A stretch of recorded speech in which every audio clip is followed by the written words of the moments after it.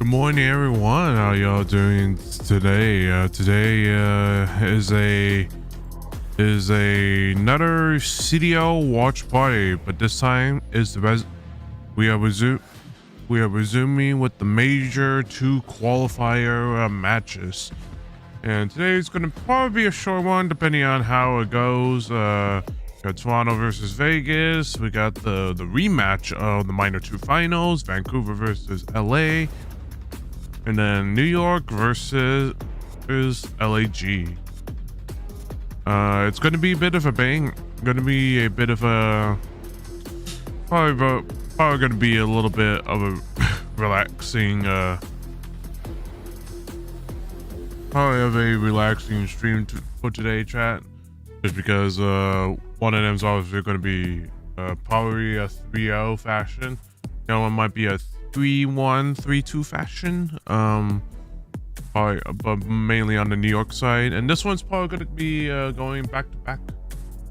So probably going to be, but I think LA Fees take it once again.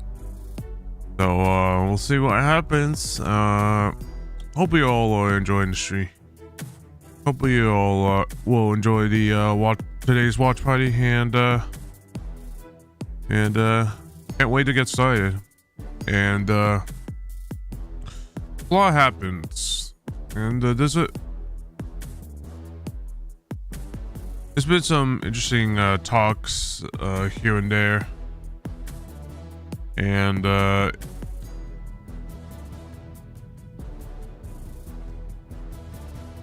there's been some interesting talks that have been happening.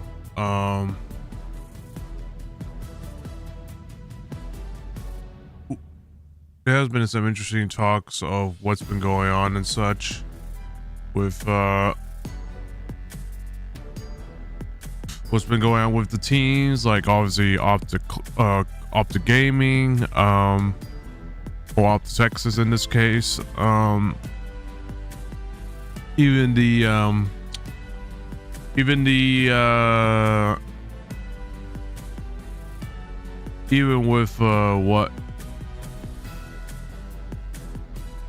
even with like all of these talks with like other potential roster changes with some certain players and such, how they may be picked up and such, and there's apparently a rumor going on that there's someone that's already signed by the name of Fellow. Heard that he must have been signed. We don't know if he's signed under a CDL team, or that's probably just false, but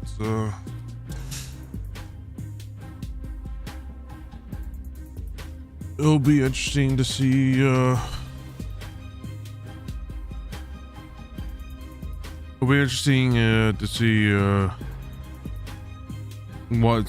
there's gonna be any roster changes before Major 2.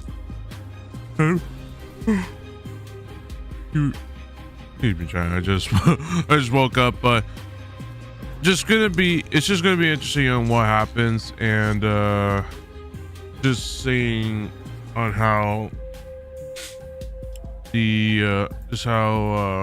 my Optic boys are gonna. I don't know what Optic are gonna do at this point. Just since like it's.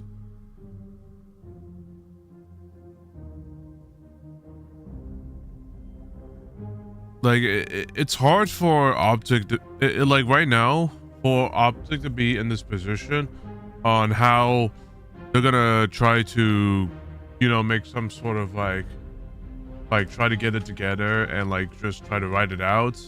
It clearly wasn't working out for them, so I'll still try to give the benefit of the doubt that Optic might. Hopefully we'll be able to do it. It's just a matter of timing, because they're running out of time, and like even though this is just Major 2, I feel like the Major 2 is going to really determine what the position is at the moment. And I mean, we'll see what happens, because like right now, from what I'm seeing from the Optic boys, it's not looking good. So We'll have to see what happens. But also, oh, what's going on?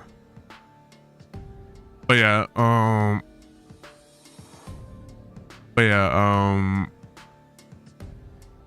in terms of, oh yeah, I need to do my pick'ems. But yeah, in terms of what's going on with the other teams, I might, like, I do think there's going to be some sort of like, I think there's going to be some pushback in terms of just being able to, there may be some pushback in terms of some of these teams because they,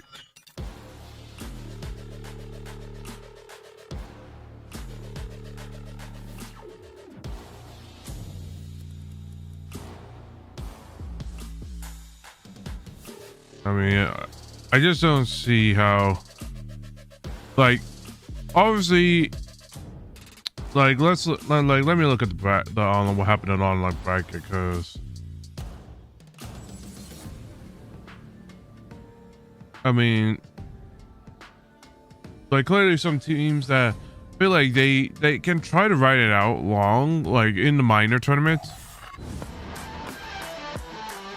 Like, I feel like the minor tournament definitely showed that there are some teams that really do need to work on their shit. Like, obviously Minnesota didn't show out, Heretics didn't show out, and Boston didn't really show out. And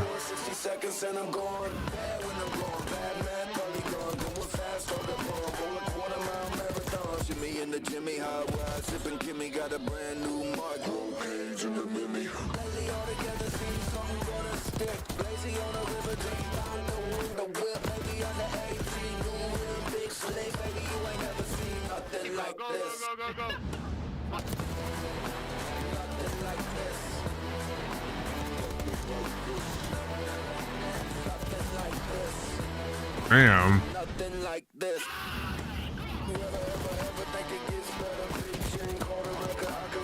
That's why the New York's, I'm kind of impressed that New York just slaughtered those Minnesota boys.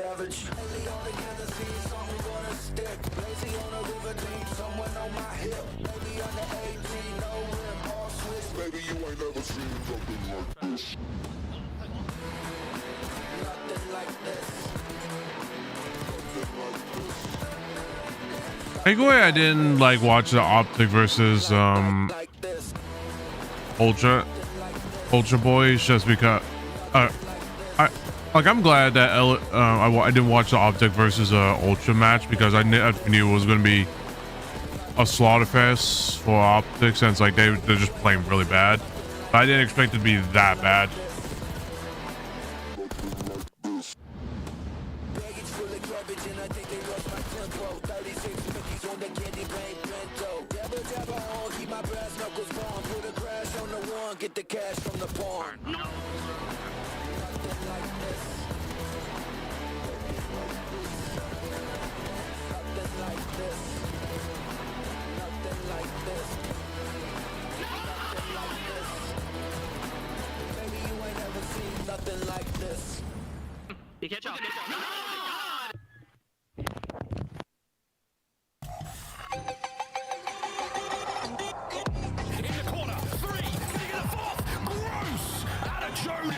Hi, Jenny KB. Hey, Jager. How you doing? Welcome.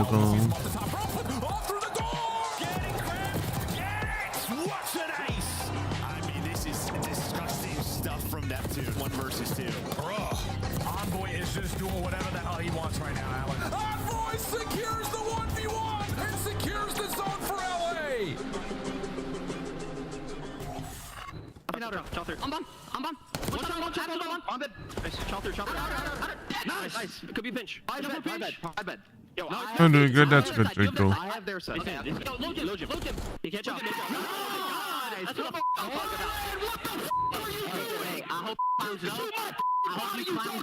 You will never be in a finals ever again, you bum.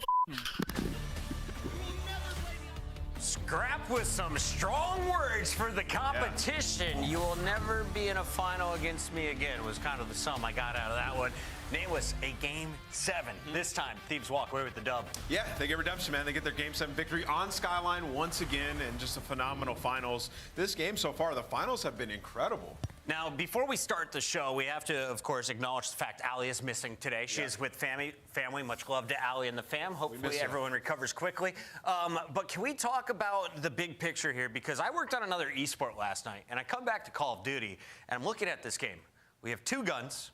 We have stun grenades, no smoke grenades, 2 trophies allowed. Did Patrick Price increase the skill ceiling of Call of Duty, or did he lower it to where all of the teams should always be able to compete at the same level? Listen, I'm not going to blame Aches for everything. I think the pro players in general do need to allow more. I wish there were meta changes. Obviously, we know some things can be, That's what we've been all saying as casual players like me who want more. We're officially making a case for it. Snipers need to be back in the game. Fans, pressure these pro players, and let's have some more fun in this league. Yeah, this all comes from a conversation with Shroud. Thank you for the watch party last night. Shroud, by the way, we're trying to fix COD 1 Pro GA at a time. Today, though, we got to talk about what happened last weekend. That was our minor tournament. It's going to be hard, but I wouldn't imagine. Vancouver, the dark horse, who made a run all the way at the start there against Boston Breach. Yeah, incredible run from them. There's some awesome stories throughout this tournament. You can see, like, in the round 2 Ultra with the big 3-0 over Optic, we thought they were going to be able to do something, then Surge immediately putting a stop to that. So begs the question, what's good with Ultra? And then more so, what is going on with Optic? Lingering problems even in a tournament atmosphere. So we're going to learn a lot this week, Chris. I think one of the big surprises was the fact that LA Thieves was able to 3-0 Carolina Royal Ravens, but then taken the distance by Vancouver Surge. So let's start with LA Thieves. What is kind of the description of this squad right now? How would you describe this team to someone who hasn't watched them in COD yet? Well, the first thing I would say to somebody who hasn't watched them is they're the best team in the game, so we'll start with that. They have passionate players who have done it at the highest level imaginable, and then accompanied by a guy in Ghosty who's been on the rise the last 2 years, has been having insane placings and performances. He is still getting better. This team is so aggressive. They play strategically sound, and then they also have all the talent in the world. You're pairing the best AR in Scrap with arguably the best SMG in Hydra. You're gonna find good things. So far, LA Thieves, they have definitely delivered. It is a big win for LA Thieves, who fell on a Skyline search and destroy back at Major 1. That was at the hands of Atlanta FaZe. Last week, though, they take out Vancouver, and with the win, they tie Atlanta for the #1 spot in series record. That is 14-5, and they're just 5 points back on our overall standings. Yeah, I will say, matchup-wise, we haven't seen them play FaZe since that final, though, right? So it does beg the question, can they beat them in a 7-game series where they have to play a ton of those S&Ds? But in terms of Respawn and how they've been, LA Thieves are the best Respawn team in the world. They didn't need a hardpoint win, but they get the dub anyway. Here's what Scrap had to say in the winner's circle. Oh, come on. Game 7 is one thing. Skyline Game 7 is another thing. Come on now. We're back. We're back. We've conquered it. And I think as a fan, people think we're just only a really good HP team and a Respawn team. But I'm really happy that we got to show our S&D practice and just show that we're actually really good at every game mode. Scrap and LA Thieves vibing at the end of Sunday, but now we go back to our Major 2 qualifiers. It's just 10 points per win. With a win today, they jump Atlanta FaZe for the #1 spot for the first time this season. Yeah, we might have a good battle here for that #1 spot over the course of these tournaments. Both those guys look unbelievable, super teams, and you can see they're both widening that gap between top 2 and 3rd. The big riser, though, from weeks 1 and 2 in the qualifiers was Vancouver Surge. After adding Neptune into the lineup, the team has looked like a whole different squad. They found success in their first 4 qualifier matchups. Today, though, you play against LA Thieves again. If you missed Surge performance in the minor, what do I need to know about the squad representing Vancouver? Oh man, these guys are so good on all levels. They put in a lot of work. I'm going to commend Rambo Ray and these players individually.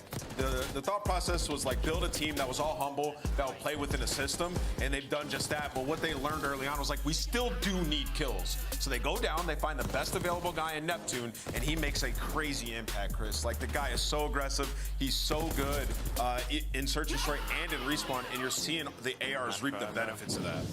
Now, Neptune, of course, is playing from home. The rest of the crew is up in Vancouver, so he gets a little bit of a server edge. How do you take advantage of that right now in your online qualifier matches? And then how do you keep these numbers up once you're on LAN playing face-to-face against your opposition? Yeah, it's all a confidence thing. I mean, I've been a big believer in, like, listen, if you're able to perform online, you can usually bring that over to LAN, but you have to play the same way. You have to stay aggressive, right?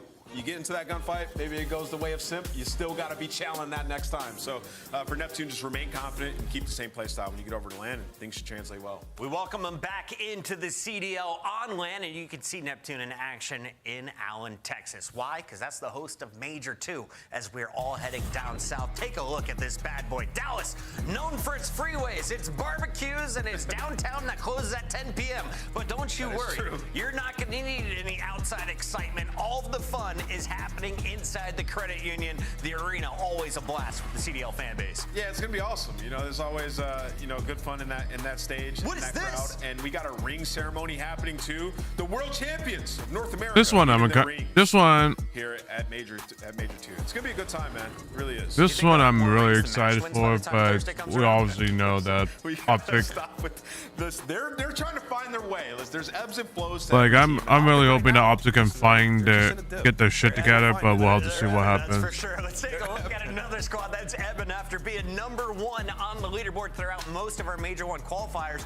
Toronto ended up at Major 1 with the #2 seed. Right now, they have fallen all the way to the right side of our standing screen. That's the bottom 6. And you look at the recent matches, well, it wasn't clean against Cloud9. That was an 0-3. A surprise victory over the Royal Ravens just a few days later. And then, of course, a Game 5 over Boston. But against LA Thieves, this was a one-sided affair as LA gets the best of them in all 3 game modes. Yeah, man, they're a tough one to crack. Yeah, I tweeted about this one this morning, and kind of like my thought with them was like, what's good with Toronto? We all thought they were going to be like an excellent search and destroy team, which they've delivered on majority of the season so far, and the respawn would be decent. They're 21-23 in respawn on the season. Beans has not risen to the occasion. I'm waiting for him to take that next step, and in their final match, the minor just didn't deliver for me, man. It's not just him, though.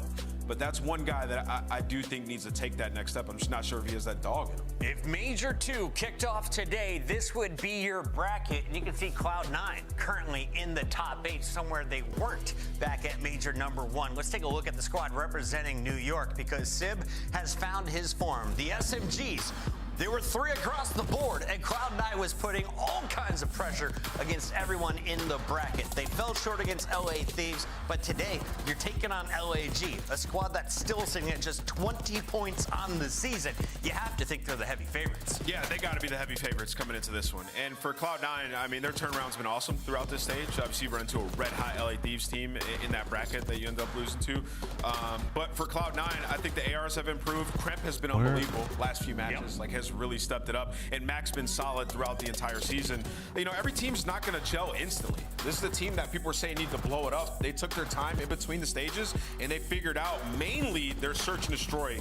Massive improvement. I mean, these guys defensively great at retaking, like great at getting opening duels now. And then for them in the hardpoint, they're comfortable on almost all the hardpoint maps, Chris. There's not an auto veto that they have in sight. So for them really putting in that work and widening their map pool, they're in a good spot. You're 3-1. You're playing LAG for a 4-1 score, and then of course you got Carolina and Atlanta FaZe in front of you. Can Cloud9 take down either of those 2 teams in the future? I don't see why not. I look at the team and I see the right players, and from what I've seen, I mean, they had 3 match 3 where they were 9-0 map count, where they were just thrashing teams. So, like, that's their ceiling. They just have to get there on a consistent basis. I still have belief in this Cloud9 roster. If you can beat FaZe and Hardpoint, you stand a chance in the rest of the series, and Cloud9 winning 5 of the last 6 map #1s. Nameless, they are going to be a squad on the rise to watch. Any teams you're a little fearful with as we take a look at the standings today. Vegas Falcons and LAG mates are back in action. Yeah, I mean, like I said, I'm fearful, like, of Toronto. I don't know where they stand, what's going on with that team, right? Because I feel like it's not what they thought. They thought Beans was going to take the next step, and Kleenex just, he's not as consistent as he once was, right? He had a huge dip in performance from stage 1 to 2. So for them, they're really between a rock and a hard place, man. Are they going to break through? As we head to break, we get ready for the first match on a 3-match Friday. It's a rematch of our grand finals from minor number 2. LA Thieves got the best of Vancouver the first time around. Is it Surge's day for revenge? Stay tuned to find out. You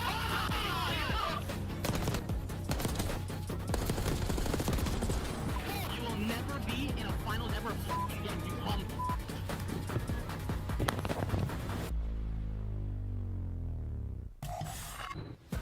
Upgrade your game with the Scuff, the official controller of the Call of Duty League.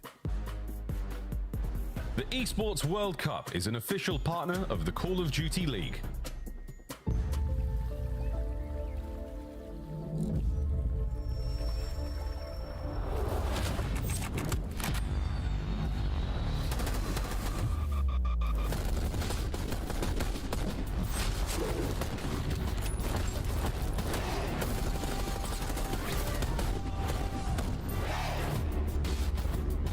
Well,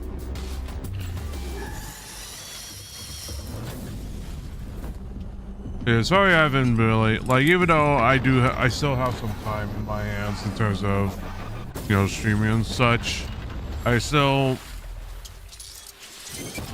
like, as of right now, it's still 50-50 if I do feel like I could stream on the weekdays and such. I just,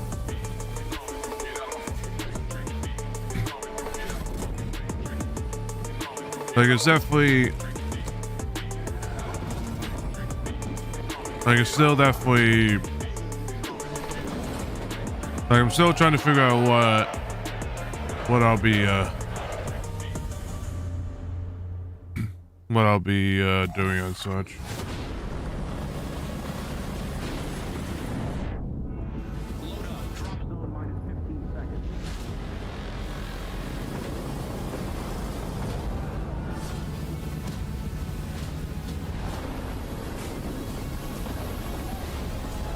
I wonder like, right now the question for me is, can LA Thieves, like, even though they did win, I wonder what they're going to do anything different in terms of the vetoes and the map picks against a Surge, because right now that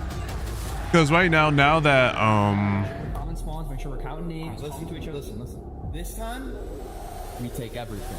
like, right now I'm wondering if, like, I'm definitely, Yes! Now you give them an opportunity to like, yes! On the side 3v1, all of the nasty. Can he find anything for free? Shots over the top. Let's go, boys! And the Yes! built to win championships. Finally, Yeah, here we go! winner 2. Let's go, gentlemen! In the words of the great Matthew Haig, yes! They finally get a Game 7 victory. LA Thieves living up to the hype, and it only took them. like, I still have Thieves win this, but it's going to be, but they lose one map, but so it's going to be interesting what the map picks and bans are, because the map picks and bans are going to be the one thing that's going to determine the win today. So we'll see what happens. Two of the best superstar individuals to watch have now blanked the Royal Ravens. They 3-1 the Falcons in a surprise map loss there before 3-0ing Toronto. Against Vancouver, though, they were taken to a Game 7, losing all of the hard points in that series. Yeah, and you saw their schedule down low. If they win today, there's a great chance they go undefeated throughout the rest of this split, which would be awesome for confidence sake headed into Major 2. You know, this team's streaking right now, man. They won their last 9 controls. It's been the difference in almost every series. They can play every single map there. The hard point's unreal, and they've been working on their search and destroy map pool. You know, Red Card and Hossie were the only 2 maps that they used to love to play. They've won their last 2 vaults, and they're out 3-3 on Skyline. So it's going to be tough to take these guys anywhere because they feel so comfortable. LA Thieves finding their form, but it was a tough matchup against Vancouver's squad that were very much the dark horse and on our blow it up watch. They added in one player, and that has changed the face of this franchise. Let's take a look at this squad and what their coach and GM Rambo Ray has been doing behind the scenes. Yeah, you know, you can see what he said here. Like, we're riding a high since Neptune's joined the team. Like, he's been unbelievable, and his fast pace has freed up the rest of the squad. That's why the ARs are playing so well. And now they're going to use this time to expand their map pool, and I think that is the right approach. Like, these guys, they were playing a lot of protocol. It was working out. They're sort of catching a lot of teams by surprise. And now when you look at them, it's like, if they were to get a couple more search maps in their bag, they would be a problem. And that's what they're going to be focused on in these last couple of matches. And there's very few times when we rant on this show. We heard Maven on a rant defending Kenny. I once went on a rant defending Rambo Ray after he got dropped by Optic Texas. Do you think Optic could use someone who likes to build a system for their team? Listen, they got Damon Barlow. Listen, he's unbelievable. I think that he's a great coach. And I think he's doing a good job over there. I think it's probably tough. But for Rambo Ray, he needs a team that's all going to listen to him and play within his system, that are humble guys, that are on the come up. So this is the right team for him. And I remember when I was like younger and I first joined a team with Ray, he was able to mold me, teach me a lot about Call of Duty. So he needs the younger guys that'll listen to him and be humble. Shout out to my man Neptune. He's got a webcam on today. He's had one in the past, but we had to get his lighting tweaked. Today it's on point. The blonde hair highlights. Does that change? Dialed in. Does that change his performance? Oh, he's going to do even better. He's got to drop a 1.25, not just a 1.22. It's going to be incredible looking at the numbers.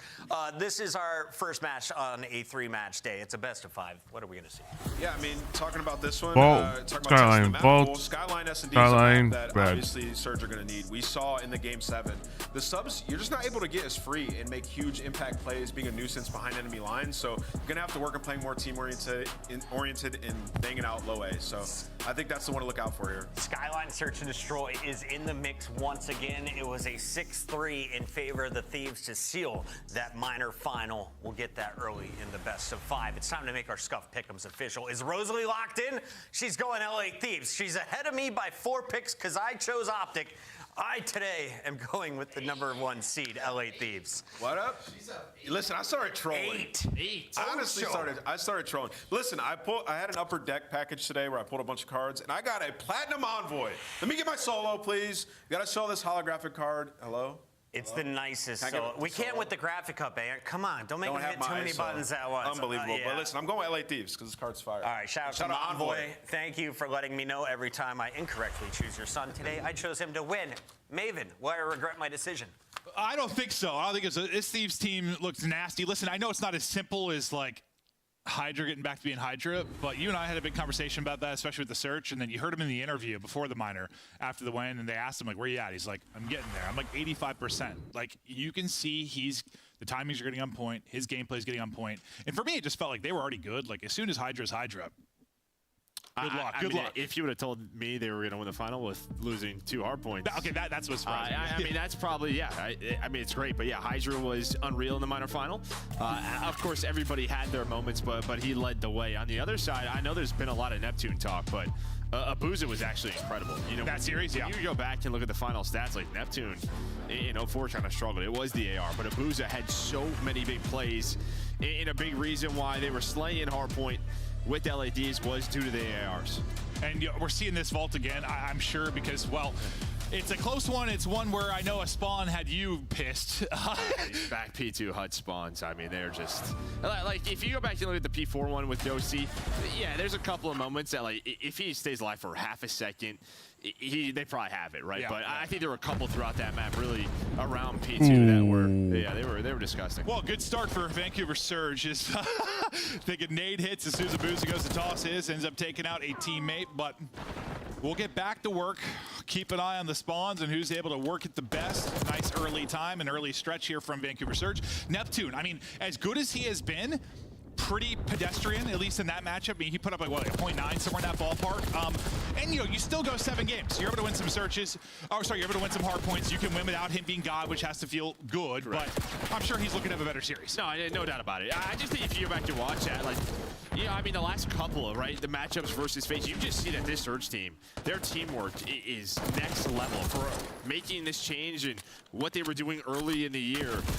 They are just very much a cohesive unit. No, it seems at times like they're a little bit ahead in hard point, and usually that curve shifts over the course of the year. Some people figure some stuff out, how to influence spawns, their teamwork gets ahead of me. We've been casting this a long time. Usually you see that a couple times a year, especially Good point. Nice. Is a little bit ahead, but we'll see if people start to catch up. But still in this matchup, due to Good- the control good and surge kills, plays, good kills. teams are able to take that final, but trying to rebound. I'm sure they're like just the egos. You know, they got some egos on them. Listen, we lost 2 hard points. We're coming in trying to throttle you. No, I mean, that's just it. Yeah, and they had their opportunities, no doubt about it, especially on this vault. But a couple of big plays from Surge, some spawns happened. They probably feel like they should have won this. So, yeah, this isn't it. I mean, the Hacienda was ugly, so that's why you're not going to see it in this.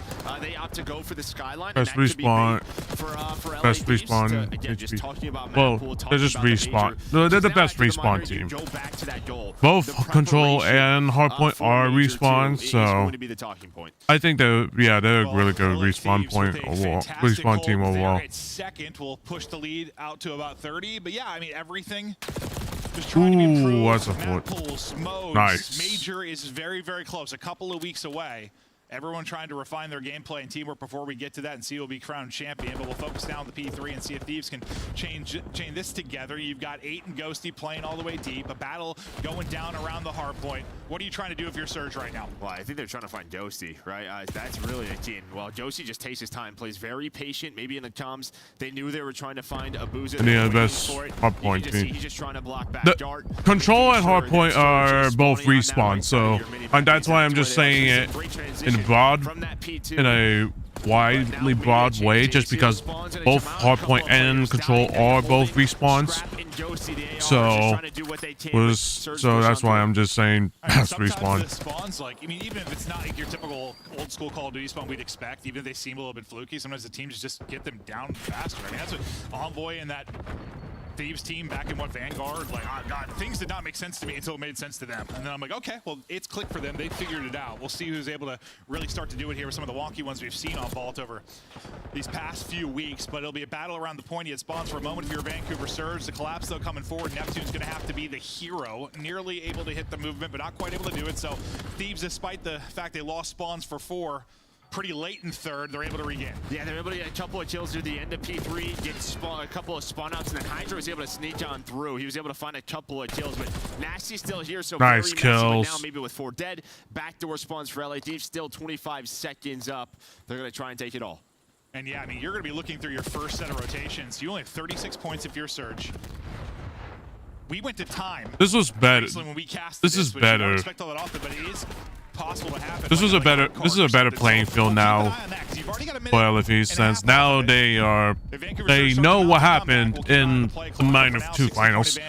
Now they will apply those changes and hope that they get. Well, that's not a good start. Yeah, that's not a good. That's not a good start on. They've got everything they want right now. They've got P2 on the spots. second. They've got the opening here at Second 1. hills. A really good chance to mount this comeback now in the next minute and a half. Yeah, and I think another big reason why Surge has found a lot of success in Hardpoint, when you go back and watch their games, what this team does that a lot of teams don't do is, all right, let's just talk about that P3 rotation, maybe trying to control art. They will just take time away. They do a very good job on these hills where you're not supposed to find 30 to 40 seconds.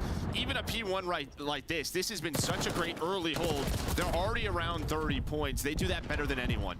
Just taking what they're given. Exactly. Right? Don't overcomplicate the game. If you're going to give us some free points, no, not free, but you know what I mean? Take them. 7 straight, though, for Neptune as he is popping off. Not the best series for him in that final of the minor, but trying to get things going in a positive moment here. 7 straight for Neptune. Surge mounting the comeback. Let's hear the comms now for Vancouver Surge. Thank you. Yeah, right now. Yo, White, weak Hydra. On the auto tree dead. Nice. Yo, you dead. What's on you and what's light? Yeah, back down. Laji twice, back twice. Yeah, go for it. Back dead. Nice, Hydra. Nice. Get some time, Hydra. Get some time, Hydra. I'm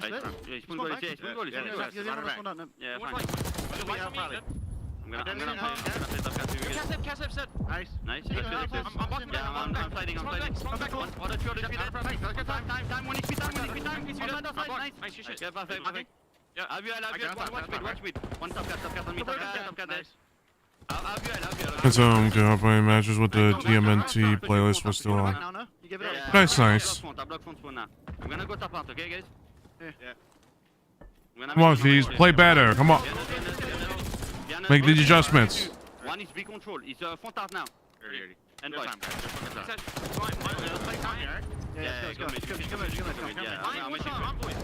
I'm waiting for me, for you guys. Oh, behind us, P2 track. He's going in light. One shot again, lights. He's gonna Watch out, bullet lights then. I spawn back gold. One shot, has to be. I'm playing. He's on top now. Go mid. Nice! One ball. I got the most time on objective. That's cool. That's cool.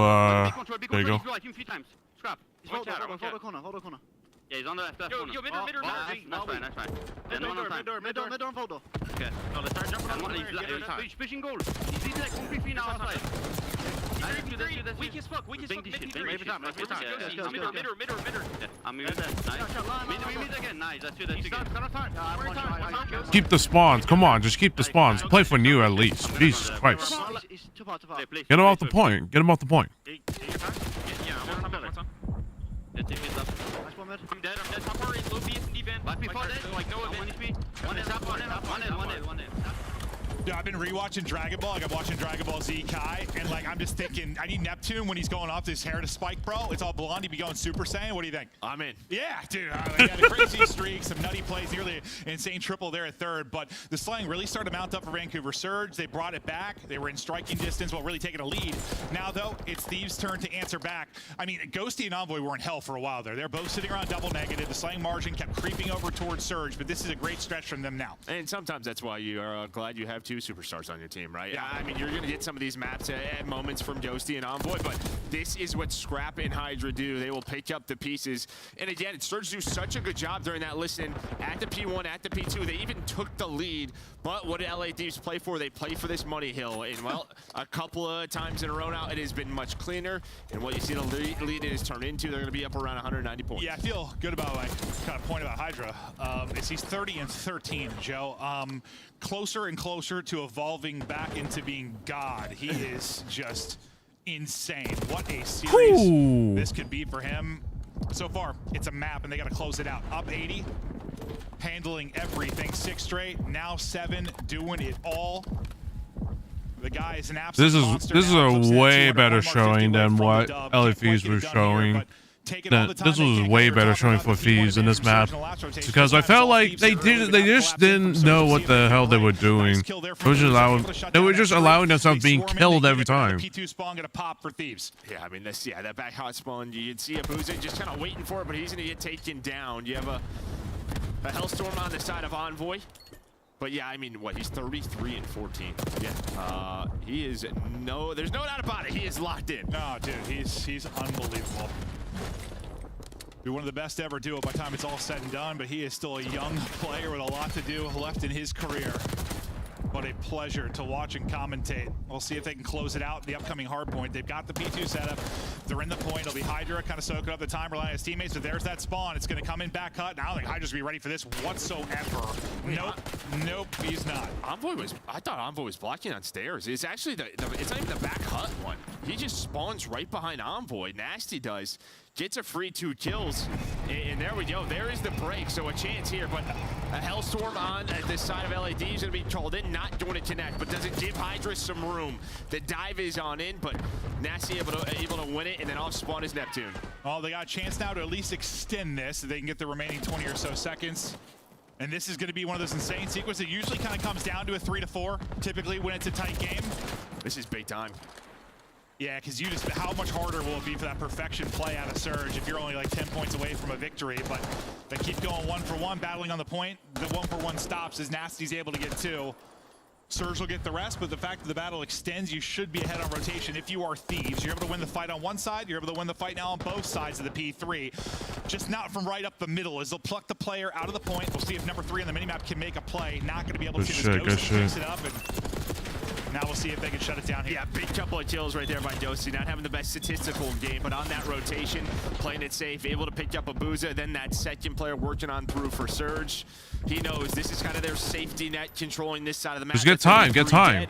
Up to 235. Hydra is in your face, doing whatever the hell the man wants to do. Scrap gonna pick up the pieces. Thieves looking to close out map 1.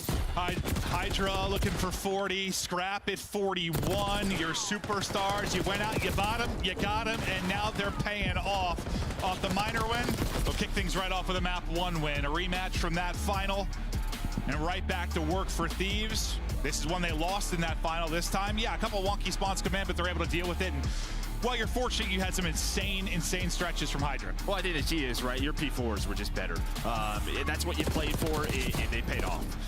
Right, there were a couple of times, I think, throughout the minor where it was just messy in that area. Yeah, it just feels like, I mean, you're 2 and 4, like your money, and like it's just 2's wonkier, right? Yeah, like 4 seems to be like a little more reliable spawn-wise, where you can actually get the time. Yes, it can be scrappier, but 2, it's like you feel like you have the perfect setup there. You're like, oh no, we do not. And I'm sure teams can get better at reading some of these, but when you see a lot of unreadable spawns coming in and people just not turning at all, you know, something maybe a little bit off, but it's an 80-point win for Thieves. Yeah, nearly 240 bombs out of LA Thieves.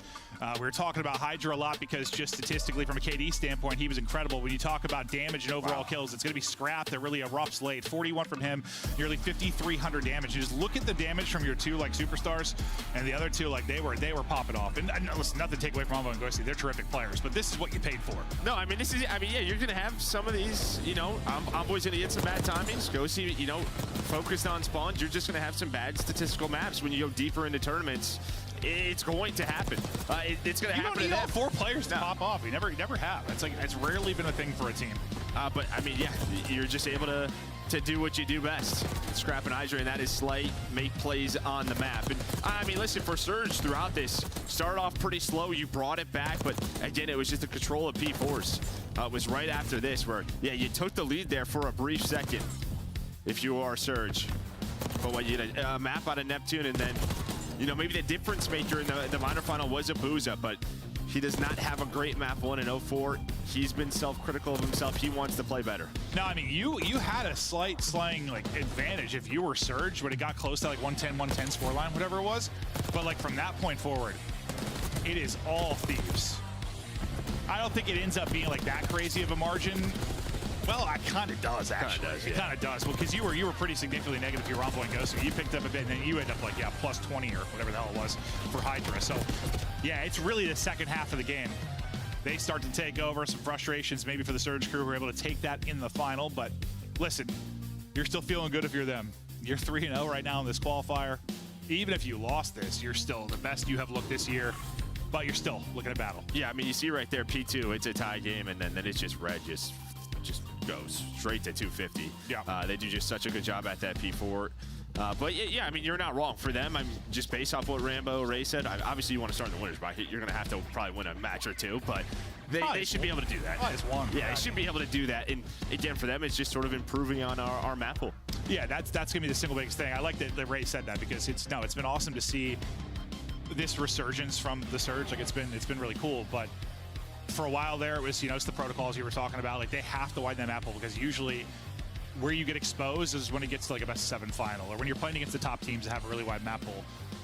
We'll see if they can do it because that's probably, is that like this? Okay, let's say like you just have a base flat line for teams, like you've got kind of your basic fundamentals down. It's like the hardest step, just widening the map pool over the course of the year.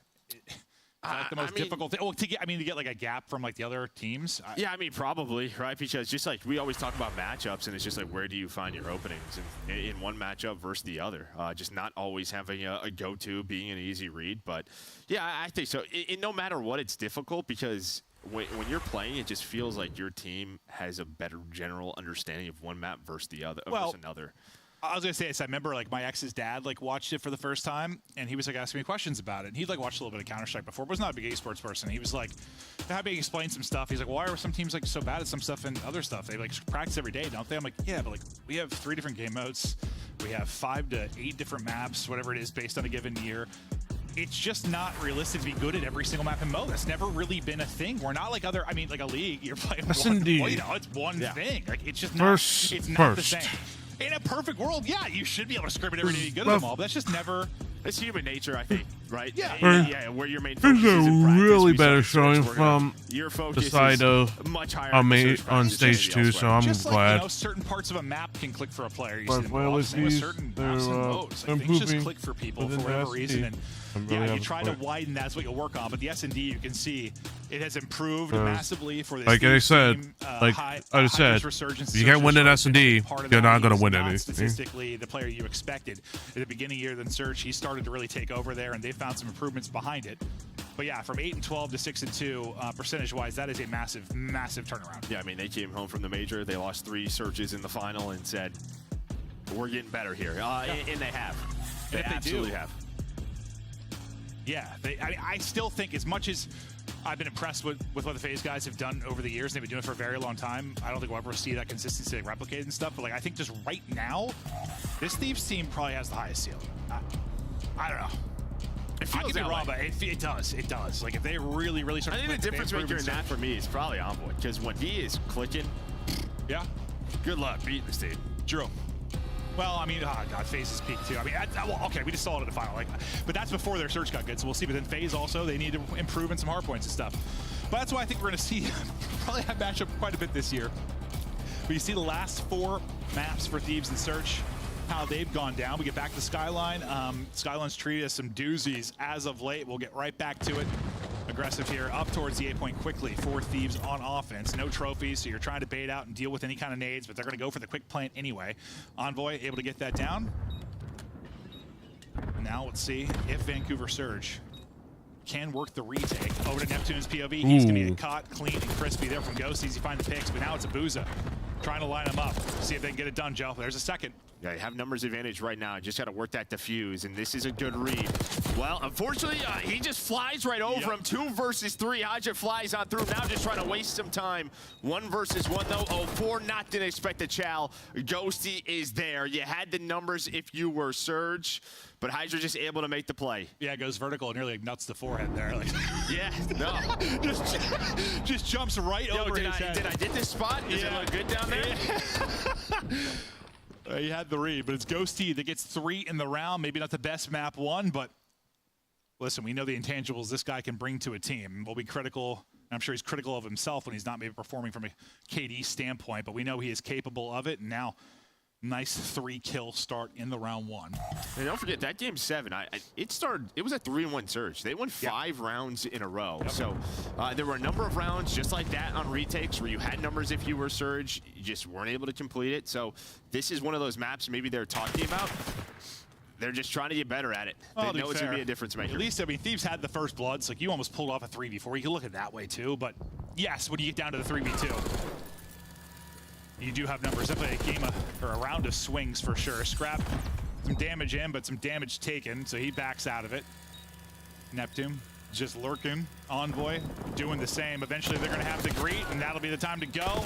Patience pays off for Neptune. That'll turn into 2 and a clean sweep off the board for Surge. Nice round. Yeah, sick round, honestly. They start off A, they leave Neptune bedroom, and pretty much the players A just go all the way through backstairs. They take the B bomb set away, the map kind of flips on its head. And maybe the key is just for Neptune to survive, right? He's watching the underground. He's able to, well, just use the zip to get to his teammates, able to reposition. And this is what you can see from this Surge team. Like, they just have, great teamwork, great comms, and when they want to execute and search and destroy, they do it at a very high level. I'll tell you what, we haven't had a webcam for him, and we obviously don't hear the comms all the time, but he was very vocal between rounds right there. I mean, he was like the lone voice, it seemed. We'll see what the play call is going to be, but yeah, he was real active. They don't want to give him the free plant this time. That's the call. They get aggressive, but it's not the same setup from Thieves either, and they're able to catch one. Hydra with the first blood right up through Cat, and they are just sending it up the gut now. Hydra in a great spot. B site control. Not often the most diversity in sites here, but we're seeing a little bit now. Ooh! Hey, team's gonna try to switch it up with the strats, and this B site. Not too often, but again, Neptune 1 versus 2, gonna get taken down. Trades on point for that is amazing. See, that's different than Vol. It's like fucking Superman. That's a good point. It's like fucking Tom Cruise there. I don't know if I've cast a round win like with a bomb plant there. There's like the simple one before. Well, that's actually the one. I was literally gonna say that. That's the one I can picture in my head is the one before. Like, I don't know if that can be your normal. God damn! Holy just shit! Hopping out right onto the arch, able to get the pick, and it's 3 straight for Abuza. But I mean, the pistol just nearly enough. The headshot from Ghosty likely the difference there. Nice start from him in this map too, and they'll take the 2-1 edge. He's 5-1. You had a really good look offensively last of your Surge. Just to be a little more like the default from Thieves in the first round. They'll get out, get the A plant. But 2 people have been aggressive. That's going to be Hydra and Ghosty. Getting active quickly up mid-map. Abuza tucked away deep. Bedroom swarm about to come in, it seems like, from Thieves, but they're going to wrap back towards kitchen control around A. All four on the site, everyone playing out around it. This is a two-man flanked in from Surge, trying to get the other side. This is a wild round. This is cool to watch on the minimap. It's a lot of give and take, but when it comes down to the numbers, LA Thieves able to win the gunfights on this retake, so all down to Abuza. Can he find the player on the defuse? Nope, Envoy gonna get on his belly, has the ARs looking over him. And yeah, I like the setup there from Surge, right? You get the bomb down, you back up to Abuza because you're not seeing anything on the lower side of the map. So maybe they're thinking it's a cat hit. Then the players get up to cat. LA Thieves drop down to the bomb, so they both kind of double flank through cat, but Thieves were ready for it. Yeah, the double flank just gets there like a little too late.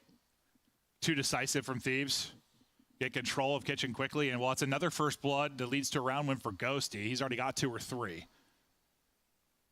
He's out to 6-1 now. Good stuff from Ghosty and the Thieves crew. They take the 3-1 edge. We'll see if Surge can now start to rebound, because with the control record and what's been for Thieves, this is a must-win map for Surge. Thieves seem unbeatable in control right now. You have got to take this.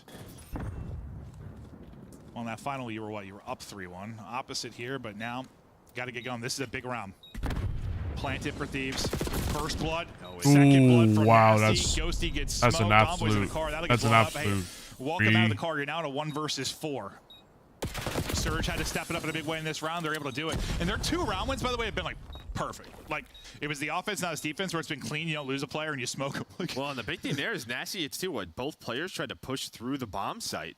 So he's the one man on this side of the map from Surge, and the fact he ends up with a double there is massive, because on the other side of the map it's Ghosty, right? He throws that stun, gets 0 information, misses all of it. But yeah, this is the key. So they both try to push on through. So this is what both teams are doing. They're not seeing anything kitchen side. They're almost just trying to like outmaneuver each other on the map with that A bomb down. But they got caught that time. Yeah, and that's just where you hope Scrap can trade it. He gets him within a bullet, hits him down to 13 HP, but it's a big individual play from Nasty in a big moment where you need a round. Now see if they can tie it up at 3-3. See what the dance looks like on the minimap in this one. 0-4. That was going to get bad. There's his first blood. He's been like the most hit or miss Surge player. I swear to God, he's either got 12 or he has 2. I swear to God, there's no difference. Or there's no between. I think there's honestly, like, him and Envoy play very similar like roles in that. They like to play these lurk sort of flank roles where, and that is just a very risk-reward role. Because you're either going to find all your timings or they're going to be awful. Yes, especially with some of these maps too. Like not as much freedom, and those are the players that'll be certainly very hit or miss. Hydra's timing absurd there. Nice play from him. Good play from Hydra. 1 versus 2. He's gonna find absolutely nothing. Thieves get the round win. Back up 2. That's another one where they had numbers, right? 3-on-2 for the side of Surge, and the difference there is just Hydra in the vent. Able to turn that like 1v2 into their advantage, and then Ghosty's just kind of lurking. But yeah, you have a 3 versus 2. You have numbers here, and with how clean it is, Neptune doesn't want to dive into the vent, and I'm not really sure what he's doing. He's just got these, again, just maybe comms or kind of decision-making, not where it wants to be on Skyline. Yeah, I don't know. They think he just backed away or what the deal was there, but yeah. Well, maybe he's trying to wait, then he turns around, and it looked like he was waiting for his teammate maybe to pinch vent. Oh, I see what you're saying. Hydra snapping back, taking out 0-4. Gets him I just oh no! Oh, that's unfortunate. Well, good. Nasty, listen, I know it's not his head. No, I thought he had that. That's good trade. Good trade. Well, it's actually Ghosty's name. Sorry about that, chat. Probably going to hit and get the kill. Plant now going down. That's unfortunate. That's unfortunate from Hydra. He was so close. Trying to bring this back. What's Neptune's timing going to be like? Well, he gets a spot onto Envoy. Ooh, Envoy did not see that whatsoever. That's unfortunate. I actually don't know how he doesn't really hit him there. Ooh, that snap. Trying to bring it back now to a 1 versus 1 in a huge round. Ghosty. Abuza. Oh, don't chow. Oh, no, man. Him right off the bomb, buddy. And he doesn't care. Needs to, well, make sure he's not on it, obviously. Ooh, he didn't see. That time, it just worked out so well. Yeah. Works out so well. He stays active. He's not shouldering. He continues to chase. The confidence is flowing right now with this man in Search and Destroy. Up to 10-2. He's had really early round advantage behind some first bloods. Now getting it done in the 1v1 clutch. A guy that lives for those moments and having a big one there. Now a round away from taking the 2-0 edge, and then you're in trouble if you are Surge. But yeah, I think like as much as they were happy they got the, I don't know, game 7 monkey off their back or whatever, like I'm sure after the series they're like, bro, we lost 2 our boys. We should have 4 of them. Yeah, I think you heard it in the trash talk. Yes, yeah. You'll never see me in a final again. I'm sure they meant that. So they're here to try and assert that dominance this time. Advantage though to Surge. You've thrown away a couple of these 3v2s. This is one where you got to close out or you lose the map. She's in trouble. Isolate Scrap. Ooh, or nice. You get caught. Maybe you think you're going to double challenge. It's not happening. The trade's not there yet. You let Scrap get 2. Ooh.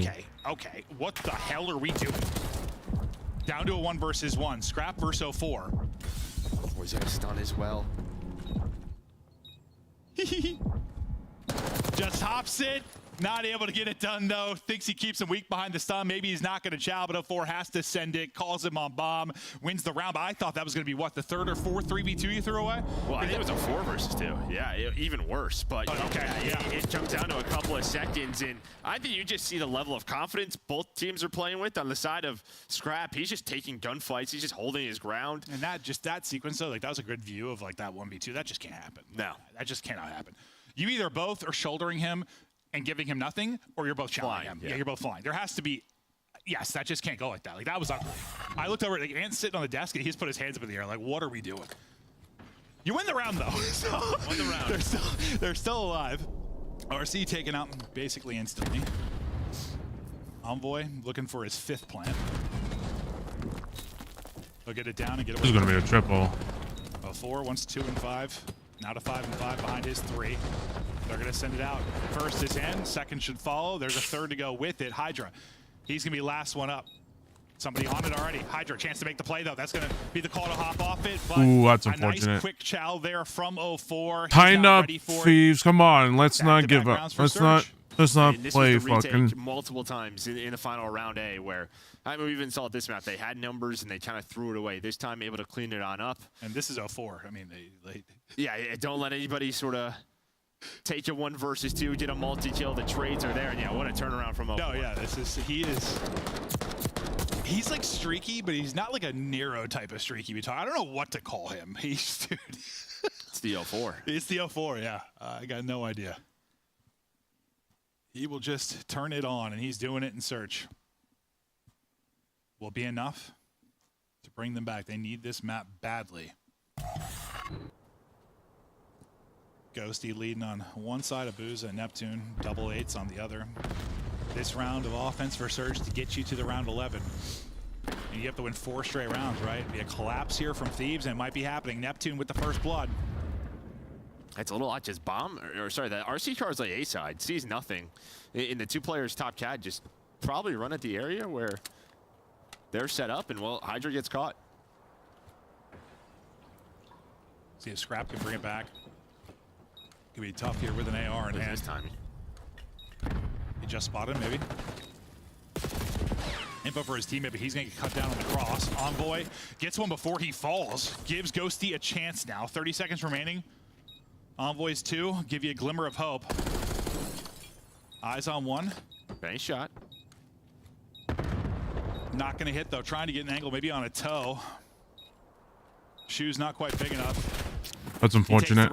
They read the route. They shut it down. 3 straight now for Vancouver Surge. They get it to around 11. I mean, Skyline just leads to bangers. I mean, Scrap just turns the corner there. He's probably kill the bomb carrier. Makes it a 3 versus 3. Maybe that's a different round. Instead, that player gets away, and then the round kind of collapses after Hydra gets first blood. But great job right there by Nasty, just playing his life, wasting Ghosty's time. Here we go. Another round 11 on Skyline. Man, I don't know if the numbers matter much. We've had some swing rounds here from 3v2, 4v2s. Let's see what happens, because right now they 2 in the last round that ended up being huge. It's the usual A site. Kind of back to your round 1 default. Plant in a day. Now can Surge retake. Well, before his 5 in a row, leading to a streak. See if it turns into anything. What do you got for us? Well, he's able to wrap it in perfectly. Hydra to get picked early in the round. Scrap at least gets one for you. Scrap gets two for you. Scrap is taken over. 04 in trouble, but still up. Nice stun out, able to hit. He is between both players. Maybe trying to isolate him. For now, gonna hold. Nice! Scrap working for the ace, I think. I'm not sure if he got the last one. He was wide swinging at the tail end of it. At least 3 in the round for Scrap, but the comeback dream is dead for Surge. You did 3 straight. You needed 4. It's Ghosty that gets the last one. Why not? I mean, he was taking over most of the map, and that round 11 goes to Scrap. I mean, there's no doubt about it. Again, in a scenario where he just holds the bomb, right? Holds the kitchen, and he says, I will take all of the gunfights. I do not care. If he has a little pillar or anything he can work with the shield, like one side, he's like, I'm challenging everything. Give me the ability to re-peek, and I'm gunning you to sleep. That's how he has been since he came into the league, and never scared to take a fight. It's a 2-0 edge now for Thieves. Scrap, Ghosty leading the way. I mean, Scrap was, struggling a bit really at that point. He had the damage hit, but like, it's a massive round 11 for him. But Dan Ghosty's why you get there. Hydra's a 6, Ghosty 12-5. I mean, you gotta get the S&D. You gotta get the S&D. You gotta get the IGLs to it's a Thieves win, and now do shit. So Control has been just money for Thieves. If you said to me when I came into that, I said that was a hell of a final, blah blah blah blah blah, and you were like, I don't know, man. Like there were a couple of spawns in the hard points. I'm thinking probably Thieves 3-0 today. I was like, okay, that was my prediction. Yeah, go back watch that final. Yeah, hard point. That's a couple of thinner scenarios for Thieves, and maybe it's uglier, but you know who knows? Maybe that's just a Surge. You thought they were better. You thought they were better than a Game 7 win. Yeah. Yeah, I did. Well, looking that way right now, even though it goes the whole way to around 11. But that'll do it, at least for the map 2. We're going to kick it to the desk while they break that down. Then we have Control coming up. A 6-3 the last time they played on this map. That was a Game 7. Now in a Game 2, LA Thieves jump out to an early lead, but they're taken to a round 11. Yeah. Where did Vancouver fumble, if at all, in that Game 2? Oh, man, a huge round they threw away in one of their offensive rounds, right? You get a first blood, and Hydra's down low in the bottom vent. We're just kind of challenging him one by one. First of all, I don't know why we're in the vent to begin with, right? Like, we have numbers in this round. We can maybe make a push together over towards A, or even top hallway. Vent just is an isolated area you just don't want to be. But regardless of that, I thought Vancouver played a way better search and destroy this time around, Chris. I think, some of their defensive rounds are great, where they sent a couple through top mid, had Nasty watch the push through, which then set them up for an instant retake all just through front, where they won both those defenses. So you see the round right here, where it sets them up later in the game to just kind of retake from the front. A great job by them. The issue that they were having was, in that final round, like, you call on the streak, you find a kill, but then everybody's just not together on that retake. Allows Ghosty to rewrap all the way around Hot Tub. Even if Scrap doesn't find like all 3 of those kills, Ghosty was going to make a huge impact play on the cross regardless. So Surge is getting back into the lab, like, gotta just keep improving from these losses. They were up 5-2. Surge nearly winning 4 rounds in a row. They take out Hydra with the cruise missile. Yeah. 04 perfectly gliding that one in.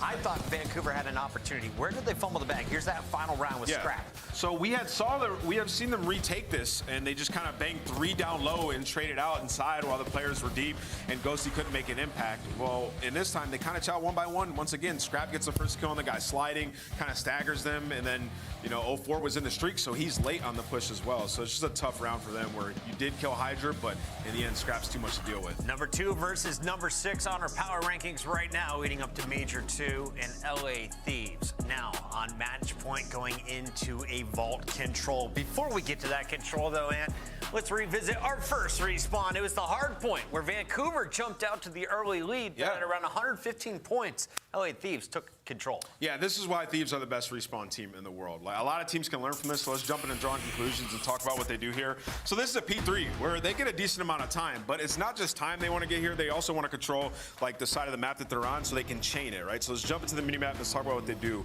A lot of teams would position a player, like, in here to watch over the street. You'd have players kind of pressuring through mid, right? Well, right here, they acknowledge that Hydra got the spawn out, so we're going to have Scrap go inside, watch bottom vault. We have A just sit in the hill, and then this is Envoy. He's going to secure this kill, and he's going to watch the push through here. So what does that mean? Nobody can get through to their side of the map. Nobody's actually making plays besides Hydra. They know he's going to be able to make a massive play here. So you see right here, Envoy finds this kill at Lion, and then Hydra's making a huge kill on the pinch here. And we're just holding. We got Scrap inside bottom vault.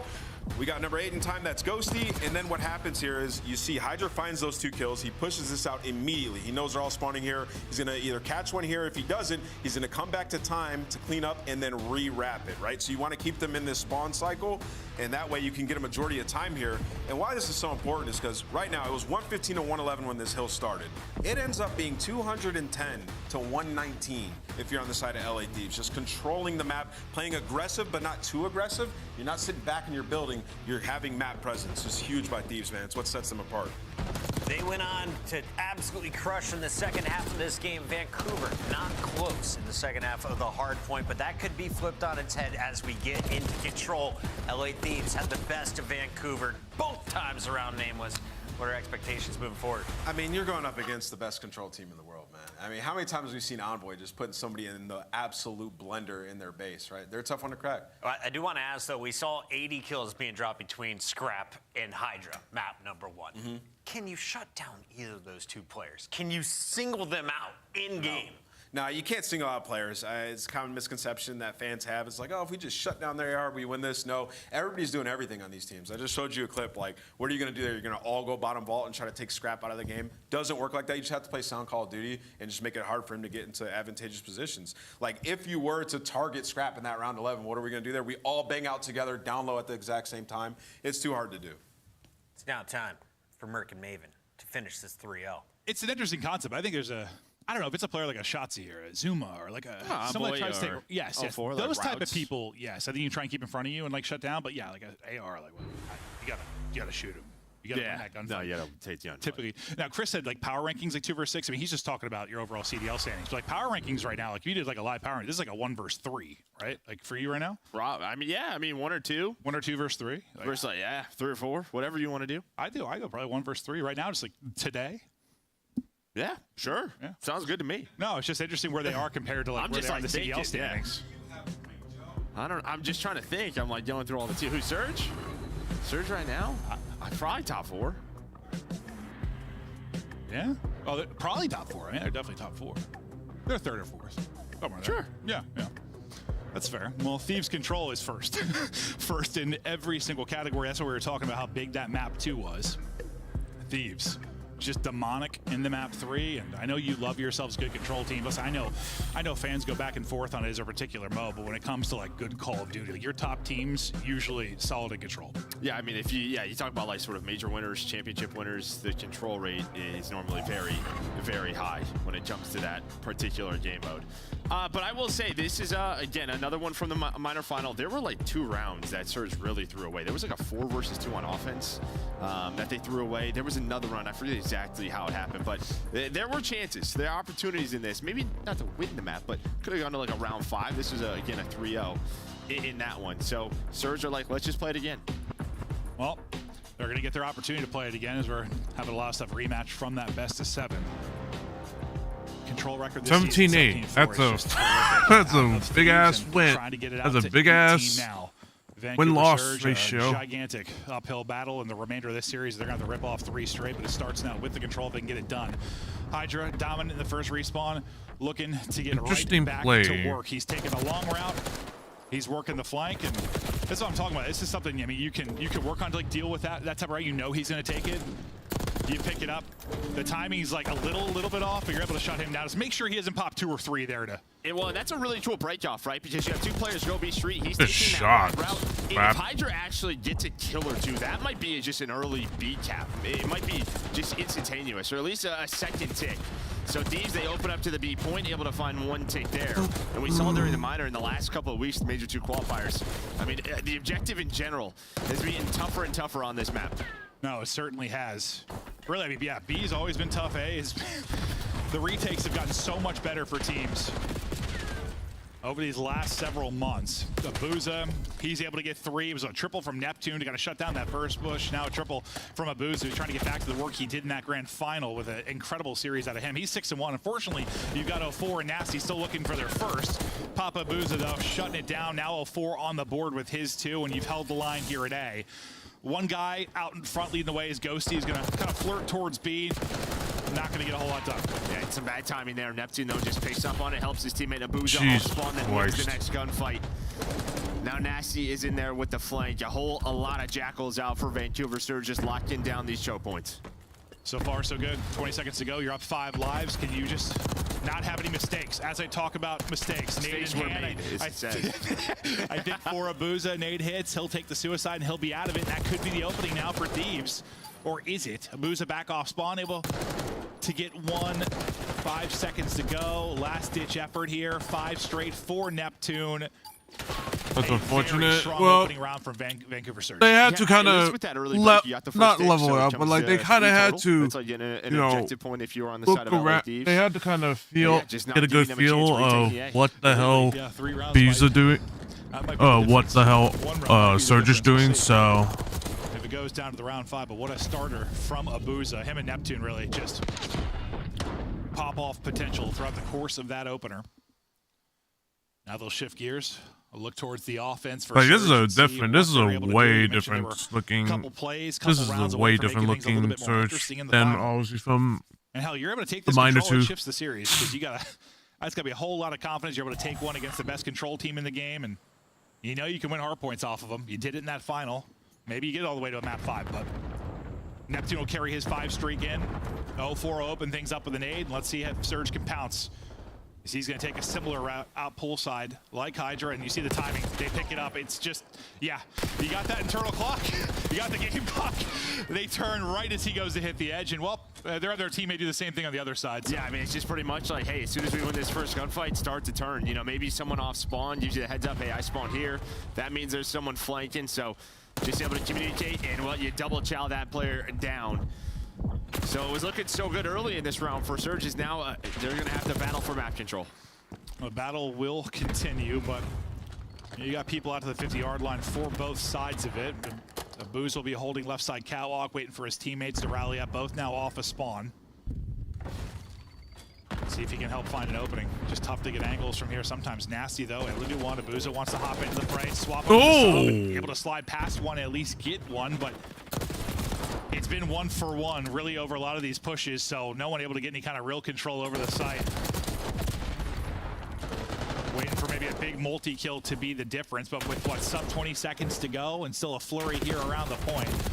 God Pressure damn. on Surge now to skit. I mean, those 3 ticks are looking great for Thieves right now. Yes, this is what we see, but we've also seen a lot of last-second pushes where you get 3 or 4 dead, and it turns into that A-cap. Finally, that opening jumps on through, but can Scrap find one? He's going to delay this a little bit longer, allow his teammates to get in position for that retake. There's the second one dead. The last 2 players coming off the spawn. That's 0-4 in Neptune. Neptune gets sent back to spawn. Same at 0-4, same with Nasty. It's looking like Thieves gonna tie it up. Might have one last chance to touch it, or do you? Not gonna be able to get there. Actually, the fights are happening pretty deep outside of the site. So what? Tick and a half, which we will round down to 1.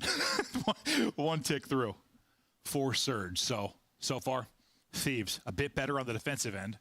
We'll see if that'll be the conversation here. Who's better on defense, or if somebody can really take over in an offense. A lot of the times it's just like 1 kill, right? Because you take 1 player off that objective, buys a few more moments for your teammates to get there. And a couple of times it was just Scrap, just sort of holding it down, able to find 1 gunfight when you had multiple players over towards Cat. He just held his position. It's just sort of the nature of this map and like how small it is and how the central point is. I think it just ends up being, you don't have a ton of 3 or 4 downs because it's just like this staggered reinforced constantly from both teams. And it's just like gunfight, gunfight, gunfight, gunfight, gunfight, gunfight, gunfight. It's just one over and over and over again. Like someone will pop a double, but it's not that often that you have like a clean 3-4 dead. No, it's just not. Well, yeah. Well, no, off the opening break sometimes, yes, that's a little bit different. I mean, once you get into like the blender of the map and you get into that sort of reinforced cycle, it's tough. It is. Yeah, and a lot of times it's just sort of like survivability on this point, right? Just like there's all these pillars who can just slide out and maybe turn the numbers to your side. It can be tough to pop a crazy multi-kill too, just because of that, right? Like, you just don't have the angle. Well, this is what you're talking about. It comes down to a 1 versus 1, and there is the retake. And it's literally just everyone sprinting back over and over again. And just 1 play can be the difference, or you'll just have that 1-for-1 that just continues throughout the course of it. Still a minute to work with. You got 1 tick done. Nasty ends up working out for him, and now you have a threat in the back line of Thieves. They're gonna have to worry about Nasty last year. Maybe they'll just leave him, spawn out pool, and see what they're going to take routes and opt to do. But yeah, I think the key is a couple of times you've had either Envoy or Hydra trying to take like a longer route. They just have not been able to find much success yet in the respawn. Not getting the best game on Envoy and Ghosty. See if they can turn this around, turn it into something. Some pressure on the point, but there's that multi-kill from Neptune to give Surge numbers. He's up to 18. Abuz is really come alive here as well. Defense so strong for both squads. I think with a map like this, like, yeah, they've got 2 offenses so far. You're padding your stats in the defense, and you might be getting bottled up a bit in the offense. Just sort of what it is. Wait, yeah, not wrong. Okay, well, there's 3 straight though. That's the moment they've Come on, take the come on, take A, take A, take A. There you go. And you're still okay in the lives. You're down 2, but listen, Jesus. you're ahead big time in the ticks now. Why are we going you 3? win your opening gunfight is you surge on out. Can they turn this into any more progress? Ghosty trying to get down from topside art, not able to do it. Scrap putting a tough one, but traded out quickly. It's Hydra once again with a route. We'll see if this works out. I say, is he gonna turn? He is. Yeah, that's 04. 04 is like, I'd do something like this. We're looking for Hydra, the type of player that he is, and maybe that sort of conversation we were having. Nice shots. You know, with Ant, it's just sort of like, all right, who's that last player? It's Hydra. He loves to take these routes. Somebody turn around. Those are the guys. You can't necessarily shut down because a lot of times those players are disgusting, you know, but you can minimize them. Or at least make them win insane fights, right? Like make them earn it. And that's what I do like about our maps, even though they're a little like one-dimensional. You don't get like just free flanks. You have to win a fight to get to spots usually. You can't just dive into water on high. That's unfortunate. Swim It underground is what it and you're is. behind the whole team. You know, like you got to win a fight Both usually to get defenses somewhere. are strong, I'll say. You complain how you'd like about certain things in Surge, but at least for respawn. There is a pool on this map. We could add water. Yeah, you're mostly having to play pretty straight up. Well, that's been my biggest issue with maps in the past. Like, I hate when someone get a flank for free. Like, not. I mean, you can get a flank sometimes. You just take a long route, but there's been times you just don't even really have to take. There's just so many lanes. Yes. It's 7 lanes disguised as like a 3-lane map, and you run right up the map and just get behind people because you can't watch 3 things if you're one person. So here, I mean, it's pressure to those types of players and pressure to teams to deal with them, but Surge hold it. But again, they're up 2-1, but advantage still to Thieves, just based on the ticks department. But we don't talk about that at all if somehow Surge are able to win this round, because then they win the map. Should somebody find an opening? I'll say there's someone right next to them, and Ghosty eventually gets it. The opening might be going over to Envoy, though. Ooh, that's Just door unfortunate. slamming. My man's like, which door was that? He's got his headphones on backwards, literally, too, so I don't even know what's going on there for him. Yeah, but he's used to that, so That's he true. he should react to it. Still the most insane thing I've ever heard in my life. Isn't there a second player who does it? Who's the second one? Yeah, I always forget the second one. I was the first one who told me he did it. Is it Ghosty? It might be. Yeah, it might be. I remember saying, like, Envoy, why do you wear your headset backwards? Like, I don't know. I did as a kid. I used to it. Like, okay. Makes no sense to me whatsoever. But lives-wise, you're all right. The problem going to be time now for Surge. You've got 40 or so seconds, but you need some progress. I mean, 04 gets to a spot, but the rest of your team drops, so you're now useless until everyone comes back off spawn. Your position known. Beautiful stun, backing him up, just kind of keeping him out of the play, and then Envoy able to pick it up from mid-map. Nice comms. Good play. From Thieves. Don't let 04 get away while you got everybody else off respawn. But this is your last chance. I mean, Thieves just flipped the map. They just sort of leave the players inside of A, hunt down the other 2, and now they're going to use their numbers and, well, retake it beautifully. So, yeah, you only have 2 ticks. It's looking like LA Thieves going to have defense in round 5, but sometimes in Vault, it's one moment. Can they somehow extend this? Abuz is hoping his teammates can find a kill or 2. Gonna try to cause a distraction, but that won't work. Ooh, Good shit. You've got 2 total ticks. Good shit, yo. Now you're hoping for some round 5 magic Come on, if baby. you are Surge, but you've just been shut out. And yeah, we've had some crazy ones, but I feel like not that many ones on Vault. Like, obviously, we've had some Hacienda ones. Invasion was almost a guarantee last year. But Vault, not that many. We'll see. Crazy the way the year started, because there was so many offensive round wins. Oh, yeah. Yeah. Well, it's weird, too, because, like, that's usually the opposite, like, each year, right? Yeah. It's just all defense, and then teams get better at offense. Like, this year, yeah, no, it's 100% been teams got better at defense. We'll see if that changes. The heck were these guys doing early in the year? Yeah, right. I'm sure it's just comms, picking up lanes, pick up flanks, timings. It's what actually works, yeah. Yeah. Need one more shutout round on defense from Thieves, and they'll close out this series 3-0. Neptune trying to be the playmaker, but it's Scrap on 5 straight, Ghosty on 4, and cleanup duty from LA Thieves to deal with the first push. And now you're back to step 1, and I mean, you've just been fighting over middle control really the entire time. Granted, you haven't had much success of your surge, but you've had quite a bit more. Well, I'm just going to find that timing. Going to take the pull route, able to get behind. Now just controlling Catwatch, has the help of his SMG duo and Envoy. So 0-4 and Nasty, they're just kind of isolated out there, trying to work the objective, maybe pause the clock. Now all 4 players going to be off spawn. Due to Envoy's position, they're all going to be spawning poolside. Yeah, I mean, if you're a player like Envoy and Hydra, like, what is more fun than defense on a control? Like, Yeah, you've got control. You have all the freedom. You need to worry about an objective so much. You just go out and find kills. It's got to be a blast. You were right. I mean, just Ghosty and Envoy on defense.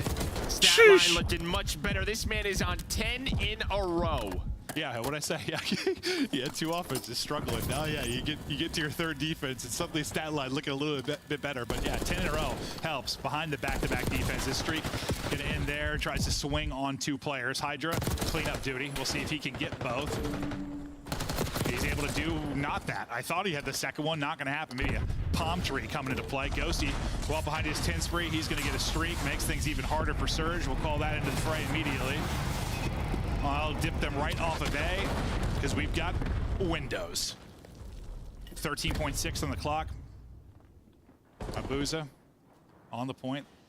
Try to stack this and get whatever progress they can. Can they get one? It's just 1 for 1, 1 for 1. They've just yet to have that. Well, now the problem is you have 8 lives, so you got to get both points. Not gonna happen. 15-6. Good shit, y'all. LA Thieves just looking so strong. Fucking strong ass defense right there for LA Thieves. Even though they didn't win any attacking rounds, I'm glad that the defense is so goddamn strong. Getting better and better. I think that's just a statement from them in the sense like, hey, listen, great final. You guys have improved a lot. You got more work to do. Yeah, we won our hard point, so. Yeah, and like Surge, I mean, I've been the biggest fan of this run from them. It's been awesome to watch, but they're not there yet. Even though that was a great grand final, they know. I think they know that too. There's still work to do. Map pool to expand. Could they get hot on any given Sunday and beat anybody? Yeah, sure. But I think Thieves just consistently are going to be the better team, at least for now. Well, and again, I think you had your chance in Skyline to sort of extend this series, get us to a Skyline hardpoint. Because I tell you what, they get to like game 5 like a red card search. They're a red card search. That's where they beat them. They smoked Thieves in the final. Like it's very good. So they have their maps where they are sort of unstoppable, but they have to pick it up elsewhere. Well, it also just feels like it can't be like a guaranteed control win either. There needs to be. I know this goes 5, but like. I don't know, what do you call it? Like, it goes 5, but it wasn't really close. Like, it wasn't, right? Like, I know. Oh, the rounds. Yes, it goes 5 rounds, but like.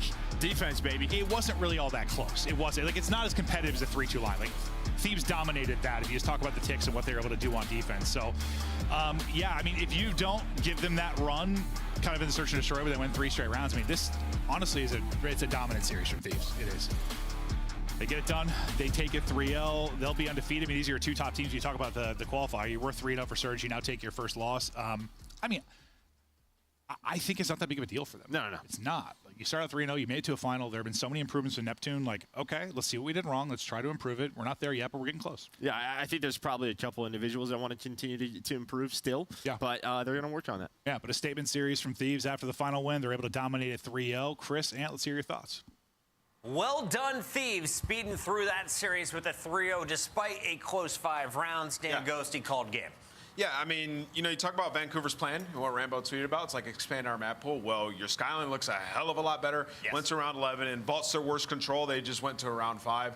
They just look like they're improving their map pool, which is exactly what they need to do. 3-1 now. Like, they're not in fear of going into the losers bracket. Like, they're going to be in winners bracket when we come major time. So for Surge, absolutely, when we get to the major, are they going to be able to contend with a team like Thieves? I think so, Chris. Now, Joe was saying that defense. He's done it again. An edge on Vault. Not surprising. Vancouver start with defense Not surprising, but I'll give props to Vancouver. They're proving it a lot. I I mean, kind of, yeah. I mean, you think they'll be able to set pace when you look at this team, but the problem was like 0-4 and Nasty just had a bad map, man. Like, you get gaps sometimes when you play Thieves. Their ability to spawn trap, I mean, we saw in the final round what happened, Chris, like Ghosties on a 10 streak. You got Hydra in your base, like wreaking havoc. So, you know, just got caught in that loop and they weren't able to recover. And Thieves, I mean, this is now 10 controls in a row. It's gonna be hard to beat them. So this is good reps and good VOD for them to go watch after the match, and I definitely think Surge will improve. How far back is Surge in control, and who else can hang with LA Thieves once we get to this major? Because in 11 days, you and I are hopping on flights down to Texas. Yeah, I mean, I think you look at Atlanta, they can definitely contend with them, especially in the control game mode. And you're looking across at the rest of the league, like I'd say C9 if they get their heads on straight and actually perform on LAN. I think they're a team that would give us a good performance versus Thieves in a rematch. The problem with C9 is, who we're going to see later today, is their vault is in a bad spot, right? So it forces them to play like a Hasi or something like that, and that's a tough game up against the LA Thieves. Nasty, it is your turn to hop on Twitter and apologize to Easy Mac. In the meantime, we'll take a look at your scuff play of the... Oh, yeah, Nasty hard quit out of that lobby. Let's take a look at your scuff play of the game. It belongs to the Frenchman. Hydra getting the job done in game number 1, setting the tone with some hard point dominance alongside Scrap. They put up 80 kills combined. This one, some of the flashiest though. Yeah, I mean, this was like what people envisioned, especially Nate Shot when he built this roster, like Kobe and Shaq, bro, going crazy, just dunk after dunk, and you know, you watch this one, and we highlighted in the drawing conclusions, Hydra they're playing around him. This was the moment, you see it right here. They're all just holding, letting Hydra make the impact play. Like, let's put him in a position to succeed, because once he succeeds and makes those impact plays, then we're all going to reap the benefit of it. So it was poetry in motion, and it was a 100-point swing for them.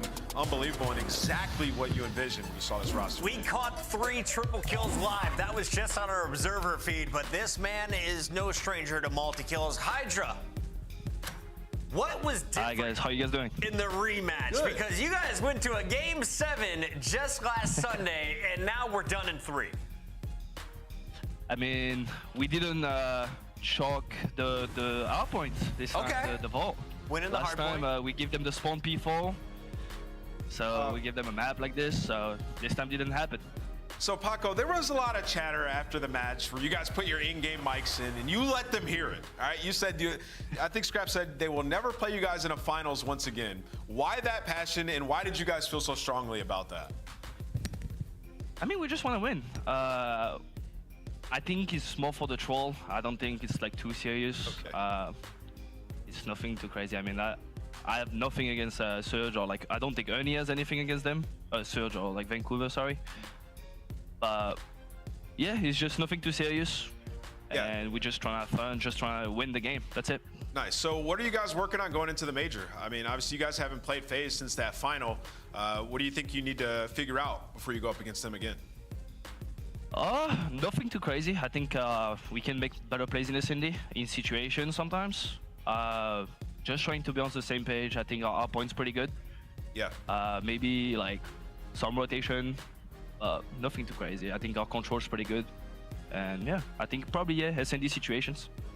After major number 1, we knew you were a top 2 team. Right now, you're looking like the best team in the game. So Hydra, I want to ask you, with the team with the most to lose, how do you feel as a pro about bringing back snipers, smokes, or evolving the gameplay of what we see right now in Call of Duty Black Ops 6? Or do you hope that we see these same maps and modes and settings throughout the whole year? I mean, I'm not against any of this. I think what would be good is having no aim assist on the sniper. Could make it like a little bit harder, and I think the skill of using a sniper would, like, I don't know, just would be better. I think the sniper's pretty easy to use with the aim assist, so. But yeah, even smokes. I think we've been playing with smokes for the past 2 years, and I was doing really good with it, so I'm down for the smoke. He's down. All right, man. Well, you can't get much better at 85%. I don't mind smoke. I mean, I would love to have smokes. I would love to have smoke. 75, I was. All right, this guy's annoying. Production. Like get him out of here. Get him off, Hydra. We'll let you go collect your other 25%. We'll see you in your next matchup.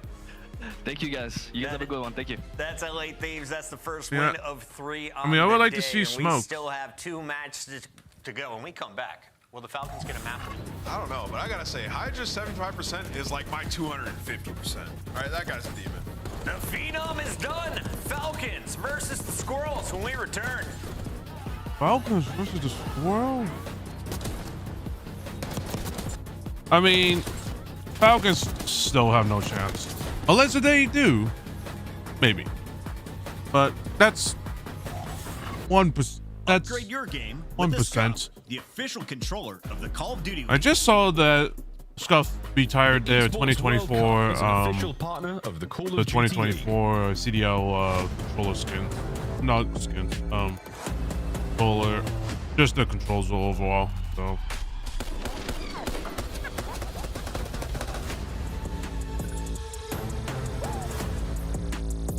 but this map 1% chance, but we'll see.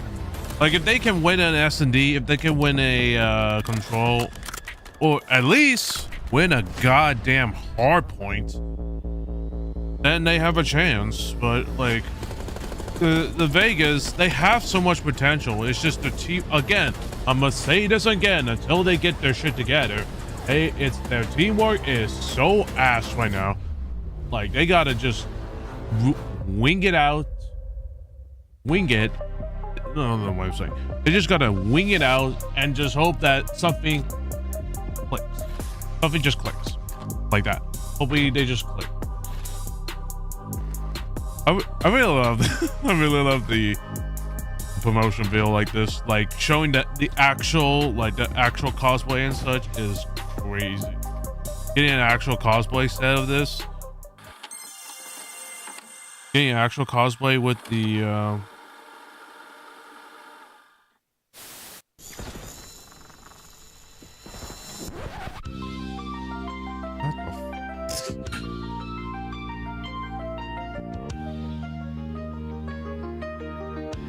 Really?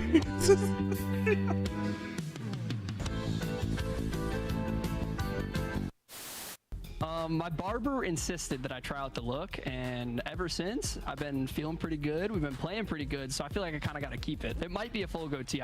You never really know. Keep your barber, my guy. LA looks good on you. All right. I look at it. It's just, it's guaranteed. Well, actually, well, talk about things that are easy to do. If you're having the knife holding, that's unstoppable. Long, I have the door push. Wait, stay alive. I have the door. Use your 2 front door. Let's get front door. Let's get front door. Watch your front. Nice one.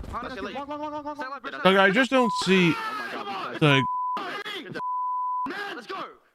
Baby, we're sweeping them. I promise you. We're God. Oh my God. Holy 4v1, I think it was, the clutch, something like that. And we were just, you know, playing the round out, and I hear, oh, cat, you know, he's pushing at him, thinking, oh, he's dead, okay, so let's play it nice. And then I just hear a roar behind me, an absolute roar. And then he's like, watch it. And then the kill cam wasn't running, so I was doing the roll the tape. I want to see this. And luckily, it came up, and yeah, he's blown him away and left a bit of a little doo-doo in his pants, I think.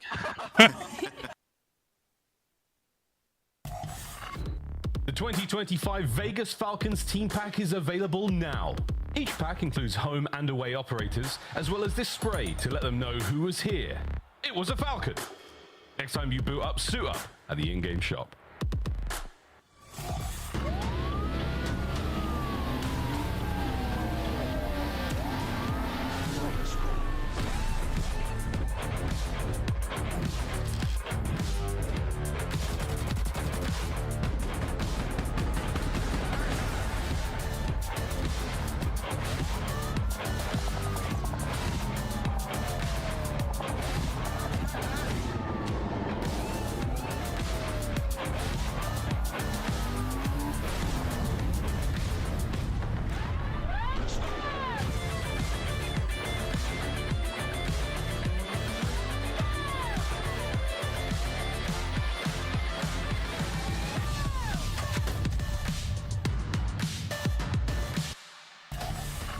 We've got the lads from Toronto Ultra ready to take on the Vegas Falcons. The Saudi squad still looking for their first match win, and Nameless, I got bad news because I was just looking through the numbers.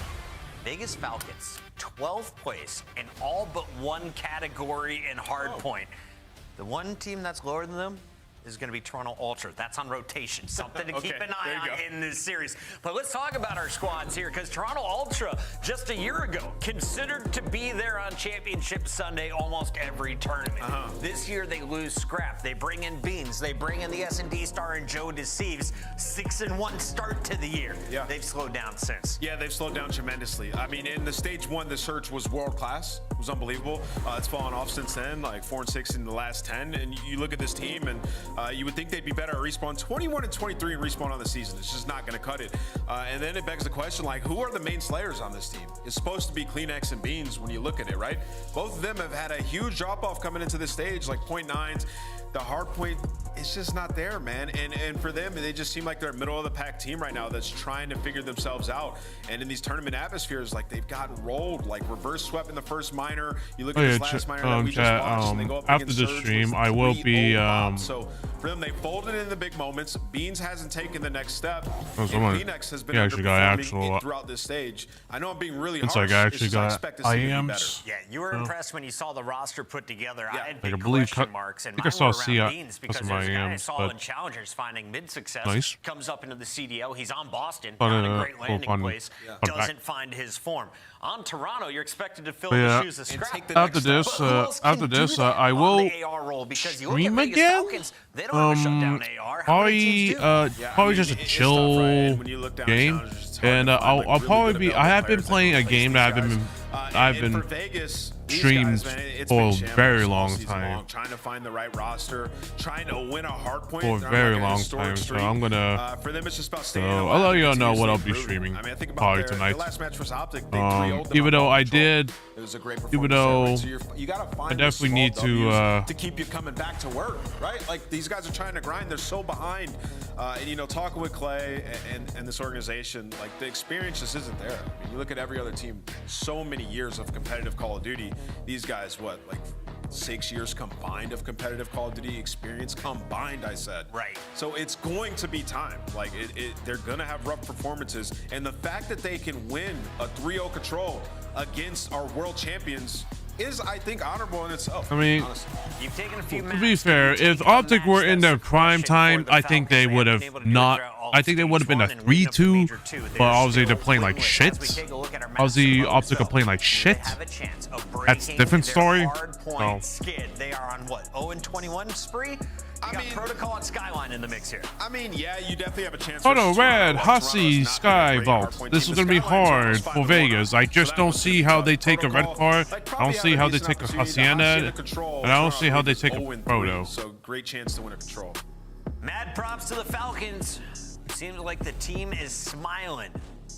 At least they're in a good mood. They're going up against a team always considered one of our powerhouse squads, a top 4 contender, currently looking more like a top 6. Where do you have Toronto Ultra in your power rankings? No, I mean, I have them in 8th. And if it wasn't for their online performance throughout a lot of stage 1, I would honestly be worried about this team risk of like not making champs. That's honestly where I feel like this not making champs. Yeah, like they did really good in the online portion of stage 1, but like their respawn is not good, Chris. And the search has fallen off tremendously too. They got to figure it out. Do they drop a game to the Falcons today?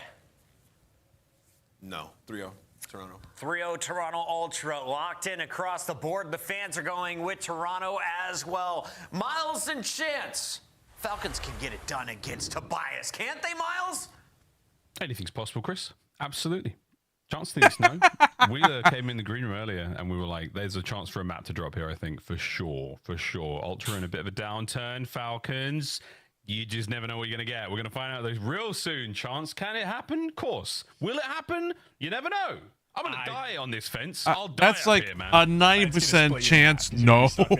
We know exactly what's going to Because happen in the series. It's a team that's there like 0-21. because right now, Vegas, like Falcons, just need their hard point is just so bad. Like they have momentum, they have good moments, just not good enough where it's like, ooh, amazing. Like today is Nope. Joe receives Is it. He's under gonna that receive whatsoever. the free 10 CDL points, and we go about our business. But the day the Falcons win a map 1 hard point, we are going 0-21, to that's lose real. our That's minds. like the and then maybe they still lose the series. But we'll see when we get there. This is I mean, look, this I'll is Shanghai Dragons Overwatch 1. Rolls around and we'll see the end of that too. We'll see how things go, but we'll see if Joe can receive. I wonder if Joe believes that they are not going to concede a big one here. Joe, of course, throughout stage 2, a 1.12 chance, and again, I'm with Puckett and Nameless on this one. I had high hopes for this Toronto Ultra roster, a high ceiling indeed. They have yet to climb to those lofty heights. Let's see if they can keep things rolling here against the Vegas Falcons. Back one. Yeah, for sure. I'm of the opinion that Toronto is just a team that we are absolutely like watching. Ooh, number one's not going to see this. Yeah, it's a new dynamic for the Toronto boys, and I think we've seen them take turns. Sometimes Kleenex is the guy popping 2, maybe 3 pieces, lighting up the kill feed, and then Joe Deceives will occasionally take his turn. I think we've seen all the right glimpses for the Ultra squad. It's just a matter of bringing it all together in every game mode. But clearly, the talent and skill is there. Joe Deceives, his first kill was a spicy one. It was indeed. That seems to be the primary criticism. Skills there. The bills being paid not so much by it. Kleenex, though, has started things off in a very, very spicy way indeed. That's a 4-2 after that drop. Over towards P2 we roll. And again, for Ultra, a reasonably productive, not the most efficient P1. They've got a full setup here over towards New, and are going to contend with at least one wave of kills from the Falcons boys before we get a real taste of how this point's yet to go. Well, this absolutely, I mean, this is as efficient as it gets. I mean, you break the P1, you end up flipping the spawns, get yourself towards that new time. They didn't actually block the back, but you don't entirely need to. The second the Falcons players spawn up over on the right side of the map, Ultra turned around, so you can hold it from either direction. Beans is there for 2 in the feed. Joe Deceives on a 4 spree. Like, you have to clear the point. You got to clear around the point first. Do not go in immediately. That's what they're doing. That's what Vegas is doing right now. They're going in immediately, but they're not even clearing out around the point. They're not full. They're not looking at the full picture here. So Ultra have to deal with that threat. But even with this happening on the minimap, Ultra is still collecting time. Yeah, indeed. The man in the time, of course, Beans, or Fulu in Arabic. As over towards P3 we now go, and surrounded by the Falcons players. So this might be a rotation they win, and they're sorely needed one at that. At 70 now and climbing to the 5 of the Falcons. They've got themselves in position now for P3. Inside the only man now to contend with. Beans downstairs. Wixel and Exnid get their fair share of the kills. Over to Fulu now, makes his way through into time, and it's looking like a 2 there for the Ultra boys, and the break is in. Yeah, and just an easy break at that. Took 10 seconds to make it happen, and this is continuous of Ultra showing off efficient gameplay. Even the timing, Joe Deceives just caught a player throwing a trophy, and that death forced the Falcons player to spawn across the map. So that's a moment for the Falcons of just like, set your controller down and do not play. It will be better than what is actually happening, but we still got to figure out the details, as Ultra seemingly does not. I mean, they have this map down so far to a T. Absolutely watertight defense here in P3. Like, you don't have to go for every kill. Just let the other guys kill the person outside the point and try to sneak your way inside. That's what you should be doing. Worried about they're completely negating all of again, that. Though, a clean rotation for the Vegas Falcons, unable to get a huge amount of time thus far in the map. Now they've got the money hill chance. It's time to cash in. It is the easiest or second easiest hill in the game to hold when you get a full setup. So any pro team, this needs to be at least 40 seconds of time. Has to be. Kleenex find a way in. Here comes the openers. Oh, it's Tobias Julianson with 2. Beans joins him in the feed. Last man in. They got 10 seconds out of it for the Falcons, and a sensational break from Ultra. And every opportunity Ultra has to make some sort of a big play or get control of the map, they have done so perfectly. So no complaints about the gameplay. And maybe a note on the Falcons is obviously the fundamentals for hardpoint are not there. I think the hardpoint's gonna get worse for them over time. Like, as other teams start to figure things out, like, hey, how do we actually break a P4? Other teams are just gonna be getting better faster. So I think any opportunity Falcons had to win a hardpoint, honestly, might be a thing of the past. They're getting slimmer though. It does feel that way again as everyone gets much better at Black Ops 6 as the year progresses. And bear in mind, we're coming up on Major 2, so we're not that far into it. And the Vegas Falcons falling behind here, certainly on Protocol as well. And Insight, oh, you dirty devil, you were thinking about it, weren't you? You were that close to whom the chances were on. Back over to P1, and again, Ultra, a superb first set. I mean, really, doesn't get much better than 177 to 18 right now. Over to Wixel trying to find himself a little bit of Overwatch on towards that P1. Beans not necessarily having to worry too much. Finally brought down 2 dead, 3 dead. Falcons on the approach. Finally, jeez. 4-man wipe. Get You it. got Get 18 seconds. You got time. the right side Jeez. spawns. Right. This is the best moment in our Ultra. Talk about a flock of players roaming together. See, trying to those hunt these moments, guys down, but a semblance of control X-Nit needs to just get like. That is a big mistake you should never. Again, so Intel passed. The rest of the Falcons. That is a big mistake you should never let happen. Still at P1, but Kleenex, the man that got out from Ultra, They have to know that Kleenex. No, they don't. Behind enemy lines for the rotation, so Falcons finally get a little bit of love, but Ultra already setting up the map to break the hill down. But Kleenex does get caught, so good reads for Kings. Wixel and Exnit choke in the feed as well, so nice little run we're having. Falcons attempting to dodge the 100-point club. Oh, they can't dodge wow, okay, yeah, they're not going to do it. Never mind. They cannot dodge Fuhul. He is simply too much. Beans at 14-9, enjoying himself quite a lot from top trips. That's now 4 in a row.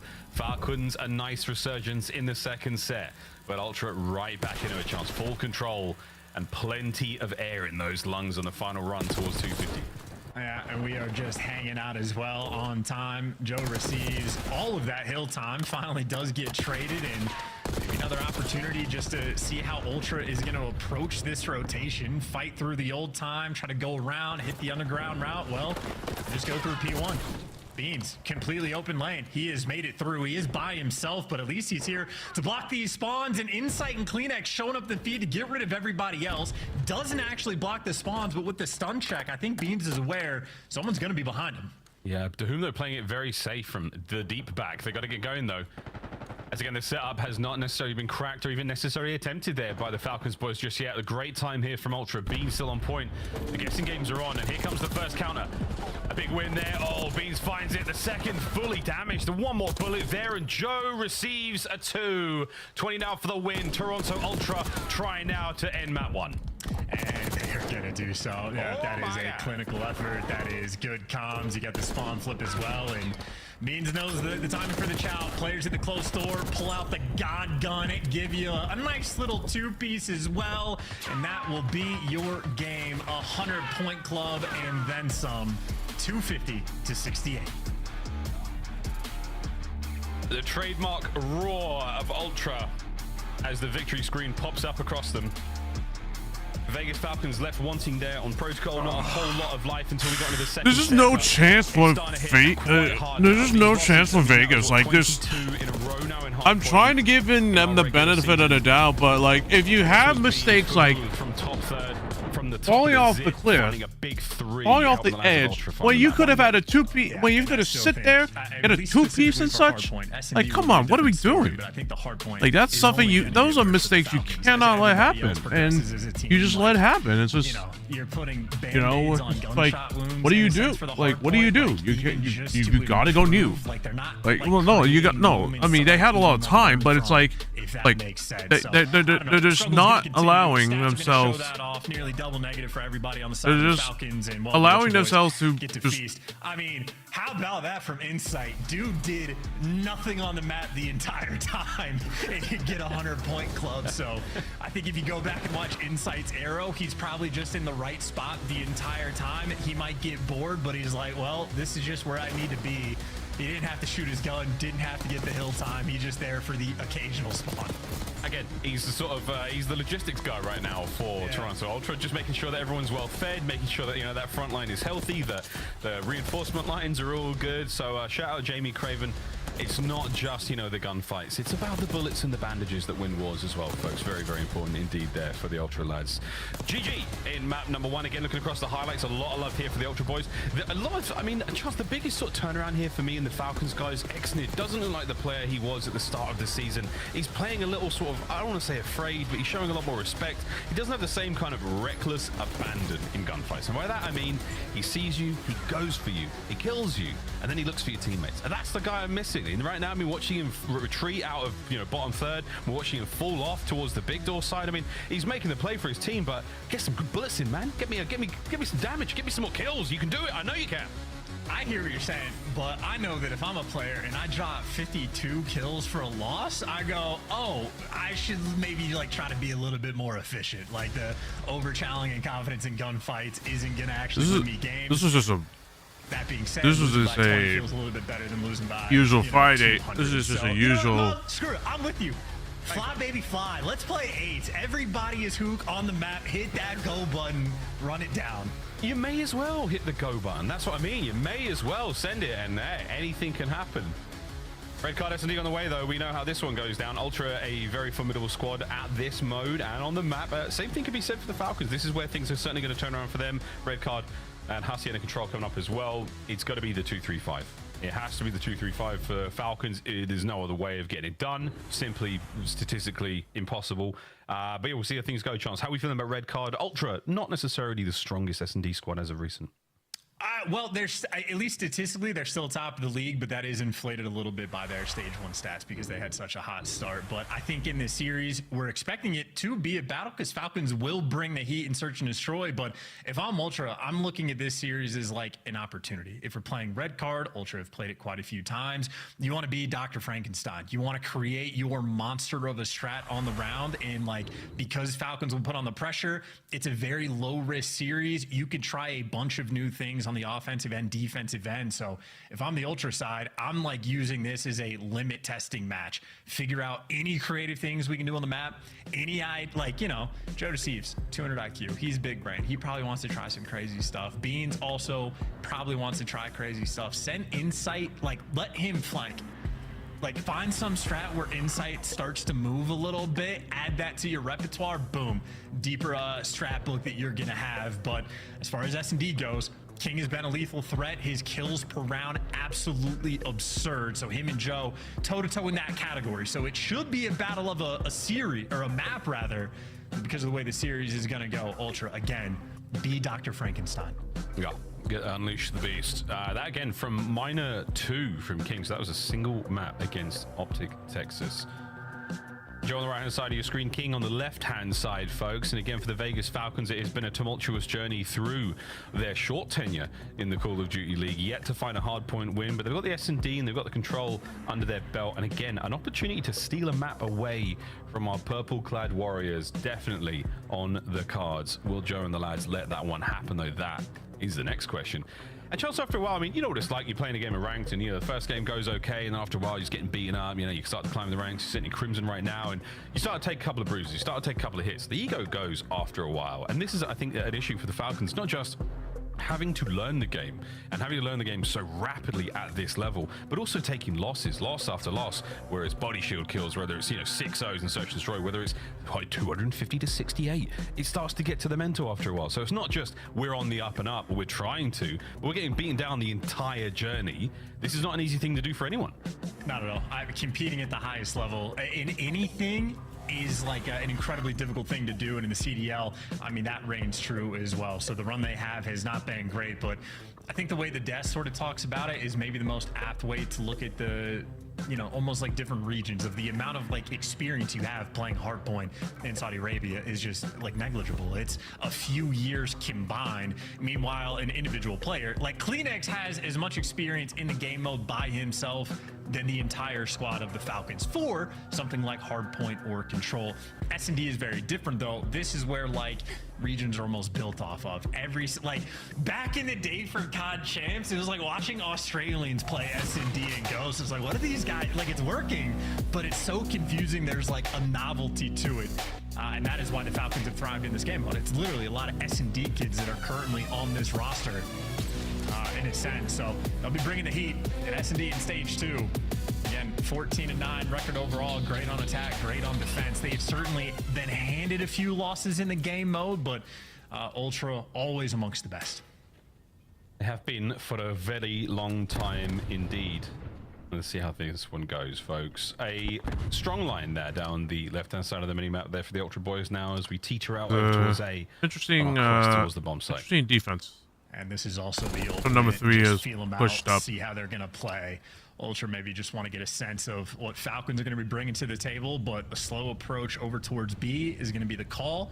Kleenex leading the charge and Joe Deceives in tow. Not a full commitment just yet. You're just looking for the information. Kleenex, I mean, he's cleared out every corner. Yep, all good, all clear. Not as clear as you thought it was. Little salvo, couple of tags, just enough to keep things a little bit mixy, but he does get the boys in. Now you set up on the doorways. Each threshold covered. Interesting play. On the other side of the map, but that's not going to matter too much for now. All guns at the ready, Falcons. They've got nades. Why are they going? Trophies. Here we go. King. Man advantage. Oh, what? Oh, damn, nice shot. You want to start things off. Kleenex from behind the bar. Serves up a couple of shots. Wixtel stays alive. You're out to send in the last man, but it's Joe deceives. Joe, does he believe in the 1v2? Trying to keep the bomb play alive. Stunned up. They're still on the push for him. Joe on the runabout, but Joe deceased as the Falcons get round 1. Huge. I mean, you love to see it as well. That gunfight against Beans, by the way, not easy. He might have been pre-NA, but nonetheless, great shred right there from DeHoom, and ultimately a great round from King. I think he got really good timing on Insight, like spots him out. Insight wasn't really there for the gunfight, so he gets called out for the free first blood. But even then, 4v3 retake is still not easy on this site. King and the boys got it done. The most unbelievably dramatic death there from Joe's player model. You can't believe it. What's that smell? What's that smell? Huh? Has someone in the Ultra camp done something? Oh my God, why is he? Are we talking about excellence now? It's the smell of a brilliant opening round from the Falcons. There's no way somebody pulled a study. Remember that, champs? You guys remember that clip, don't you? Sorry, Jay. It's just one of the funniest things I've ever seen in my entire life. 2 on the round there for King. Can they keep it going now on the attack towards... They're getting pestered up by nades along the way. I think X is lucky to get away with his life because everything is landing on top of him. How about that coordination from Ultra? I don't even know where the players were hitting this from, but in the meantime, Joe Deceives getting active on the flank, Exnid trying to pierce the setup, and hey, delivers another first blood for the Falcons. Yeah, fantastic, man. Oh, big tags. Joe bleeds, but he does not go down. Good play. King is a menace in S&D. The bomb play over towards B as well. So King has brought a lot of the heat from Ultra. He's keeping that B bomb site as cool as possible, quite literally now, as Kleenex has to back on up. And you've got now a war on 2 fronts, and the Falcons have got you pinched in. I mean, they should be able to hold this, no problem. Yeah, Insight's going to fall as well. King, I mean, he is just like everywhere on the map that you don't expect him to be. King has been floating so far away from his teammates. When he got the man advantage, that means he's the guy that can just go and serve you up the big plays. I mean, King out here just taking him down and, I mean, breaking the rounds down, exiting with the, you know, the day 1 spot, but making it work in another perfectly played round from the Falcons. The first blood he was able to get as well after dodging every single stun and grenade, or at least barely being able to survive, ends up helping you convert the round. So 2 big ones in a row for the Falcons, and now Ultra, the team that are going to be forced to adjust. They took things really slow on their first attacking round to sort of feel out the pressure, but Falcons didn't really give them too much to work with. Adjust is one thing, like somebody else get a kill. Forget your adjust. Start letting rip with your weapons, lads. DeHoom takes care of Kleenex. Insight down. Joe, can you find your first? No. You're in trouble now. The dinner bell is rung and Joe is on the menu. Joe still trying to get it going. Exnid dancing and diving. Beans to the back end of the site, long gone. And Joe gets 1 at the very least. A 1v3 now on, and look at those green arrows.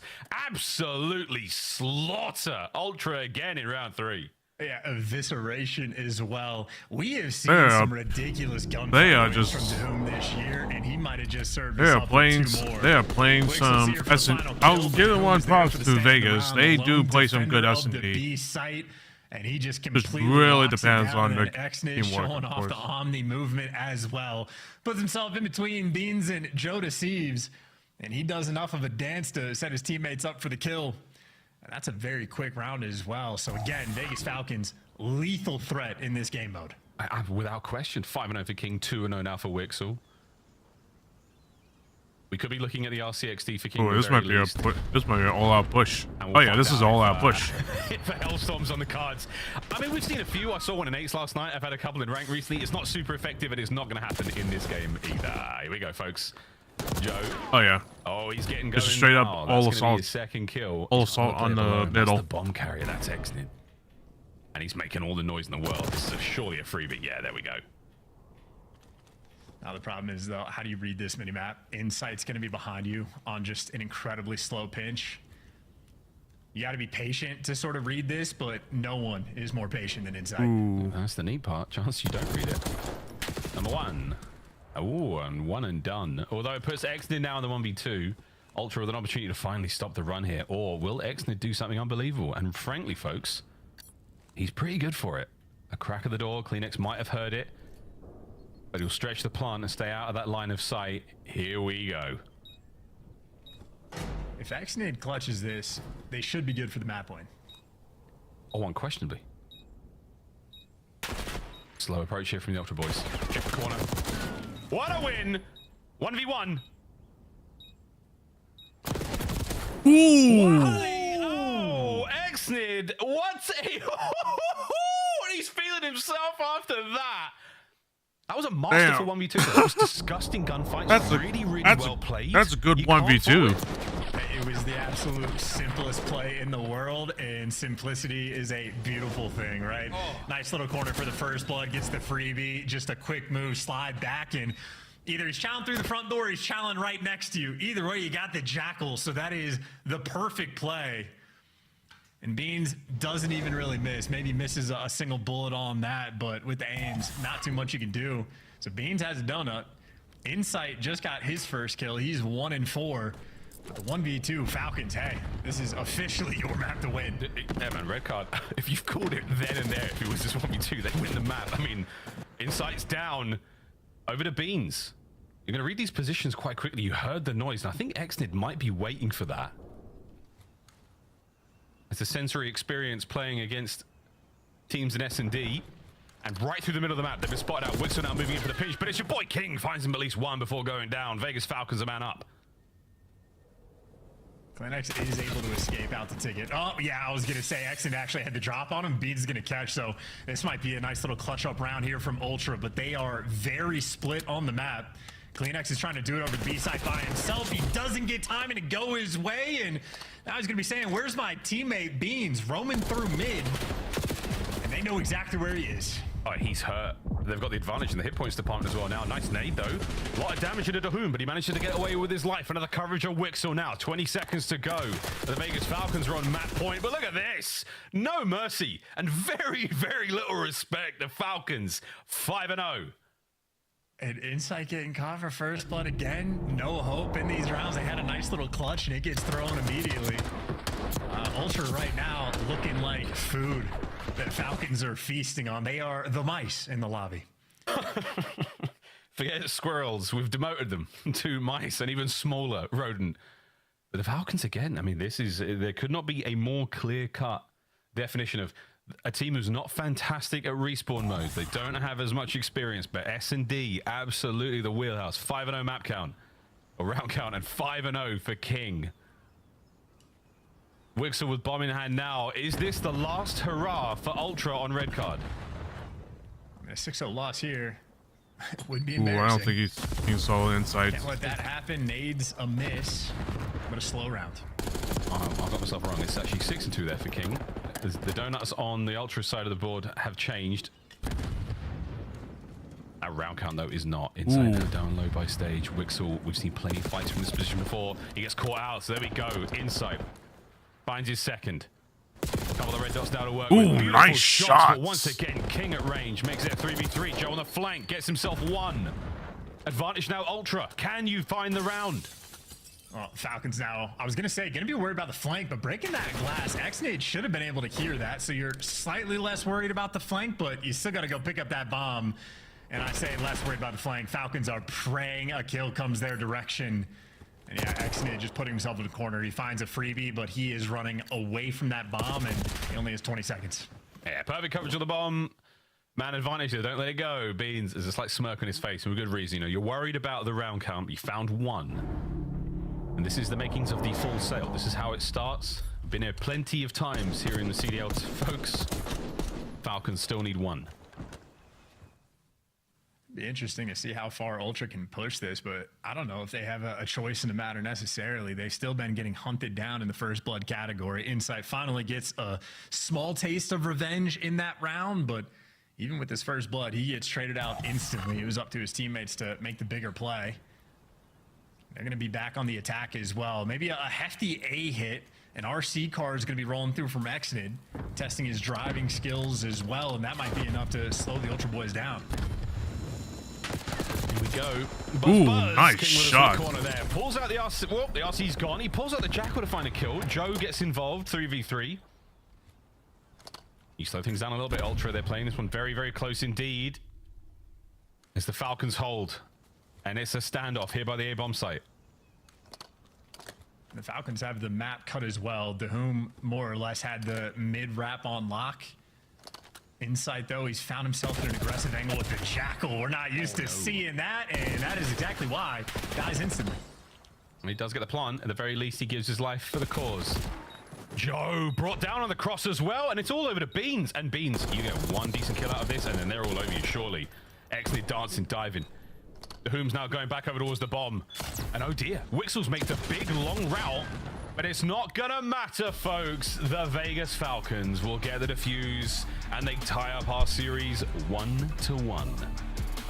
If this team ever gets a hard point win, Miles, we're gonna be losing our minds, because like their Neslo ability is kind of there. They have like some decent success on vault control. Maybe the problem in this series though is the fact that we're not going to be seeing vault control, so teams are starting to make that adjustment. But if they just control, don't even scrim Heartboy, just get good at control in S&D and be the Vegas Falcons Neslos. That's honestly just short. I mean, if they do manage to get a 2-3-5, if they manage to work on just 2-3-5s, that'd be very impressive. But control for them has been so 50-50. And it sounds like just an outright blowout. So I just don't see how they're going to be able to. 9-4 for Exnid. His 1v2 scenario. I just don't see how they're going to. That was wicked fun. You know, you absolutely kept Ultra at bay there. Just being able to. Just over 8 minutes it took for the Falcons to level this one up. We got a hacienda control where, let's face it, brother, it is a wild map. 4 down basically gets you a zone.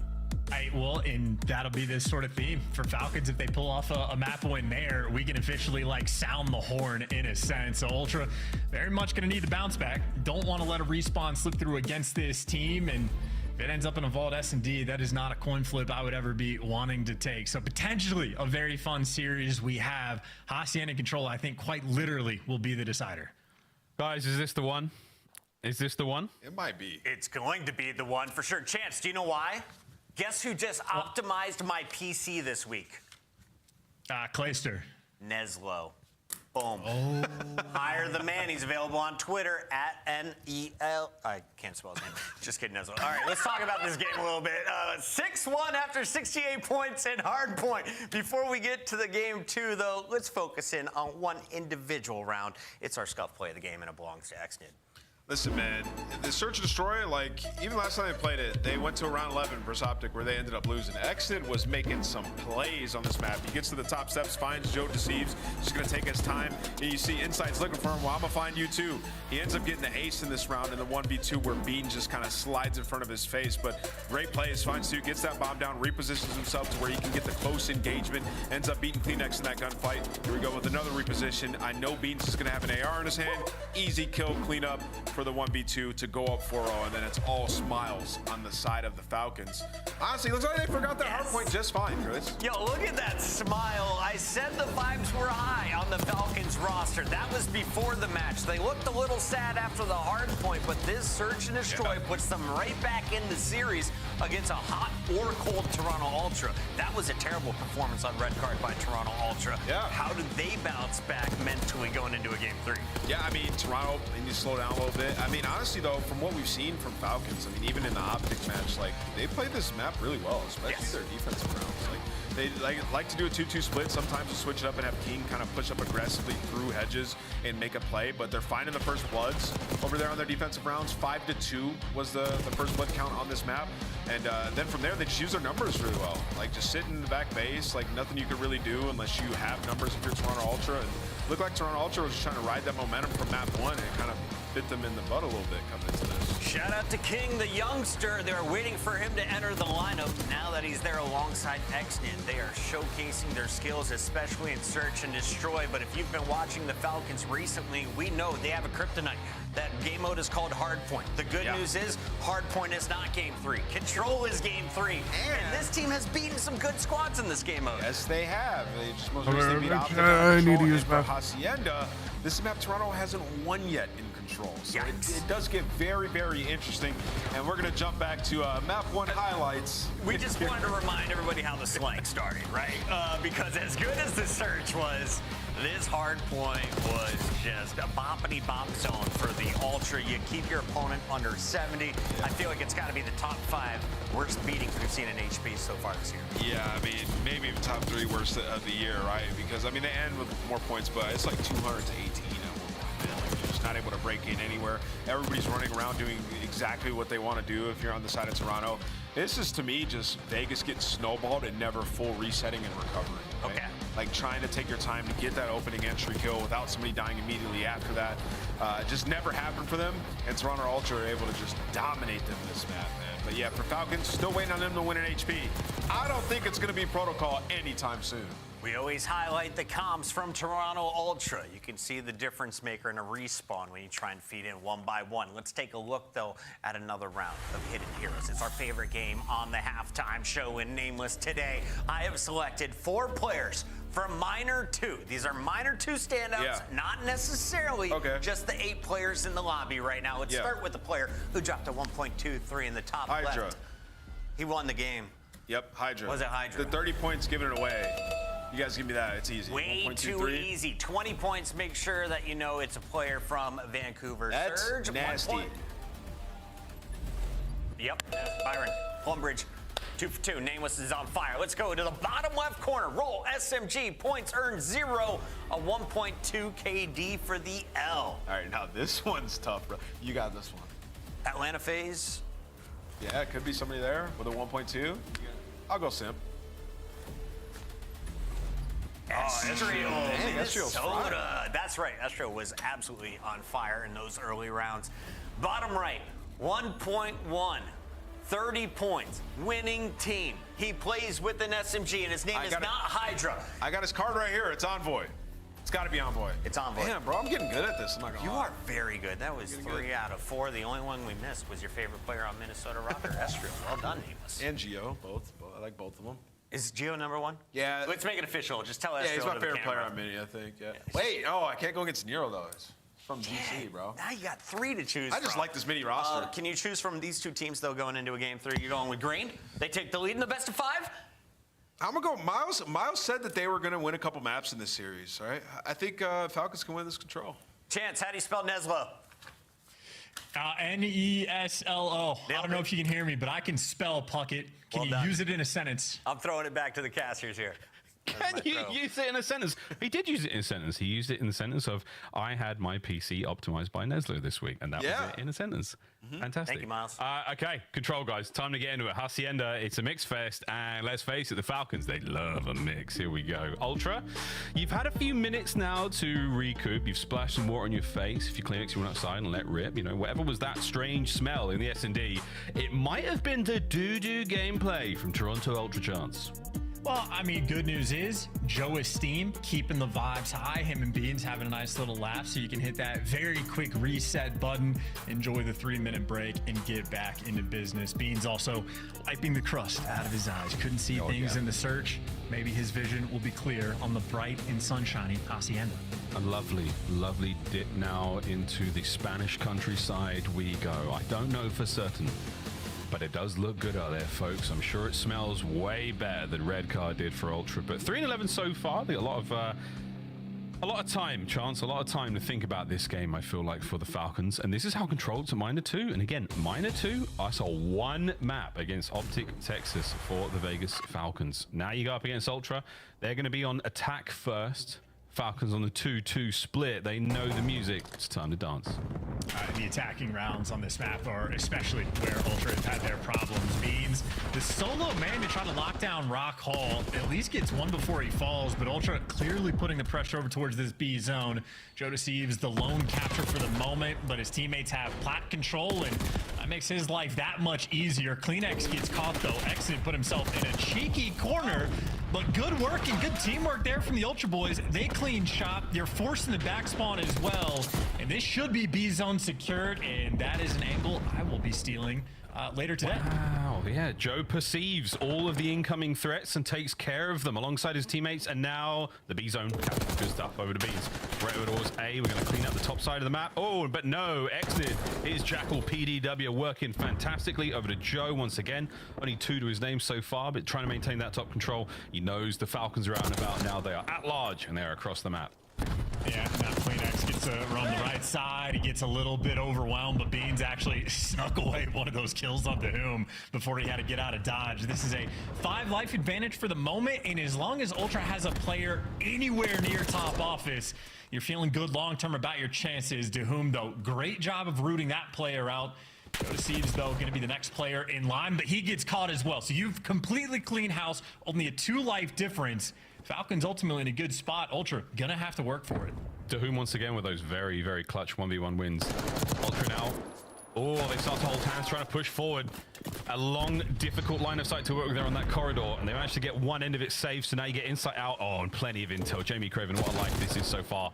Wixel has got a little bit of pressure on him down low now. Joe sent in for the kill, and he gets it. Still a 2 life difference. No one really able to get on towards the A zone because the Falcons hold again.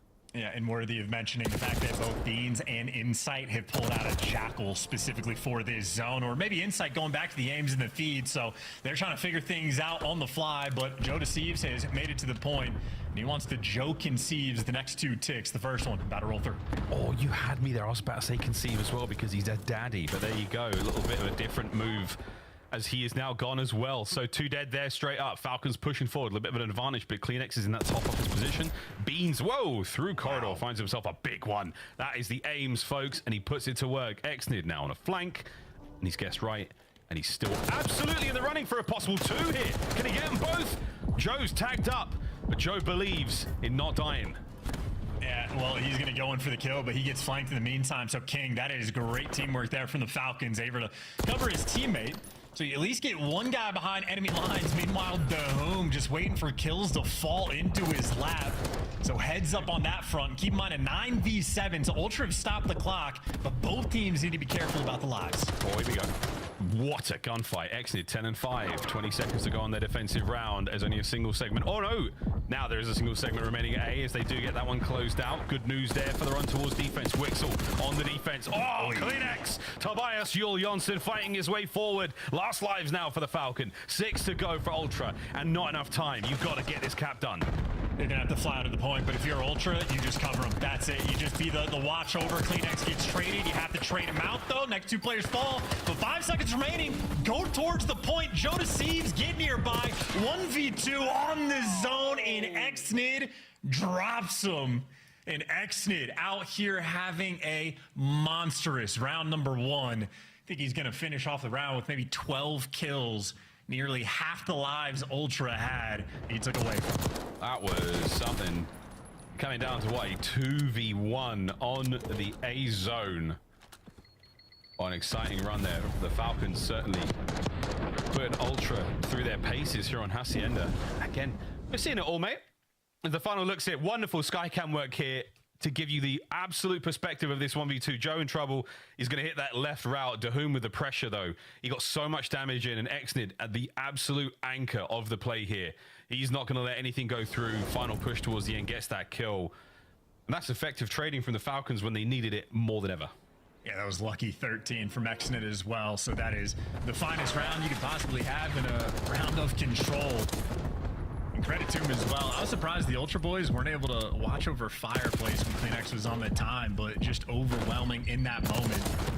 Doesn't quite get the stick, but does get the kill, and that's a 5 spree. So even in this round, he just opens up with 3. Exnid isn't slowing down at all. Not at all. Oh my goodness. I mean, Inside just got turned to dust. Joe Can barely get himself out of spawn straight into the fight, and Exnid once again, he's holding this aggressively. Beans and Insight find their kills on the other side of the map, but that's going to be gone. Big stun check. Doesn't matter. CleanX is gone. Exnid still gunning. Huge damage in, but Joe says nay. Fights his way forward into King, who finds another. What a hold from the Falcons. They're bleeding ultra dry here. Yeah, somehow, though, they only have a single tick on B.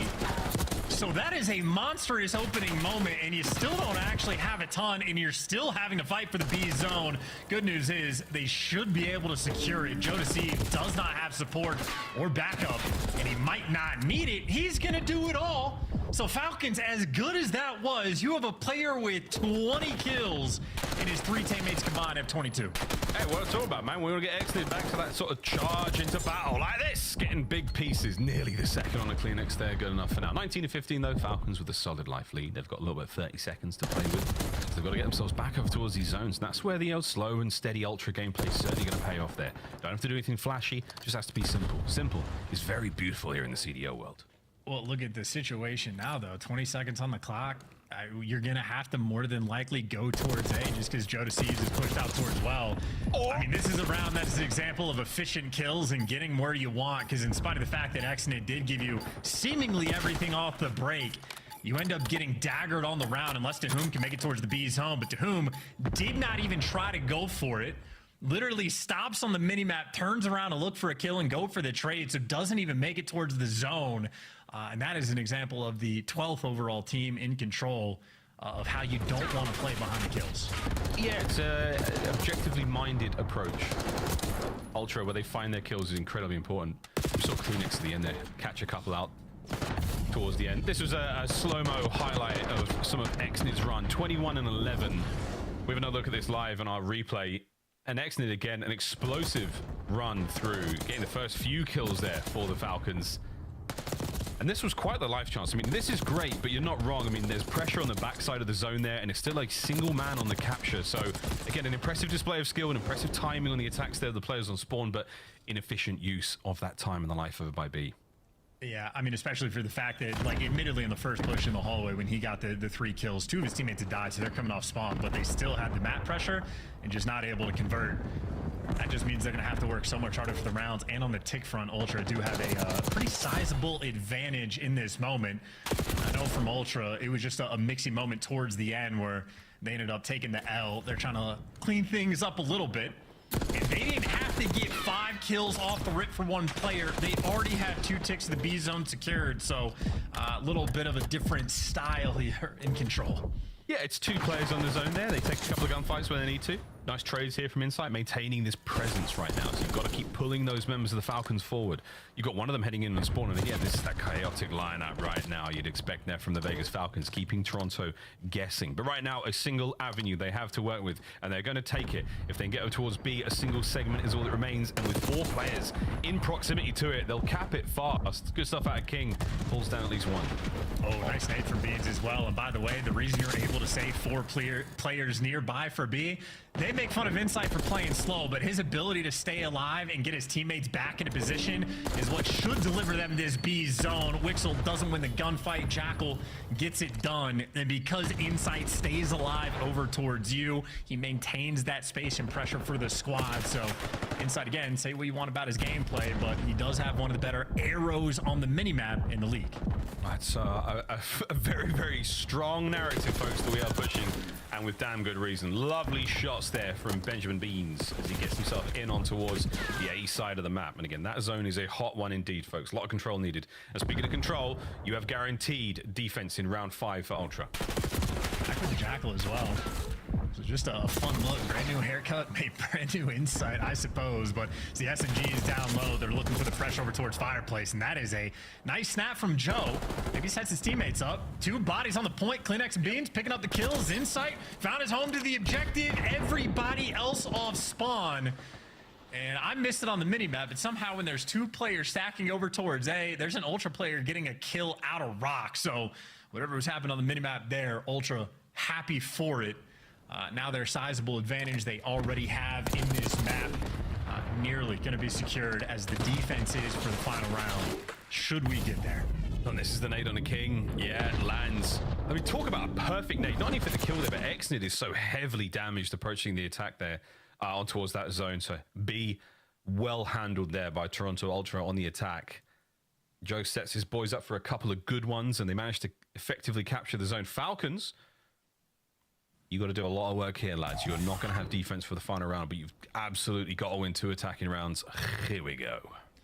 Yeah, and Xnid, still 26 kills, looks like a phenomenal stat line, but you're going to need another big round to make things happen.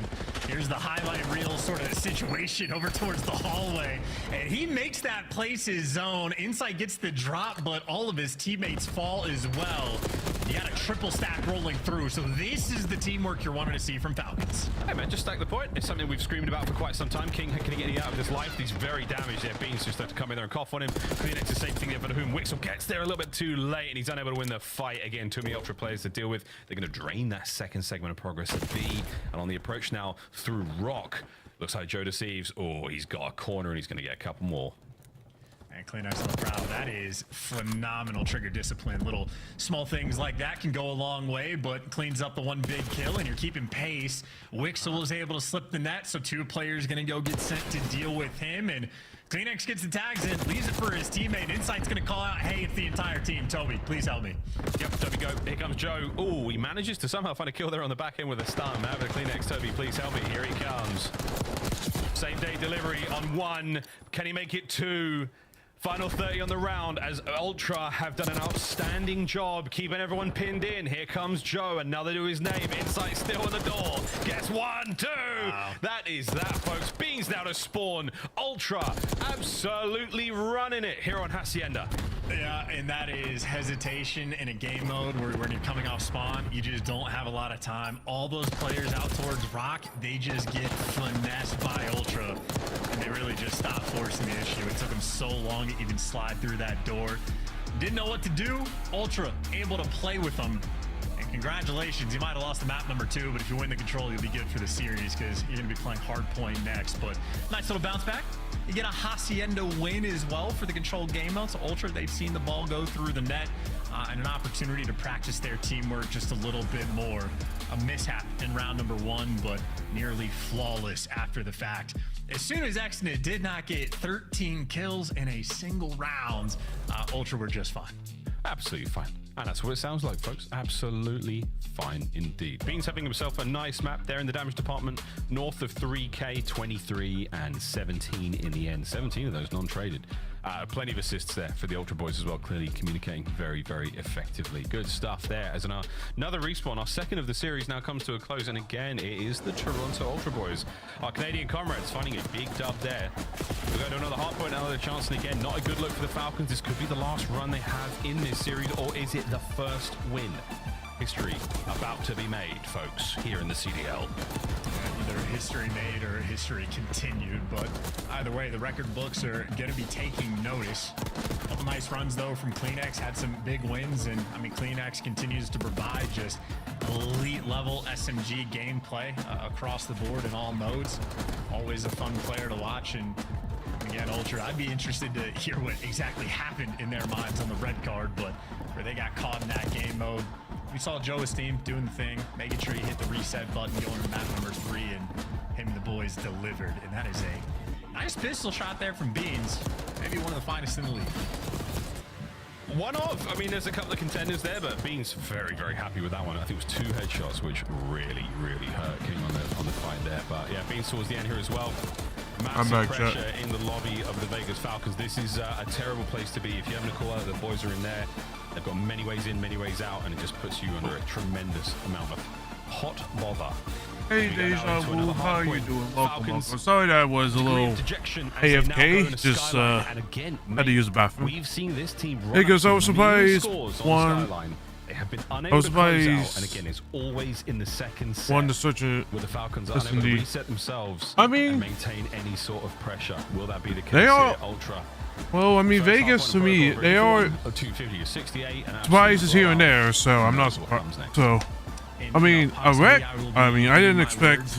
Well, I knew it was going to be S&E, so there was a 50-50 chance I think the same that game for Hardpoint for Falcons that we touched on Vegas was going to try to be competitive, but I didn't expect it to be that. They had a handful of close that maps, those 10, 15-point games, and everybody's going, oh they, my God, Skyline, what a mixy map. Well, as the but pro it seems teams like, have developed I mean, to it, be, a lot of teams have what I gotten a saw, lot it seems better like at slowing the game down and actually Toronto was on a just bunch of not different ready games, for executing the on these moments of aggressiveness rotation. from Vegas. Over the course of time, Falcons, I think, have been receiving bigger and bigger losses on this map. So I think on Skyline, they're averaging a loss by about 80 points. So 12th in the league in that category. So 0-9 on the map, but also the worst point differential when they're taking these losses. And Ultra, I mean, 5-1 record on Skyline. They've only gotten better.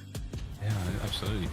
If the desk can hear me, I'm sure Puckett and Ant can. We do have to ask Joe if we do get him for the interview at the end, or at least one of the teammates, what that smell was, folks, because I do need to know. Major 2, this is how things have gone for Ultra. Couple of L's, couple of dubs. Falcons right now, I mean, they're sitting pretty. They play Optic and Surge, so a very, very different look. Here we go. Going into the next few. Again, a top-tier team and a bottom-tier team as they've got to figure things out in the road towards LAN. Once again, Ultra, a squad that everyone expects to do fantastically well, and occasionally don't quite deliver. Plenty of time to still turn that all around. Wait, what am I doing? You really are the Cronkite of the CDL, though. You know, Thanks, want the hard-hitting questions. Miles always have. I do. Always will. I do. I need to know. I need to know. Here we go. Fist bumps have been received.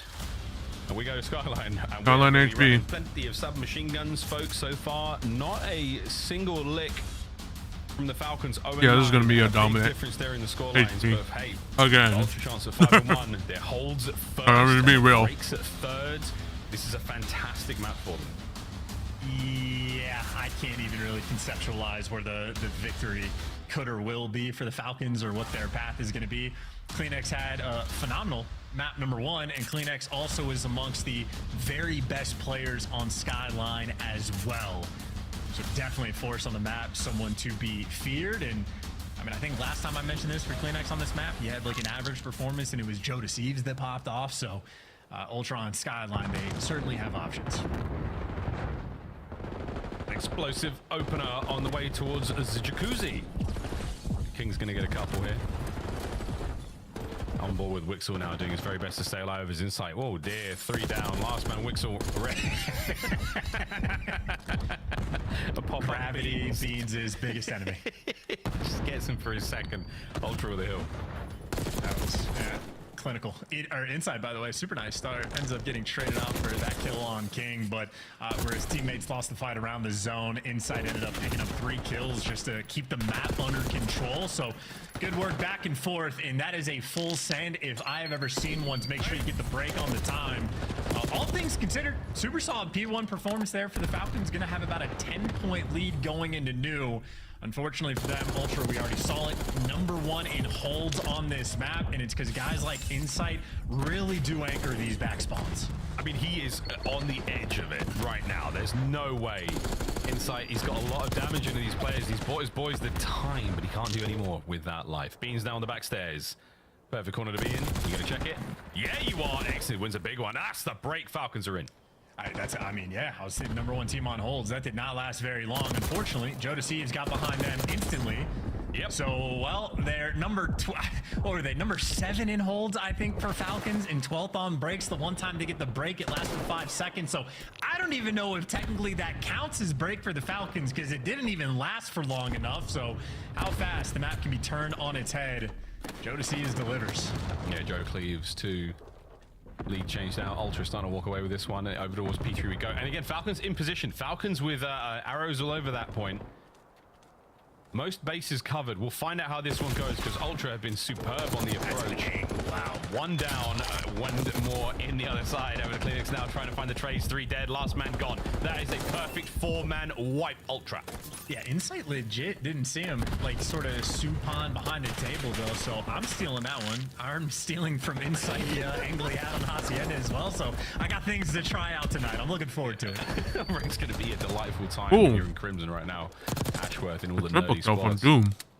7-5 out of Kleenex. We've talked about his inconsistency in game, and so far he's having himself a good one. Not an easy thing to do in the respawns against the Falcons because things can get very, very mixy.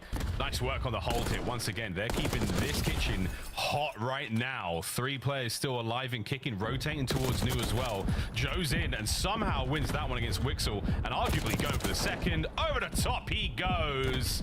He's, I'm sure, at the moment, chat. So, just had to have heard the comm. Joe Deceives is right next to you. He's one shot. Falcon timeout doesn't look too bad at all. Yeah, pretty much.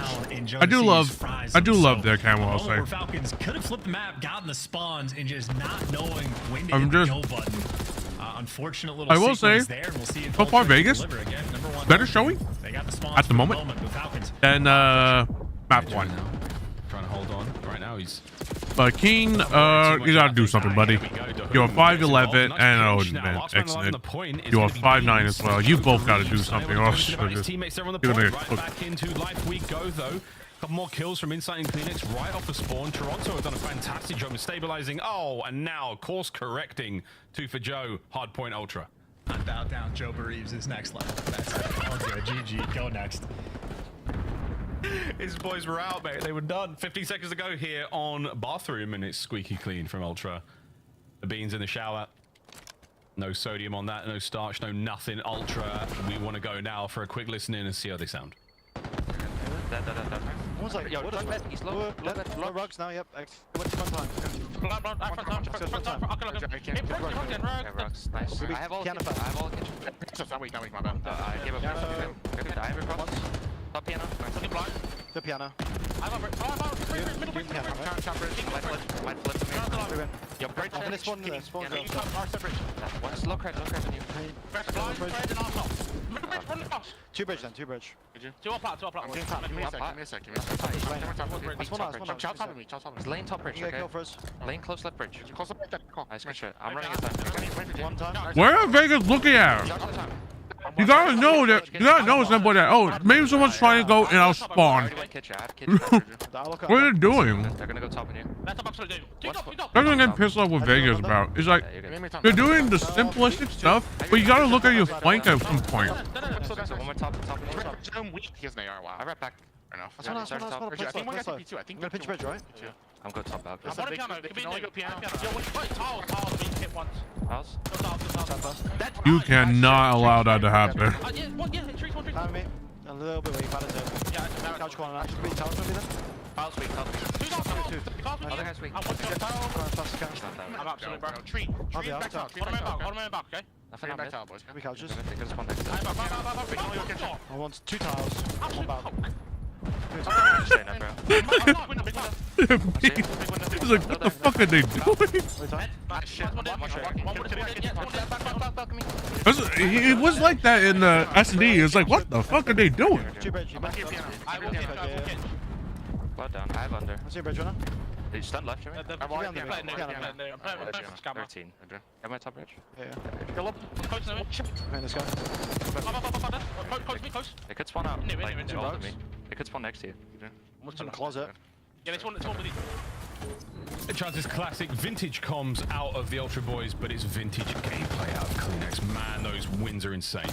And I think, well, I mean, the wins are ridiculous. I certainly can't do it, but I think I'm even more impressed by like his spawn knowledge and awareness. There were some in my mind, wild spawns that came through the Falcons on P2, and Kleenex is just there, dialed in, reading it the entire way. So, I mean, emphatic work on the skill front, but the knowledge is there as well. And I think Beans is maybe looking for some cutoff kills to get his boys the pressure, and it ends up working. Look, yeah, there's a bit of carbon fiber on the black. I would say no. There's no black. There's no. I mean, I will say the body of the gun looks like it has like a little bit of like it has a little bit of spark, like the little diamond camo in Call of Duties and such. Kind of looks like that. Beans. Wixel great shots there at range. Beans brought the wrong gun in the fight now, and Kleenex has managed to slip round through. Ooh, that is a fantastic turn from King though, keeping him out the point. Again, a dangerous scoreline right now for the Ultra Boys. They've got themselves right in position here for the win. Joe can't get in and out there on the attack, and over to inside trying to get involved, and we are way over 100 points now for the Vegas Falcons, and good hold so far. And exited with a big 2 as well, shutting down. Look at the King. Like, bro, King, you do not need to child. You got to get your others to help you. So You're not supposed to do that. Sight, no matter what you're dealing with, and Ultra at least forced a little bit of a spawn out. So trying to collect a little bit of this time. They certainly have the pressure. Kills getting traded, but Wixel and Exon and King delivering the Falcons boys on point on P4. Nice little battle they've been having. Very nice 3 to 4, and you're not going to get a bit of the point. You might get the butt of the point, and that is going to be the scrap time as Joe Deceives picks up another crazy kill. King over to time though. Now Kleenex is fighting on the inside. Can he get another point? No. 3 dead again. Ultra pushed out, and so's Dahum right now into the fray, and he gets killed by Beans. What a shot.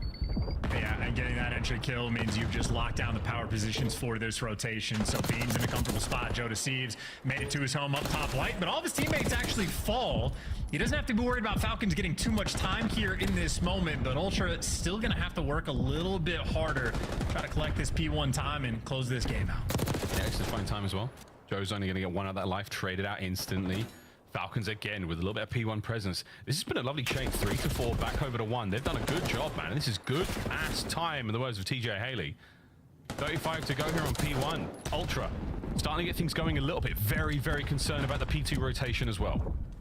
Well, they're going to get at least one last hit. 3 players coming in from the hallway to get him away from this time. Good reads, good isolation on the player on the hill.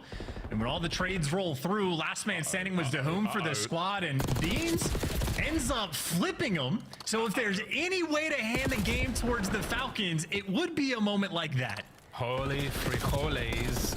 That's not ideal. Final 5 go to Ultra. Vegas Falcons, a gift from the COD gods given to them. Now they've got the setup. Now they've got themselves in position. Can they survive the opening wave of kills? Beans now trying to make amends, and he gets involved. So does Joe up the zip. Yep, that's a GG's. Gets 3 now. That's a GG's. Joe finds 2. There's Kleenex for the time, and that will be the series. Yeah, no worries. Be happy. You can flip the spawns. You're cool in it. It's just an opportunity for Kleenex to get more kills. Yep, GG's. Absolutely, and he will do just that. That is it, folks. 3-1. Again, Vegas. Final scoreline. Another situation where it's like get absolutely destroyed in the S&D to keep things together there in control. Vegas Falcons, another tough loss there in the hard point. Admittedly though, not the scoreline we were expecting, so a little bit stronger this time round, as again it's very, very tough, this climb. No one has dug themselves deeper than the Falcons have into a hard point deficit, but when they come out, what a glorious day it will be. When they, if and when they get that first 2, 3, 5, it's going to be a spectacle. Or if they win a map 1 heart, do you like the fear that will be in the hearts of the opposition if you lose a map 1 of the Falcons? Like the nerves are going to be instant. That's like champs grand finals level of nerves. It is complete hypothetical. Well, it in this total hypothetical, we're dreaming here, but yeah, the first team to lose that hard point to the Falcons, the first team to lose that series to the Falcons, a truly historic moment indeed. Because yeah, man, you join the league at the in a seriously high skilled moment for the COD world, for the competitive COD world, especially since the CDL's been around. You come in and you are going up against the best of the best that there have been. This is not an easy thing to do. So kudos to him. 165 again on Skyline.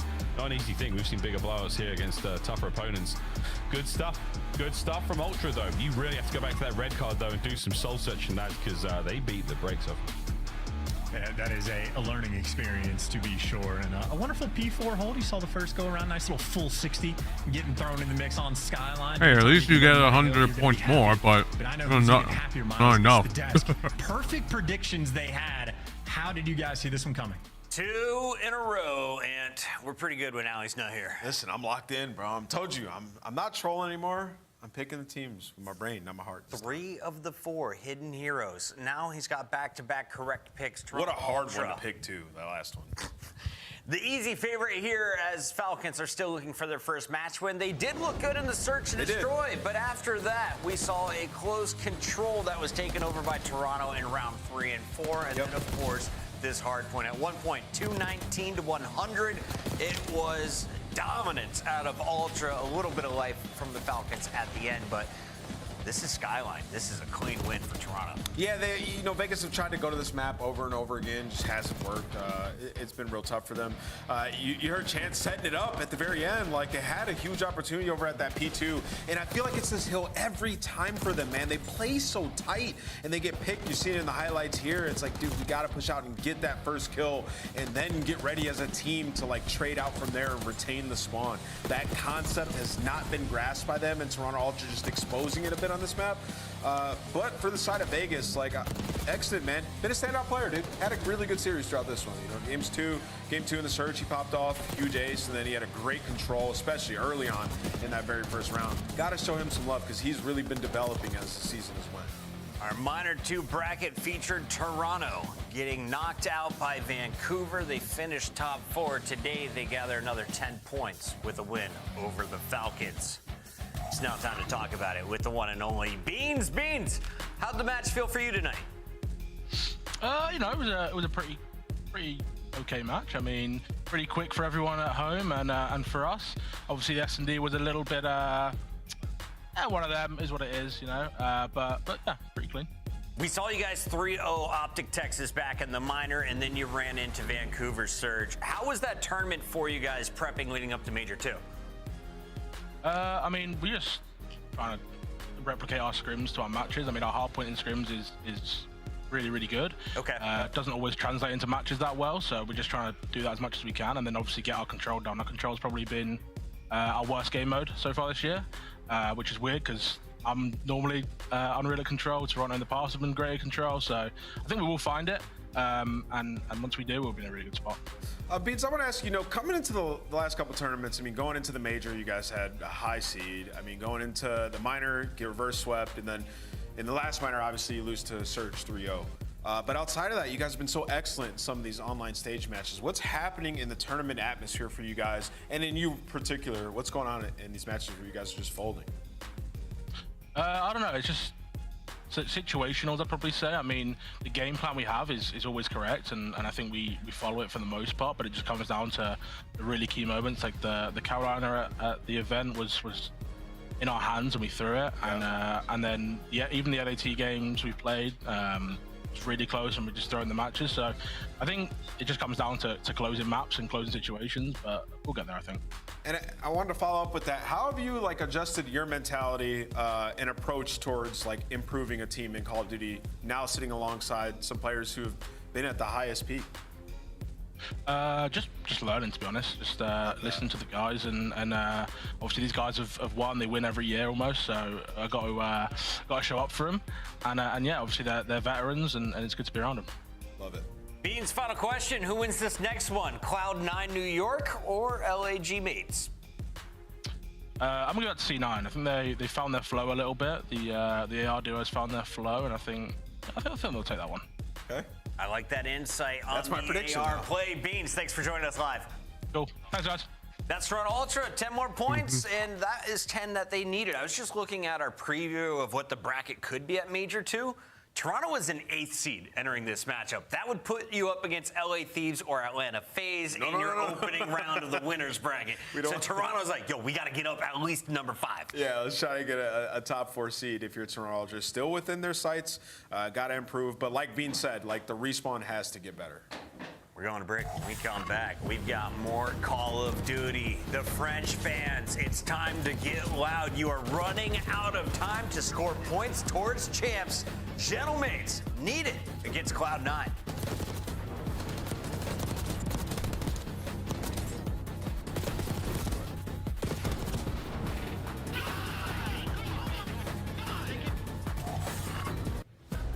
The Esports World Cup is an official partner of the Call of Duty League.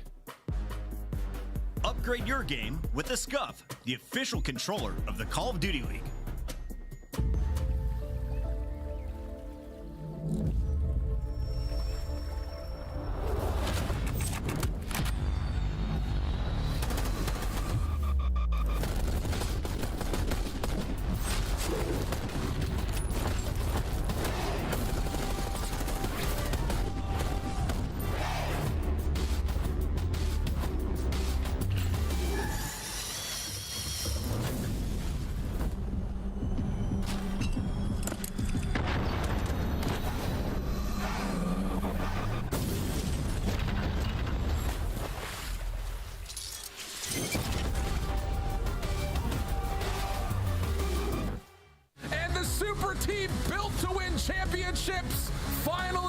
secures it here in minor 2.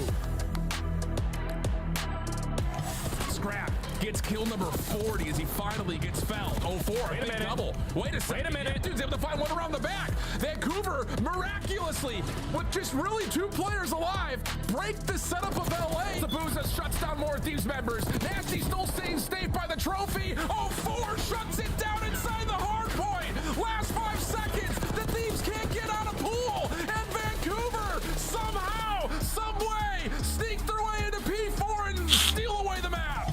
The square up chow for the gunfight. First blood though from Crimp. He's playing spoiler. Give him the ace. God damn, he's going for it. Get it, Crimp. Get it. What an ace. It's a 4v2. Second tick is locked.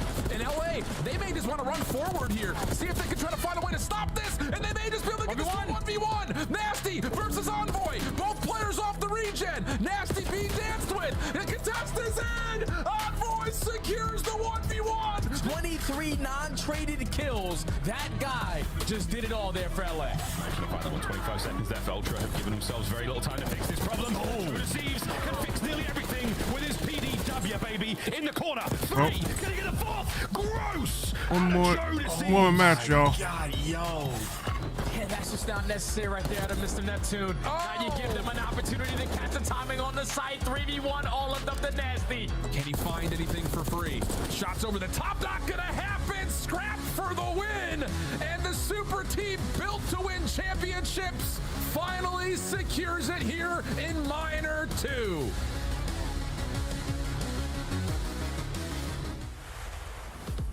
The 2025 LAG Team Pack is available right now. Each pack includes home and away operators, as well as this weapon camo to assert your royal will in the lobby. Next time you boot up, suit up at the in-game shop.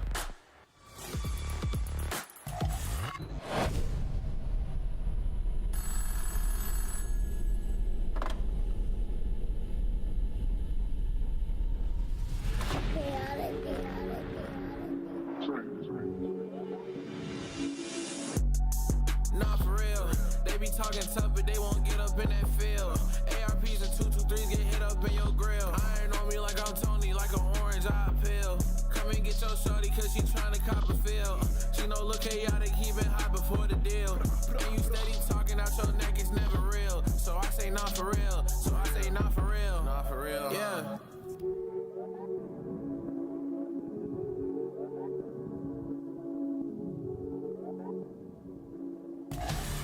Nah, for real, we're back, everybody. It's time to jump into this one. We got Gentle Mates loading into the server against New York's Cloud9. Let's take a look here at the Cloud9 roster because we were on Blow It Up watch. That was the very first game of our Major 2 qualifiers.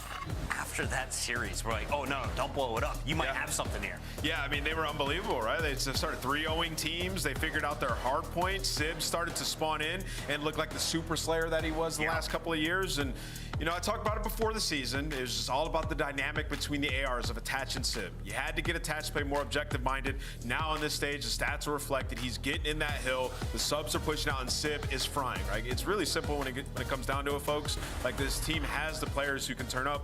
We need them to in the big moments, and then the search and destroy has been cleaned up as well. So Cloud9 New York surging right now. Can we give a shout out to the old guard as well? Accuracy now coaching this Cloud9 roster. Talking with Sid, we asked him what improvements did you make? Well, we just started listening to Lamar a little bit. Lamar's got him on that'll track. work. Attach jumping in the hard point while the rest of the team slays around him. His numbers are looking great, not compared to what he used to put up, but the team's dubs are coming now. Yeah, I mean, Attach averaging 90 seconds in the hill right now. That's a big difference from stage 1, man. And you look at Sib, I mean, the direct beneficiary of that, one of the leaders in terms of damage in HP right now, also 1.2. Like, he's frying. Like, he's back to the old ways of Sib. True or false? Kremp is the best swimmer in the CDL. Oh, without question, bro. We get the Hacienda. That guy's taking some routes primarily through the water. You'll see him in the water there for Cloud9 on the other side of this fight. We've got a Bulldog playing for Gentle Mates. And while they made a run to the top 4, It wasn't enough to earn 10 points. Let's take a look at a squad that squeaked out a match win in a bracket finally, but they are still near the bottom of our overall leaderboard with 3 world champions on the salary. You talk about blow it up, watch. This is the team that's on it. And honestly, I don't even feel like they know what they want to do. Like, you drop Priesta, then you bring him back in, you drop Skies, just kind of out of left field. And you're hoping to fix your search and destroy. And it looks like it's going to be the case. You play Miami, you win 2 S&Ds, you get to the next match, and what happens? Your search looks awful once again. So for them, like, just been trying to do soul searching. The roster has not been working in really any game modes besides Control. But Control is not enough to get you through a series, man. Like, you got to figure out search or hard. Taking a look at the starting lineup today, Lunars is that player who came up after Neptune from the same roster. Both Challengers players trying to make their impact. This one got a haircut. Lunars, I feel like he's not able to have as much control over a game as an AR compared to Neptune on that SMG. We have seen the man pull it out recently, though, alongside Priesta. They were running 3, if not 4 Jackals at once. Yeah, I mean, it'll work on maps like... He looks so comfortable when he had the sub in his hand, right? We watched the vault. But for him, it's just hard to make as much of an impact, right? Especially to a team like this, where it's like you don't even exactly know where the struggles are coming from if you're this roster. It's why they've made multiple changes. Let's take a look at where we're going to be playing tonight, Nameless. We've got 5 maps loading up with the double dose of Protocol coming at games 3 and 5. But first, we're going to Krem's playground. Hacienda, is he jumping fences? Is he in the water? Where will he be on search and destroy? Hardpoint, that's the toss-up for me, though. Can LAG start this series with a map win? I mean, they're 5 and 9 in map 1. It's going to be very tough. And then Hacienda in Search and Hardpoint are some of C9's better maps. For LAG, though, we'll say they're 2-0 Hacienda Hardpoint, so could start off hot here. But man, looking at that, I mean, Joe even looked back. He's like, dude, this is going to be a tough one. Yeah, I don't know why they're choosing to play back-to-back Hassies. Mac ready to rock. We're just waiting on Sib to take his seat. Once he's there, we jump into game number 1, but it's time to lock in our official picks. Allie, you get to go first. She is 2 for 2 on the day, and I'm going to do the same thing. We're going blue. Yeah, I'm going C9. No more trolls for me. I picked LAG enough, bro. You gave us a little bit of faith in the minor, and then you ripped it away from us. I said they got top 4. I was lying to folks. Merc and Maven, top 8 LAG. Can they finish top 8 going into the bracket? No, I don't think so. Listen, Joe, I'm curious if you feel the same way, because I think for a long time with LAG, we thought they were close. We talked beginning of the year. Like, they were losing a lot of game 5s, but their hardpoint looked okay. Like, we knew the pedigree of the players. Like, we're like, they're close. Maybe they can figure it out. Then it was like, okay, maybe it's like a 1-person change and you can figure it out. Are you sort of at the point, like, it's just a bigger change than that? Like, maybe they're just not as close as we thought they were? Well, I mean, it's just you have rosters. You've had like 2 different roster changes now. I just don't know if we've given this enough time. That's kind of my question to you. Yeah. I mean, we'll see.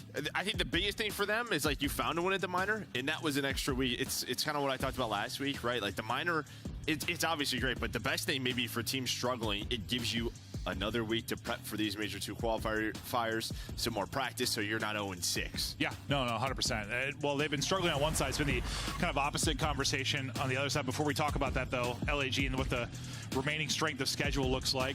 You have Cloud9 today, which is a tough matchup. Then you have a layup with Falcons, and then face a tough one. Then Optic. I don't know. I mean, right now with Optic's form, that's a winnable match. It just is, unless there's been some big improvements in the Optic camp. So maybe you could find a couple of dubs, but your only chance probably to get to like winners would be finish out like 3-1. Yeah, you would have to probably win this. Yeah, so that's what I was about to say. You probably have to win this. This is a massive. Yeah, it's a massive. If they want to go 3-4, then maybe a tiebreaker. And that's just the assumption that I don't view the phases of winnable match really.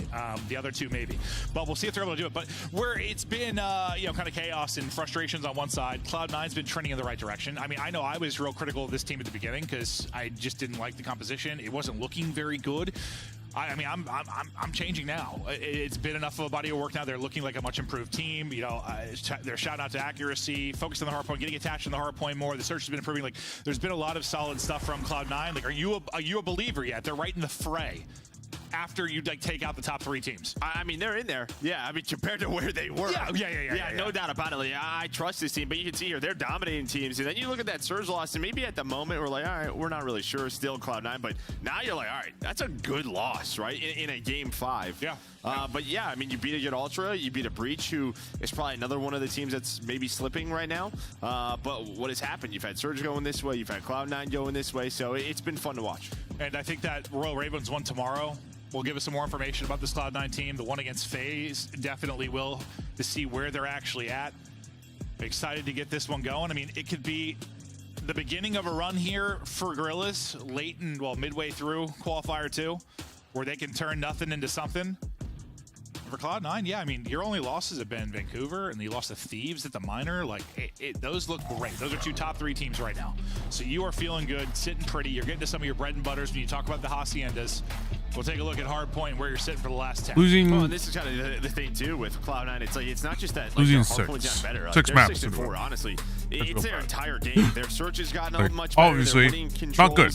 Not good at all. So it's yeah, real it's bad. Bad. It's like they've whatever changes they made in between a major one and now, they are improved tenfold. Yeah, and like we don't really get to hear the coaches' interactions with teams or how much work they put in or exactly what that is, but I think we always thought like accuracy being a coach, he just seemed like that just made sense. So good to hear the guys shout him out, and good to see what seemed to be some fantastic improvements for this Cloud9 team. And this is one where you thought Cloud9 had the ability to dominate. We'll see if they're going to be able to do that here. Yeah, I mean, just looking at sort of the map vetoes, you're like 2 Haciendas for this Cloud9 team. Like maybe they're 2 best maps when you talk about those game modes. So very comfortable map here. But LAG, you've been scrimming. You're going off of scrim data. What has been going well? And while Priest had a great start here at 3-0. Again, for the LAG side, it's just a question of, was this past week a better week of practice? How much have we improved with this lineup?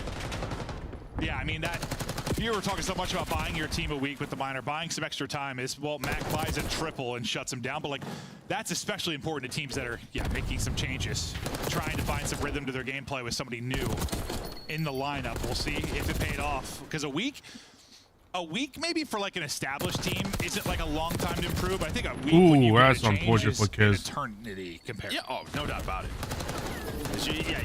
Your What practice the is a fuck? lot more focused.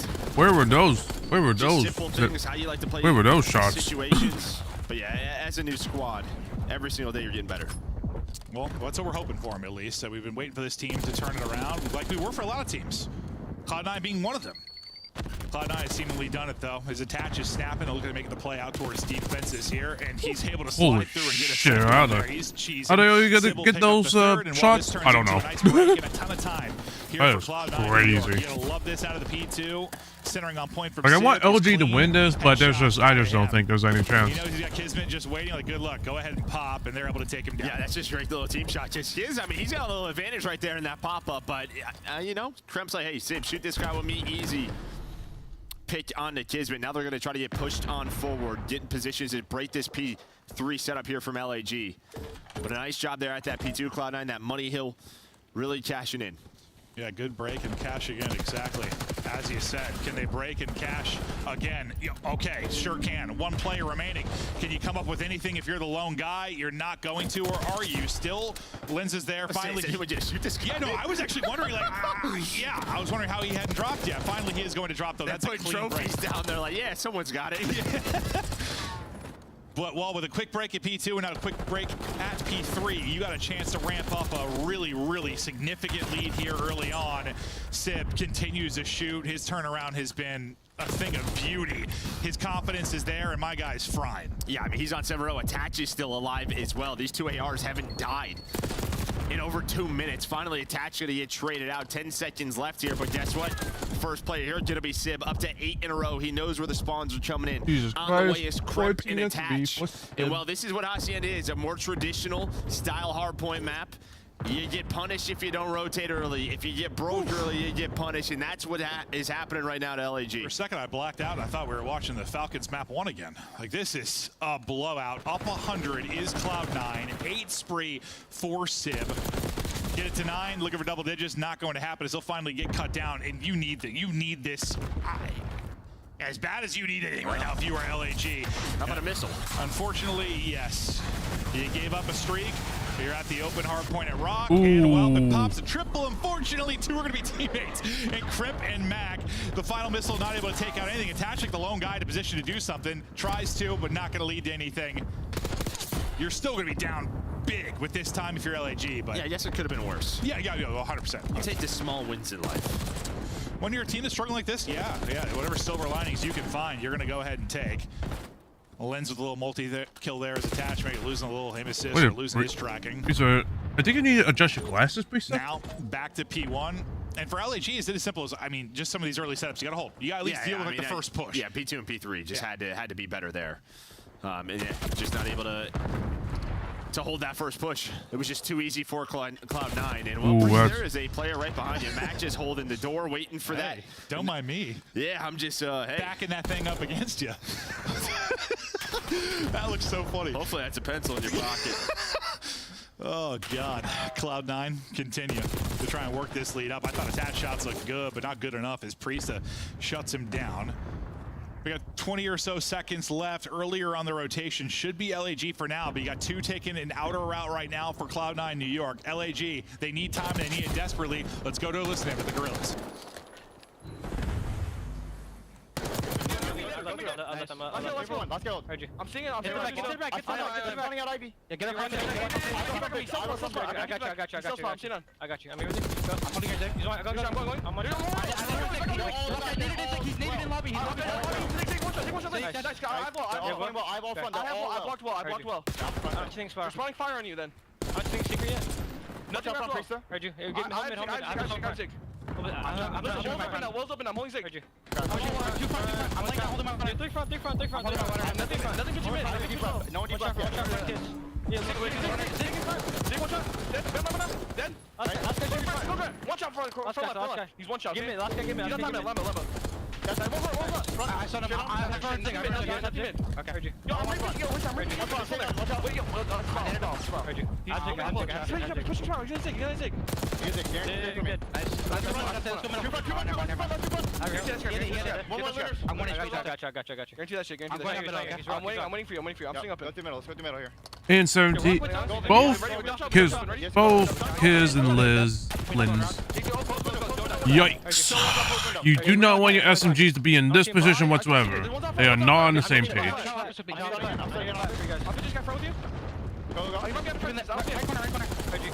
don't see him stone. He's been one shot off. Ivy really. I'm looking over you. Ivy. Nice. I'm missing one. I'm on top of it. I'm in. Ivy, one shot. Ivy, that's nice. I'm going cat. I'll kill him back. Oh, one shot. I'm Ivy shot. Lay down.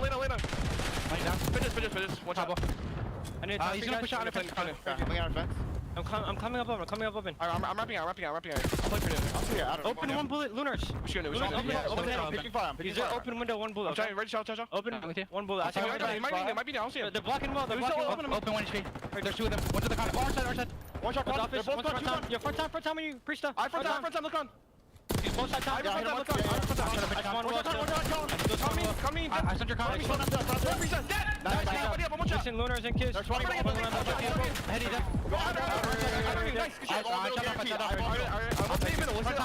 Two front time. I'm front push. I'm sitting in the corner. Well, that's the first time in a while I screwed up on my producer set and called for the wrong team in a listen in, Joe, but I'm glad that it was Cloud9 because that was fantastic.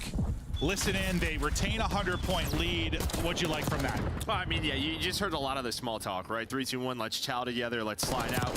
Hey, you know, last player's inside a 10, they're going to be spawning here. Just the small talk from Cloud9 on point, the gameplay on point, everybody's taking turns going on streaks. Max going off now, he's on 4 in a row. Yeah, just get absolutely shit on hard. A bomb. Yeah, this team on Hacienda is very good. Look at Lins. It's like similar in a way, I think, to 11 and 22. That's not what you want from your. Who was just a significant for Vancouver in the firepower department. Like Sib has just gone from. Well, he was not playing well this year. It was the audio. It was the audio from that. And you can see the impact it can make. Yes, the other players stepping it up. But I think he's making it easier for everybody on the map when he's shooting like he is. Well, that's just it. I mean, you just never know. Again, new titles every year. How quickly they're going to learn it, how quickly they're going to get comfortable with it. And yeah, I would say Sib he's back in his zone. Seeming that way. 28 and 13. What a spectacular map out of him. Just 13 to close it, but we'll see how much LAG can fight. I mean, early in the year, it felt like they had a lot of fight. They'd bring some crazy comebacks in the hard point, but sometimes they just come short. Yeah, they'd be down 100, try to bring it back, but just run out of juice at the tail end of it. Let's see if they've got enough here to pull off something truly spectacular, or is it one break from New York that'll close it out? They'll get right into it. 10 points needed. They might get the tick here. I think they do. Yeah, it's just at 249. It's pretty close, yeah. I think it'll be 249. But now they have to rotate. I mean, they were thinking maybe the same thing. But this has been the problem. Honestly, like, it's a 110-point game, but they may be losing like 110-0 on P2 throughout this map. Now you have Shrieks coming inbound from Tremp. He's got like another 3 missile. Shrieks out of Side, not Cloud9. Everybody inside of Garage, outside of Lynn's. But behind that, you buy space. Cloud9 still taking their time. Well, I think it is now. Let's group up for one big break. We get a break, the game's over. And they're doing it right now. Attach able to get 2. That'll be 3 dead. One more player to deal with. Not going to get there in time. And that'll be the closeout in the hard point from the opening moments. They were dominant. They went up 100 with the quickness. And I think this is what we want to see. You know, when you're playing a team that you should be significantly better in, come in and dominate it, and man, did they do that. No, exactly. Yeah, just right from the start. I thought Sid was going to finish with singular deaths, honestly. The stat line he was putting up through most of that. Finally, LEG came alive. But yeah, when we look at the graph, I mean, just look at the P2s. I mean, it is just going to be so one-sided when you talk about what Cloud9 was able to do with the early breakdown on the first one, another good hold on the second one, and they just didn't allow LEG any avenue back into the game. No, they really didn't. I mean, I guess you could say, from what? After, like, the P3, or after, like, the first set of rotations, you kind of play them even, but that doesn't matter where you're down 100, unfortunately. So, yeah, you picked it up a bit if you were LEG. But just too late. And I feel like that was a conversation for them so much in Hardpoint early in the year. The other problem is, too, you gave up so many streaks. You had so many. Finally, when you start to fight back, even if they weren't the most effective Hellstorms, they just disrupt the setup. 100%. Some time, cause a little bit more chaos, and that's all Cloud9 needed. But it really was just the beginning of this game. I mean, their 100-point advantage comes from a P2 break into a P3 break, both instantaneous on the first push. And Sib goes streaking up the, like a 9 streak, I think, before he drops, able to earn a cruise and kill 2 of his teammates, but still. And this this is when he backed that thing up. Instantly drops to Mac, but Sib is, yeah, when he is shooting well, I mean, it's like him, Dashy. It's like a handful of guys that just their POV looks a little bit different. Shoot a little bit straighter. A lot of headshots. It's like they just kill faster, bro. They do. Honestly, they do. But yeah, you start to see, like, LG's starting to put up a bit of a fight, but again, just that 100-point lead never really goes away. They take their time to break this last P2. You just can't go in a hole like that. And I don't know what you need to change if you're LG. It's tough because, like, you have the setup. It's just twice you get broken. It's hard to, like, break it down more than that. You just can't. You at least have to hold a push or two, make it a little bit scrappy. But you just got kicked out of the point. They took your property, and it's now their home. Oh yeah, so you got 0 on the first 2. That's the first 2 P2s. You got 0 points. Yeah, and that you're not going to win Hacienda, are you? No. You're going to need something to go on the P2. So definitely some stuff to critique and review for the LEG sides. We'll try to improve that going forward. But we stay on Hacienda, a solid one for Cloud9 New York, as they'll look to further this lead up to 2-0 if they're able to. But I mean, I asked you what you were thinking about both these series today. You said 3-0 for both is what you felt. So that's what I was feeling. You're right about the first of our series. So far, so good with this one. As we look forward to Search and Destroy, I don't know, any other big takeaways in a positive department from that hard point, though? For Cloud9? For Cloud9? Yeah. I mean, you just saw the teamwork. I think that really showed out. And when you the listing was good. When you can get early breaks like that quickly on Hacienda, I think you had 2 things. Like LAG maybe just not layering the map, or their setup's not as good as it can be. But I mean, when you did a clean 3 to 4 dead, like that is just. That's money. No, and like the listen, it was so, like you said, there was a lot of small talk. But I always like when teammates are gassing each other. When things are going so well, you're like, I love it. The teammate gas is one of my favorite things during those. But Cloud9, feeling good. Sib has got to be the most locked player on the planet. Like, I don't know if he blanks ever when we've got him on camera. But we'll talk about the duo of Crimp and Attach and what they've been able to do in Search and Destroy in Sage 2. As they'll look to make an impact on Hacienda Map 2. Yeah, and that's what I was talking about, right? Like, as good as their hardpoint has been getting, it's really their Search and Destroy that has made them darn good. 6-2 throughout Stage 2. So, yeah, a massive improvement there. And, well, maybe led by the guys we don't talk about too often in Crep and Attach. Crep, I mean, we do when it comes to Search, though. It just feels like if there's someone that's making a crazy double or triple. That's a good point on Skyline, yeah. Like, he'll be the guy sometimes that you're absolutely highlighting because he'll be their kind of change of pace guy that'll hit you in the mouth. we'll keep an eye on his playmaking ability in this. And now you're up. If you're LAG, you've really tried to improve the search and destroy. You've made a couple changes to try and do that. It looked to be a bit improved when you first brought Priesta back in with Lunars in the squad. Another test here after a frustrating map 1. You try to brush it off and get the win here for Cloud9. Solid stretch over your last 4 when it comes to search and destroy. Yeah, I think, I mean, 2 of those are versus what? Minnesota Rocker, right? Who we know is a very good search and destroy team. So great look there. Boston as well. Yeah, ended up losing in the minor, the map 2. I think that's when they went like a bunch of vaults versus LA Thieves and maybe just trying to play some of their weaker maps, but didn't quite work out. See if it works out here on Hasi, but strong start for Cloud9. Our final match of day 1 on this weekend, but apparently might have an issue with one of the players' setup, so we're going to be getting them back in the game and hopefully loading back into this one quickly enough. Maybe a moment to breathe and talk about stuff for LAG, a moment to sit in your glory if you're Cloud9 with that dominant map 1 victory. But I wasn't sure, I wasn't sure if this AR duo and Attach and Sib was going to click. I really wasn't, just because Sib last year, even I don't know, I didn't know if he was going to be the guy that spawned in and rotated and sat the hard point, if he was going to be the guy that was going to just literally, I don't be scrapped, just chow every single fight and drop 50. I didn't know. Well, I think before, maybe last year with like Skies, who was he teamed up with? It was a lot of accuracy, and I think accuracy probably played around him. Yeah. Right? Just sort of, he allowed Pred and Sib to just turn into the superstars they are today. Yeah. And I think Attach is probably, I mean, you have Lamar also, the coaching staff, that helps, but Attach is probably in the same mindset, right? Like, I'll set you up. Like, what do you need me to do? He's at that point in his career. Oh, yeah. He just wants to get back to the podium.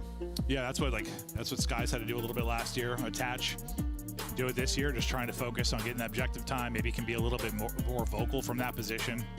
Let your superstar shine. But we've seen just a lot of that with successful teams over the years. Like, just set up your superstar.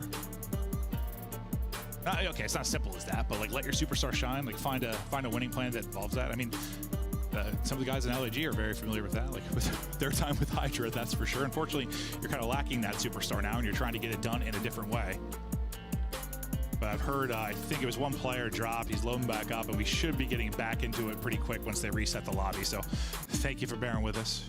Hope everyone's having a beautiful day wherever you live. Maybe the weather's starting to warm up a little bit. Spring's just around the corner. You know, maybe you bought a new puppy. Maybe. You're falling in love for the first time. Maybe you're got a new video game. Ate your favorite meal, which is probably like tacos or something. I just hope it's nice pizza Friday night. Some pizza. I just hope you're having a great day. You know, I'm here hanging out with Joe. We're having a blast and thinking about you at home. Just sitting there in your whatever you're wearing. I was going to say something real. All right, I'm just going to stop. Standings for Major 2. This is why your voice is getting more and more sultry. I'm starting to get a little sensual there. Yeah, I was like, I don't know where this is going to go. I know Crystal, our producer, was probably about to open the door and just give me the eyes when she knows I'm about to go off the rails. She's literally been in my ears. The first person who's been in my ears, like sometimes like, come on, or like, slow down, stop. I'm like, it makes me laugh every time. But Thieves sit at the top, or right behind him, Cloud9, and for LAG, yeah, you've been down there. I mean, you're really thankful that the Falcons exist. And this is just tough. Like, how do you catch up here, right? Because Miami was a top 4 team at Major 1. You know, they're trying to turn it back around. I guess Breach may be slipping. Carolina, they really, I mean, they're 2-2 now, but it feels like they really haven't slipped that much. This is why it's weird, because everything's kind of flipped in the middle of the pack. Like, most of the top stuff in a way has stayed the same. I know, like, FaZe is sitting in 6th, just from a general standpoint. But, like, yeah, Heretics, who was 3rd, is, like, falling off. Boston, who was, what, like, 5-2 or whatever in the Pro League. Like, they've fallen off. And then it's but like, they're still 2-2. And, like, but then, like, everybody else is elevating. Like, all those other teams are elevating. And it's just like, yeah, what do you... Everyone can't get better. It's just not... Well, okay, they can, but you can't from a standing standpoint. Like, everyone... The league does elevate over time, but, like... Yeah, it's just tough when... It's got to be hard when you're LAG and, like... You're trying so hard to get better, and even if you are improving, like the others around you are improving more. So it probably just doesn't even feel like you're getting better. It's like you're running into a wall. Well, yeah, I mean, again, that's just sort of the title change. You don't know what your roster is going to do. You don't know how players are going to be in a new title. That changes every single year. You're taking a gamble in a way. Then the first stage doesn't work out, so you make another change. Then maybe you make another change. And then if it takes too long, you're already out of champs. Like, right? Like, you have to be on point. Whenever you say stuff like this, I always think about it like from Ghost AW, bro. Oh, yeah. Like that's, I mean, for the most part, yeah, I hear you, and you're correct. There are enough changes where it's different. You're not sure, but like we've had some changes where it's like, holy God, what? Hey, that one put me here though. So. Yeah, hey, what's up, fist bump? What's up? Welcome, welcome. Arden Forrest sent Jack away. AW sent you to me. You know, everything happens for a reason. But we're back at it. Map 2 underway. Quick scan and repair. We're continuing action. Thanks again for your patience with your puppies and pizza. Sib, looking to keep the shooting straight. We're going to count. Man, that's a good read. Game. So far, it's 0. Well, he's got 2 kills though, so he's got more. Oh my God! I think he blinked right at the tail end of that. He did. 1 blink, 3 kills. Dude, he is dialed. He's just thinking about that dot. Where's the dot going? Yeah, no. What am I pre-aiming? Yeah. No, he is. Well, it worked out. We'll see it again. He's just jumping out of the window. Like he's just literally like, free kill. Stun hits, dead. Who's gonna chow next? See you later. No, he's dead. 1 blink. It's impressive stuff there, I Sib. Incredible map 1 hardpoint right into the map 2. I just went to stand back in my spot like we were coming on camera for some reason. I have no idea, Joe. I gotta lock it in. I'm like, why am I way over there? I don't know. The long breaks, they get us unlocked. Yeah, no, I'm rarely locked at this point. I'm 40. We'll see if he can come up with the first blood though now. Kismet ready to bark, tucked in the corner, but the action not coming to him yet. Mac a little tagged up. Back to full HP though. As the offense for LAG looks to get a foot forward. Kismet hoping maybe he can catch someone, looking for his timing to get forward. Had an opportunity, or a glimmer of one, not able to do it. 50 seconds remaining on the clock, and Linz has got eyes. That should be one. There's the first blood. It is a slow and methodical approach from LAG, and it turns into a first blood. Yeah, I mean, you know, maybe, Sib's just going to be playing with confidence, but you just have Hulz control. You have nobody to help you out there if you are Sib, so he ends up getting caught, bombed down. Yeah, that might be a heat check type. Yeah. Hey guys, I got Hulz. I'm just going to take all the fights. Here comes Attach, though, and Attach, he's snapping.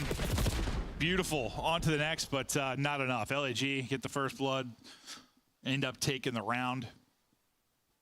But yeah, methodical approach up halls, and see the final one from Lunars one more time, but just making sure Attach doesn't have an opportunity to do this. Well, granted, he comes out and looks left for some reason. Maybe that turns into a crazy play for Attach.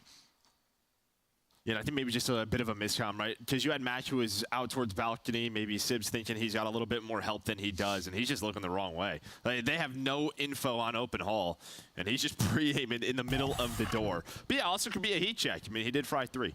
Yeah, I don't know if it's just like Kiz's pressure on the Mac on one side, like he's thinking that's where it's going. I don't know. He's worried about the wrap through, like Mac's telling him there's a weird timing. I'm not sure. But it did look kind of awkward, like from our POV, right? Sib, I thought, had his revenge.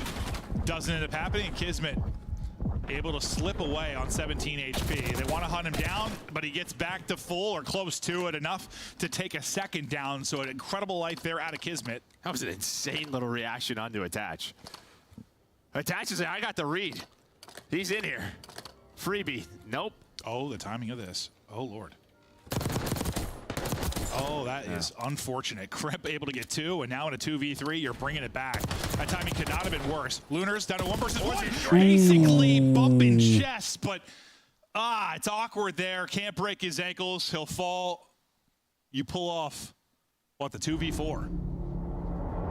If you are Cloud9, and that's just, I don't know if one person just has to turn and check for that, or that's just unreadable to the point the timing's like perfect. Yeah, maybe one of those rounds when, I mean, what, one player was split from you, maybe just trying to do a little bit too much. You can kind of give up the bombs, play a retake with your numbers, not have to move, maybe just control office, but it just take feels, the risk. It just feels like 2 people shouldn't get shot in the back in a 4v2.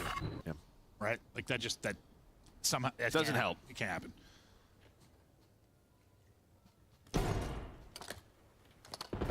Cloud9.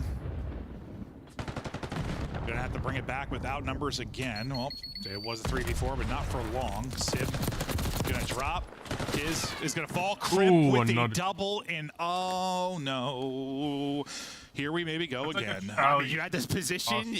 I imagine his teammate got a bullet into it, but Priesta left it in 1 versus 2, and Kremp is the difference maker. Just guns Lins. Sheesh. But yeah, you started off well. If you were LAG, you had the read. They were sliding out and challenging, and it's just like, all right, well, sometimes you just miss.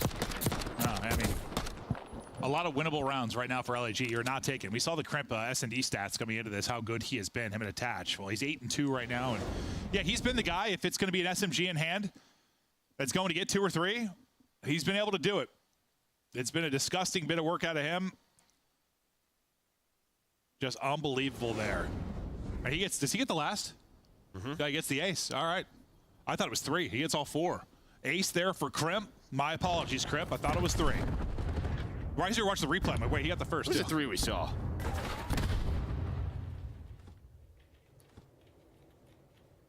Everybody kind of backing up as a unit right now for LAG.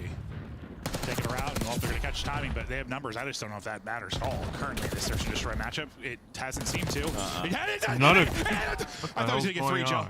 Well, yeah, I mean, mantling balconies and getting caught is one easy way to die. We've seen it very often in this title. It is the one part of the movement where you really slow down, and that 4 versus 2 is thrown away again. I'm going to throw up. I'm going to throw up. I'm going to throw up. Yeah. I think what we try to do for LAG is give up the first blood. Let's just intentionally go on a 3v hole this one. 3v4. Let's just go down a man. Let's go down a man. Let's try and flip the script, Joe. It might work. Might as well try it. Dude, this is tough. Oh my god. Look at that. Why? Why? Yeah, why? For the chat, at least Lunars is there. And then again, why? That one too. Well, you gave him two pieces. But Kremp, you gave Kremp a 2-piece, and you give Mac a 2-piece. Like what the hell? What the hell's LAG doing? Unbelievable from him. And it's like I don't want to take away from Kremp's plays, but this is also elite. Ah, God, I hate it. I hate it. What is happening? Like, are we getting trolled? It just keeps getting worse, doesn't it? It's just getting worse. It is. What's worse than vomiting? Like, they're going to give me diarrhea, Joe.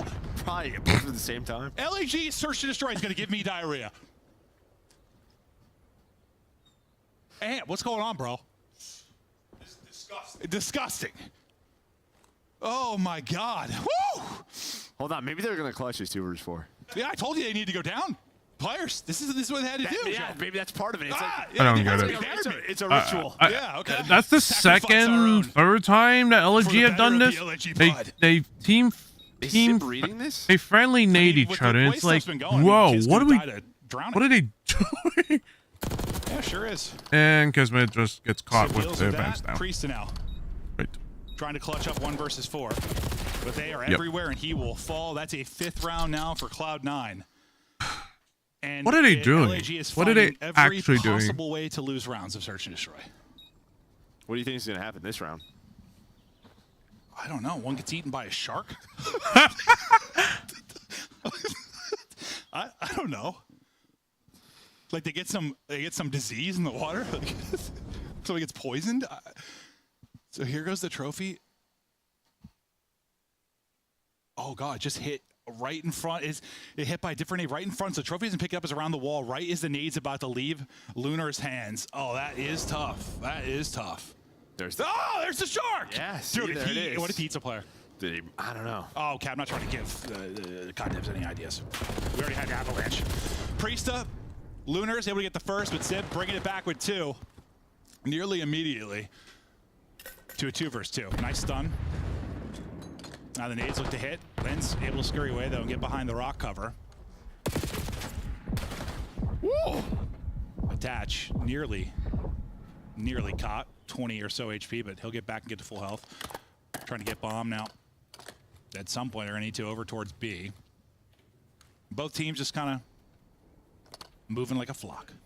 I was gonna say he didn't get chased at all. Well, I guess we're just not trying to throw around. So if they're out of sight, we're not chasing. We're gonna play safe with our teammates. They probably know bombs down, so they're just chilling. Oh, AV. This one they cannot choke. See what they can do here. Hopefully. Under 30 now to go. Why? Lynch just spotting for bomb. Got eyes on Sib. Knows what direction it's coming from. Nice damage in from Sib. Able to get bomb back as well. And they're thinking, let's quickly cut this. I like this. No hesitation. They get caught though. Yep. Kismet sees it. That's all right. Nobody drops, at least in the plant. The plant's going to get through in time to get away, I think. Oh, God. Nice little wall bang there from Kiz, but not going to actually turn into the kill. So 2 versus 2. Post-plant. We're teaching down 5-1. Respect. Hey, TQD, how you doing? Welcome. Attached to now clutch up. Surely not a 1v2, right? Whoa! Come on, play it together! He's thinking reposition. It's planted for him. It's planted for Boutside, so he can play this, but Linz has the read. Yay! Finally. Oh, shit. But LAG. Okay. Against all odds. Oh, my God. What an absolute. Round win. And the shark. Holy shit. Impressive stuff. That is insane. It's a weird round. Finally. Well, they stopped like getting so active on their defenses when they had numbers. Like, it's kind of what I always say. It's like, you let them play it. You know, it's not the worst case. In a couple of these rounds where they've had numbers, they could just control an area of the map, play retakes on Hacienda, very common. Instead, they've gotten caught with timies. Yeah. Maybe easier to work a retake with. Oh, tries it. Just gets a tag or two in at least. But yeah, I mean, better to retake with 4 than retake with less than 4. They're gonna have to rip off 5 straight. It seems improbable given the luck and some of the plays that have happened over the course of this search and destroy, but who the hell knows? It's Call of Duty.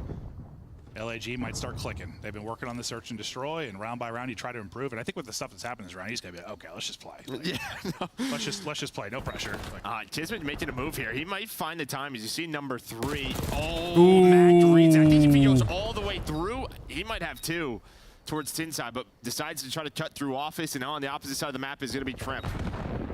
Ooh, one's not gonna beat this. He's been Oh a yeah. two-piece machine, dialing up another.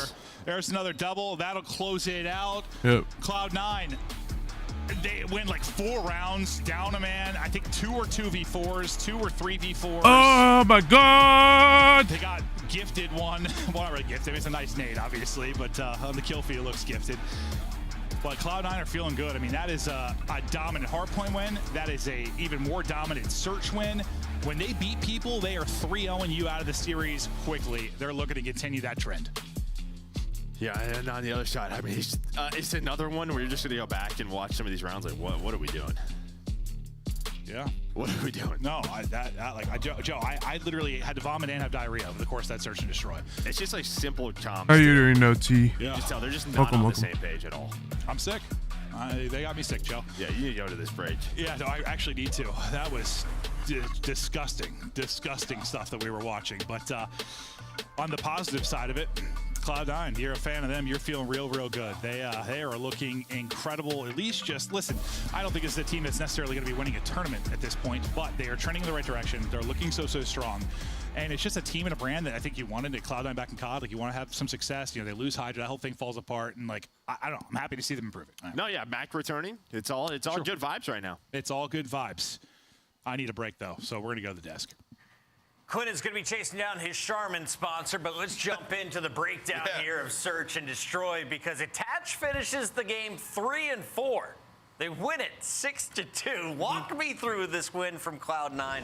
How'd they take Search? Yeah, I mean, it's just going to be one of those things where when they go back to watch VOD after this, you're like, okay, so LAG were absolutely trolling. I mean, there's so many rounds where it's like, this round, if you're LAG, just doing too much. Like, Kremp gets up through into top rugs, sees 2 people rapping. Like, what information did LAG get to think that they're both going to be over there trying to get the bomb down? Like, at times, you could slow down and take your time and let the information come to you. Kind of how we saw Falcons, what they did in the last series, right? On that red card. And I think for LAG, they've just been losing so many search and destroys. These concepts, like, they're that's good, T. That's good. Frantic in the middle of these rounds. But yeah, on the side of Cloud9, just awesome plays. You know, you saw Probably another 3-0 from Mac. It was Kremp and Mac 2v4. Kremp gets up behind them. Well, I mean, last match wasn't 3-0. It was 3-1, but this might be another 3-0. Very unfortunate side of LAG, but New York capitalizing. You can't swim against New York. Sib shutting it down. Cramp drops another double-digit search and destroy game. And like in this round right here, right? Like you got bombed down. Yep. You got Kismet making a play. Once he gets to the stairs, maybe you wait again for a second till more information comes in and then make a play. They have to defuse. And then you see everybody else is just running, like you're getting caught moving. They got to slow down. I mean, Gentlemate's just freaking out. And before we get to the next highlights, Joe mentioned something that I thought was really cool. He said, Kismet, still trying, still teaching. He was doing some wall bangs that we haven't really seen on the broadcast. Do you think at this point everyone else in scrims is running that, or is Kismet really just putting it all out there? I think Kismet has always been one of the guys to teach us new things. Think back to that New York Subliners roster, right? They always had cool tech that they were bringing out, and that's what made them one of the best search and destroy teams in the world. Just not the case this year. Clearly, he's looking frustrated in game as well. Scuff, play the game. Let's call it early. Sib, map 1. I mean, showcasing the slaying ability. This is why you signed him. Yeah, absolutely. I mean, this guy was 29-15 right on this map. They got off to a really hot start. They had the first P2 hold where they're up about 50 points. You saw LAG rotate all the way over towards fences. They get in a good spot, immediately broken, right? So then Cloud9 just go up about 100 points, and you're just playing catch up the rest of the map there. Sib allowed to feast. This C9 team, man, they look good everywhere. All game modes right now, they're improving. Sib Fryan earns our Scuff play of the game, and he's not even done in this match. We're going into another respawn control. Yeah. He could lock down the map. We'll see what he's able to do. But first, we got to talk about the first hard point because, again, Cloud9 comes out rolling, Ant. Yeah, I mean, I think, you know, for hardpoint for Cloud9, it's been just massive improvement since they switched up their play style and the way Attach plays. For them, though, the control, like we're seeing now in these finals, control has been the difference maker in all of our finals so far. That's the game mode that they really need massive improvement on. And Protocol is one that they would love to add to their map pool, and that's the map that we have coming up next. So for C9, a litmus test of where they're at. Who's good at Protocol control? I mean, there's a couple teams. Early on, we saw how good Toronto was on it. Right. Away from them a little bit. Lately, Surge have been incredible on that map. Like, that's one that they love to go to. If you have that map in your bag, though, it helps you out a lot. A lot of teams like to play Vault. You can just be, I ain't playing that. If you got some strong ARs and a star SMG, this could be the ideal map. Do Gorilla's mates have enough in the tank to earn 10 points? After 15 series, they only have 3 That's wins. A new graphic. I love That's it. Sweet. I like that. We go We're going to see a lot of zeros on the side of it. To the shark lover himself. Maven, take it away. I'll be honest, sharks actually, I don't know if it's sharks or like open water terrifies me. Yeah. Like, all right, so I went to Hawaii. It was like a church retreat when I was a kid. I was like 13 years old. I went to Hawaii. We were driving around an island, and we were looking out, because you can go around the whole island in a couple hours. Right. We were like looking out towards the water, and I literally saw like a guy out swimming, and you could see a shark. Like the water's like, I could see a shark out there swimming near him. And ever since, I've been like, no. Yeah, I'm good. If you get in the ocean willingly, like, no. We have pools. Yeah, we have pools. Yeah. There's not a shark in my pool. No. Yeah. No, I can't do it with sharks, bro. I can't do it. Dolphins? No, dolphins are cool, but dolphins are horny. Yeah, they're dangerous. They have like a different mate every day or something. There's some crazy dolphins down there. I know. There's like some wild stories about those. No, dolphins are twisted. I mean, some dolphins are okay. crazy. Have a brief National Geographic episode. What are we talking about? I didn't even bring this up. That's Chris's throw. Chris's throw about sharks, bro. That was his fault. That was all Chris getting this unlocked. Protocol control this season, 3-2 for Cloud9 New York, 0-2 for LAG. Their series more than likely ending here if we have anything to go off just based on the stats for this map and how the first 2 have gone. Well, I think the problem really is just like, man, how do you bounce back from these mental lapses time and time again? It just feels like it has to beat you up. Well, it's interesting too, because I think like when we were talking about their search a week or 2 ago, it was like they seemed to really be playing like slow to not make mistakes, like not overchow, like not like they were really trying not to mess up. Now it seems like it was almost like a let's just play loose, let's just go. Well, I think this is just sort of again just the roster changes and all that. You're not wrong at all. They just don't have an identity at all, like for anything other than losing right now. That's just what it is. Losing. We'll see. I mean, that's true. I mean, LG are just absolutely. They don't have anything. Like all they have is just. Look like it, but here we go. Control, where Cloud9 can shut it down and get like a 4th 3-0 over the course of their stretch. Kismet, he'll be looking for an opening though, and we'll see if he can take a couple down with him. Yeah, nice little start there from LAG. Luna's able to find 3. Allows Kismet to get pushed on up, but time off the clock. Now, how does Cloud9 want to deal with this? You have Attach going all the way out towards Helipad. Trying to maybe find an angle on anyone over towards Sidewalk. That's going to be Lunars, who still is yet to die. But picking up all the pieces is LAG early in this round. Yeah, so far, so good. Lunars yet to drop. Nice shots there as well. Gets out to 5-0.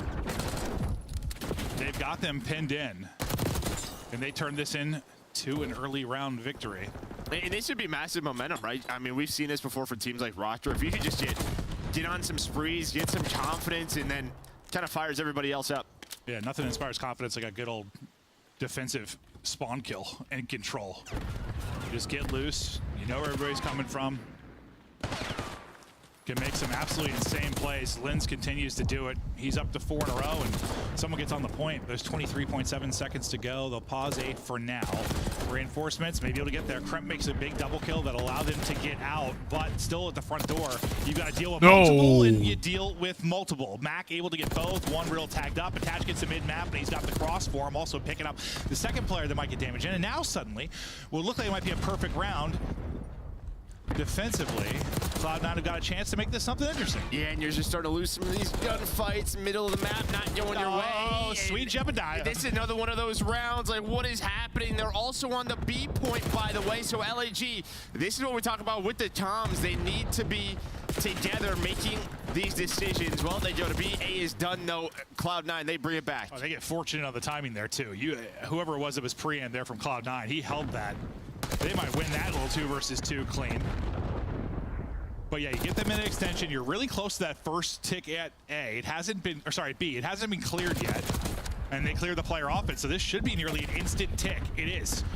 You're hopping onto it, able to get it. You have a little bit of a help and reinforcement here. And yeah, that second tick now done. You've got to go if you're LAG. They've got mid-map control, but they got to go. They got to go. Oh my God, I thought they were going to finish it. I thought it was actually going to finish it. Yeah, they were close. That was so close, bro. I was like, I know they're trying to take their time in a way, but like there's a line. Well, they couldn't cross top middle with Attach in this position. That was kind of the problem. They could not cross. And then you still have players on the point. So yeah, you were just waiting. You were waiting, but they're still not out of dodge quite yet. Sim Attach find 3, all 4 around. You cannot lose with the start that you had in LAG. Yikes! Another one away. Yeah, I was thinking, I mean, eventually you just had to throw bodies out. Like, you had, like, I know you have a dash like putting shots in, but yeah, I thought they were just going to cap it there with all 4 alive, and that was going to look insane. They get a break in, but then you bust right back through if you're Cloud9, and Cloud9. Dude, I don't know. That was just an LAG round. Well, and I think this has been like the biggest. You know, when you watch some of these teams like Falcons, LAG, like they'll play these 1.5 rounds out. They'll look great for a minute, and then as soon as they lose map control, it's just like that's been the difference maker. No, just coming off a spawn and sort of almost just like retaking a point. I feel like we talked about it a lot in like a sport like basketball. Like a team you get for like 3 quarters, and then 4th they just fall apart. Like, yeah, it's how it feels. It does. It does. And then sometimes they're just not good for a single quarter, and you get blown out. But okay. It's a great win from Cloud9. They take that momentum and turn it into a round win. Now see what they can do on defense. Kismet and company looking to get right onto this B point early on. Streak for Sib, though. Maybe a chance to earn a streak. We'll see if he's able to do that. But how much progress can you get here if you're LAG? First tick is done. Sib's streak also done. So a good little stretch here from Gorillas. They did a 3-stack this. They've only kept 1 on it. Maybe just no trophy. They don't want to get naded. Lunars is going to die, so that means pressure from top middle. I feel like a second tick should be done here from the LAG side. But again, they play safe around it. Brace those still up, but I think you kind of, at least you have the life advantage. You're now on towards A. But it felt like there was a couple of chances for them to work that more. Maybe, yeah, they just expect Cloud9 to play it one way. They expect faster pressure. They expect faster nades, and it just doesn't happen. And they just never end up stacking. Because, yeah, I mean, hindsight, you know, it's like, yes, you could have stacked that and easily got 2 ticks, but they were obviously worried about something. That doesn't end up happening, and now, oh, you may be in a little bit of trouble. Yeah, this is the problem. Like, I feel like you have to take advantage of your opportunities over towards B. Like, the A point is definitely when you keep 1 on it, right? You get pushed up. We've seen that all the time. But B, you got 3 players in the area. Why not? I think more so than like hardpoint. Like you just have to take advantage of certain scenarios and control. You have got to. One moment can just decide around. Yeah, because now you're smoked. Or else, like I feel like you screw up at one hardpoint, you got a chance to really turn things around. It's not necessarily the case when it comes to control. And you are now getting absolutely torched. Attach. He is king of the castle. Standing up top mid. He's 16-6, 14-8 out of Civ. The ARs who struggle mightily early on, now a force to be reckoned with. And they've got LAG now. I literally have nothing to say. That doesn't sound It's just at all. it's just Wow. it's just a blowout. Yeah, sometimes Like what is LG doing? I don't know. They should have 3-stacked I'm gonna B. guess they're just afraid of nades without trophies. But it's just like the players were in the area. Like I just don't on get the staircase. Again, I think like they were obviously worried about LG top are mid. confusing it anyways, but it's like, oh, there have been many chances where they could have gone B so easily, but they just they're scared of something. They're scared they're scared of something that's causing them to be like, you know, no, 2 on point. I stay. I go. I watch outside. Pushed up in a circle. And like. If I want every advantage, then I would have all 3 people around the area in points so that I can at least catch something. I am definitely At least capture something. People agree or call me an idiot. That's been my career. But Cloud9, one more round, and they close this out with a dominant 3-0. They've been 3-0 lords recently, and looking to attack another one on here. Attach doesn't get the vision at first. Now he's able to do it as he pops out through the front door. And now, you know, I often see, I feel like the AR, you know, kind of pushed up playing for spawn kills, but Attach trying to do just that. He pulls the pistol out and he's able to get one. And this is exactly what we want. His position, able to spawn them out B side. There are all the options. Take a long wrap back, push through. I mean, just to get to A. It's my so difficult. God. That's why this is going to be a very, very easy capture at A. Very different than what we saw in the round 1, which is like sort of like a... Yeah, I mean, that's kind of like the default. Yeah, I feel like from our protocol teams, you know, FaZe is the one who really set that up, I feel like, early on. We always see it from them. Surge is another one, but yeah, get done with A. You have, it was a 6 life advantage. LG bring it back a little bit. So now you have to work this B point. Well, Civ gets shot by just about everybody, and a big little sweep there from LAG. That allows them to get forward again. I think it was Crimp that was able to bail them out last time around with a double. Okay, well, sometimes, dude, I swear I speak things into happening. Crimp bails him out with a double again. But those are big kills that get you out of a potential spawn trap. Priest is still lurking, and he gets found out. The lurk is down. The first tick is down. 2 more to go, and this series is done. Crimp not having the craziest game statistically, but he's had some really big multi-kills. Oh, everybody gonna drop around him, so now he's just like, what can I do from this position? Can I get out? Can I buy some time for my teammates?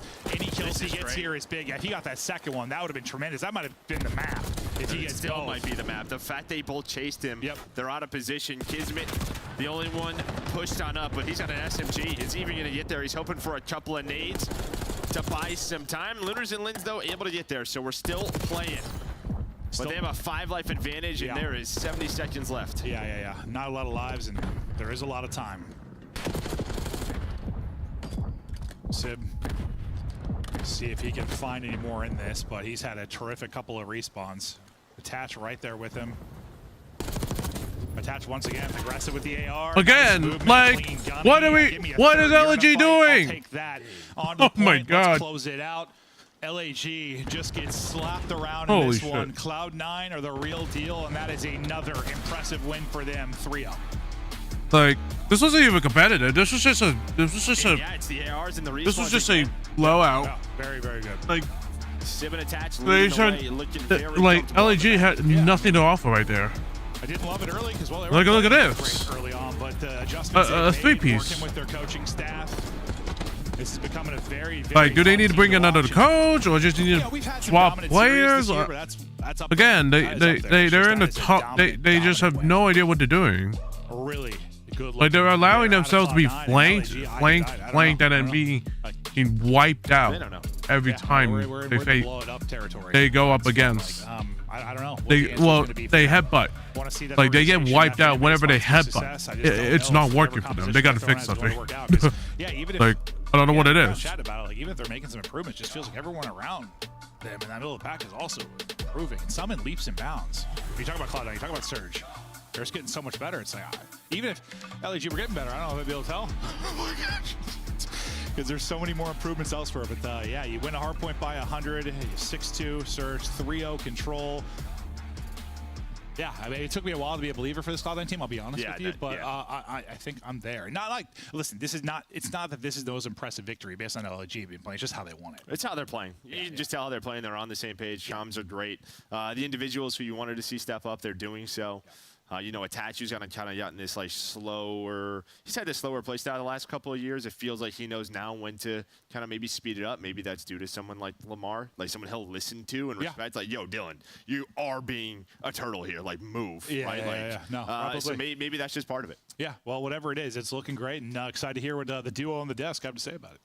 Well, the sun's still up. I wasn't really expecting that one. A 3-hour show today as all of our favorites take care of business. The Falcons, the only team to really cause problems. But let's talk about this one because LAG just had a bigger flop than we saw from LeBron last night. So what can we see from this squad moving forward? Because I feel like Kismet's given it his all.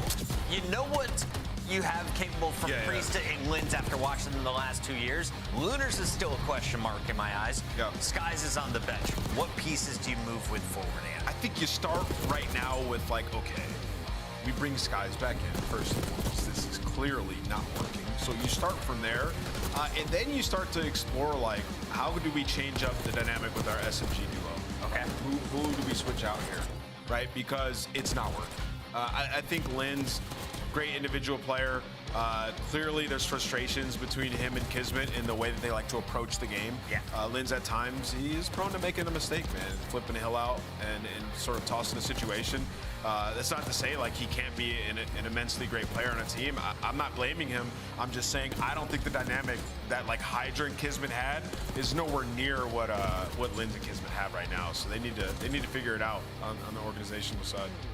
Bulldog said he likes to make his partner look good. LAG has done none of that this year. They are sitting at 20 points after 15 matches. On the other side, Cloud9 is definitely the real deal. Back where we thought they were at the end of Minor number 1, or Minor 2, I should say. Let's bring back in Sib. Sib, monstrous night in the respawns. You guys bullied LAG. What's different than 5 weeks ago? I think we're just trusting each other and having a good system. I think all the good hardpoint teams, we've been trying to play efficiently just like them. I think we have like a benchmark of how many points you get on per kill, and we're like at the bottom of the league. So we're just working on fixing that.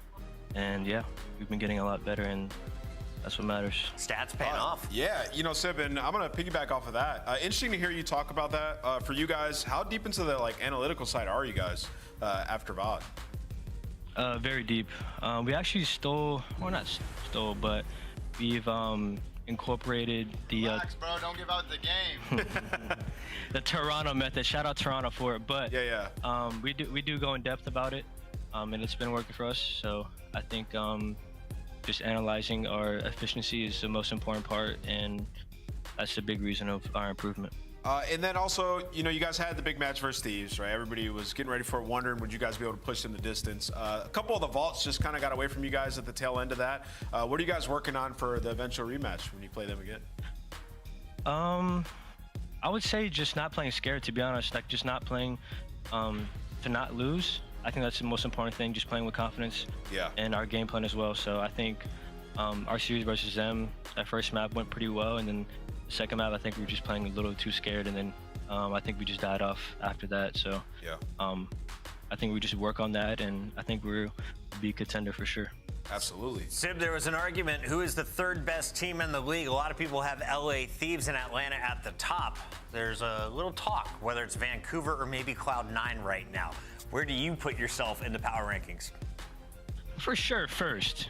Always first, even if I'm last, for sure first. But I respect that. I think, I always got to think of first. You know, even when I was dropping a .7, I still think I'm the best. But Yeah, I mean, hopefully we're gonna win something for sure. I'm gonna get a piece of the pie for sure. Yo, I want to meet your parents. That confidence is next level. That is fantastic upbringing. Sib, congratulations on the win tonight. We'll see you in your next match. I appreciate it. You guys have a good one. Cloud9, 3-0. Done. LAG, blow it up before we see you again, or bring it to Major 2 with this roster? Yeah, I'd blow it up again. Okay. Like, for sure. I say that. Also, I believe Sib when he says he's confident like that, because he was dropping .7s, and now he's just all of a sudden him.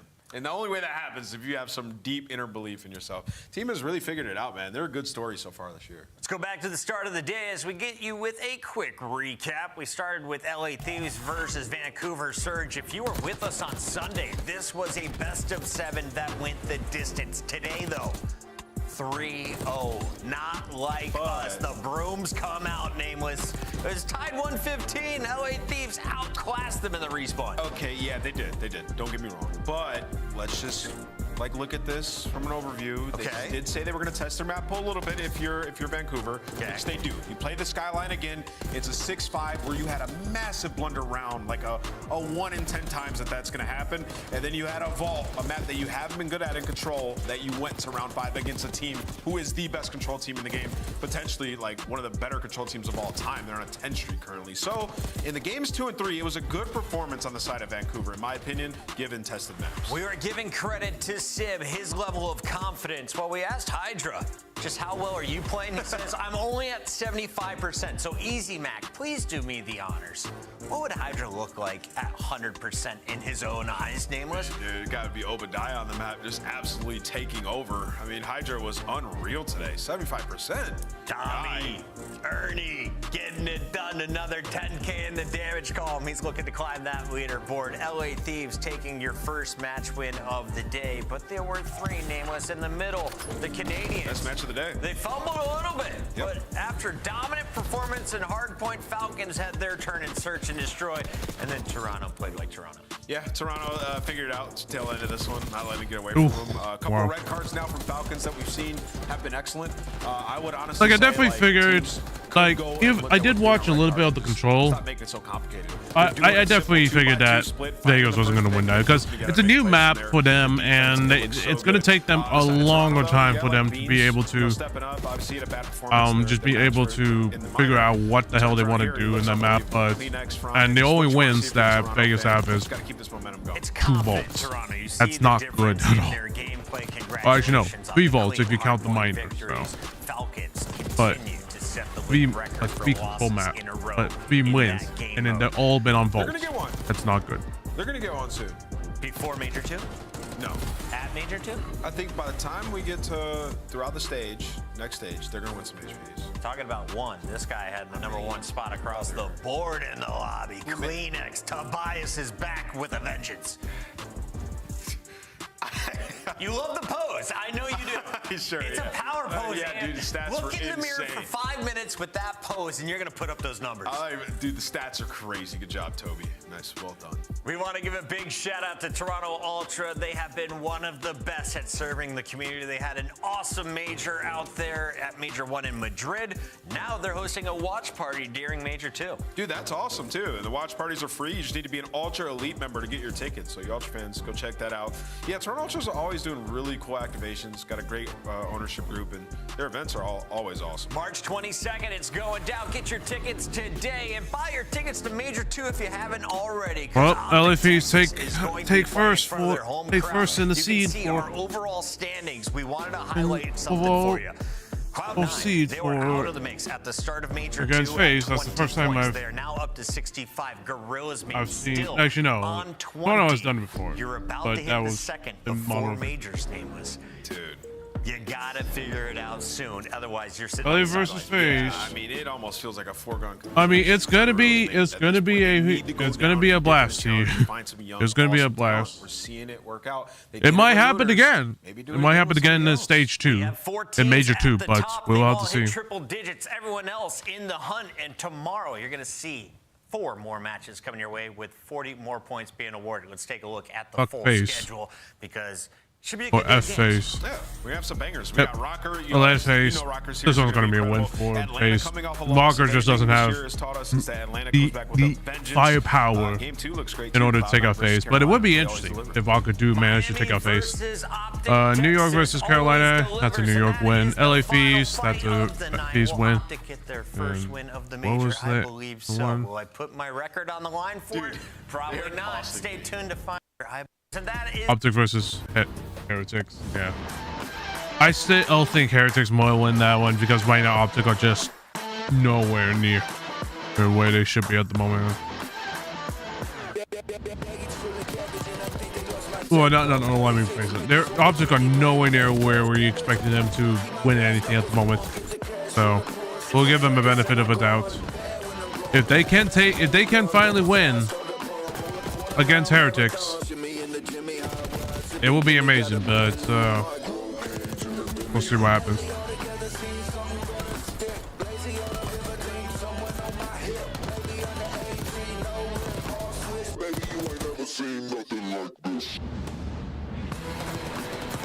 Optic Heretic. For sure, team. Imagine surprise appearance of Nate and Optic. LMAO. I mean, Nate has been playing Marvel Rivals lately, so it'd be hard, but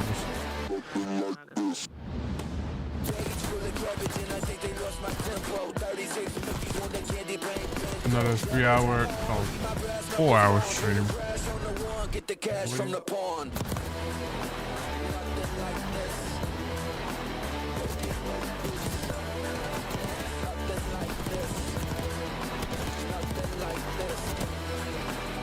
Yeah, about a 4-hour stream. Nothing like this. Yo, welcome to the league. You're dog. It is this shit, man. Took up with me in space. Nothing left. I have double doors. What do you mean by that, team? Good job.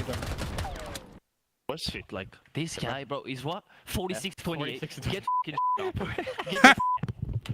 Wah, wah, wah.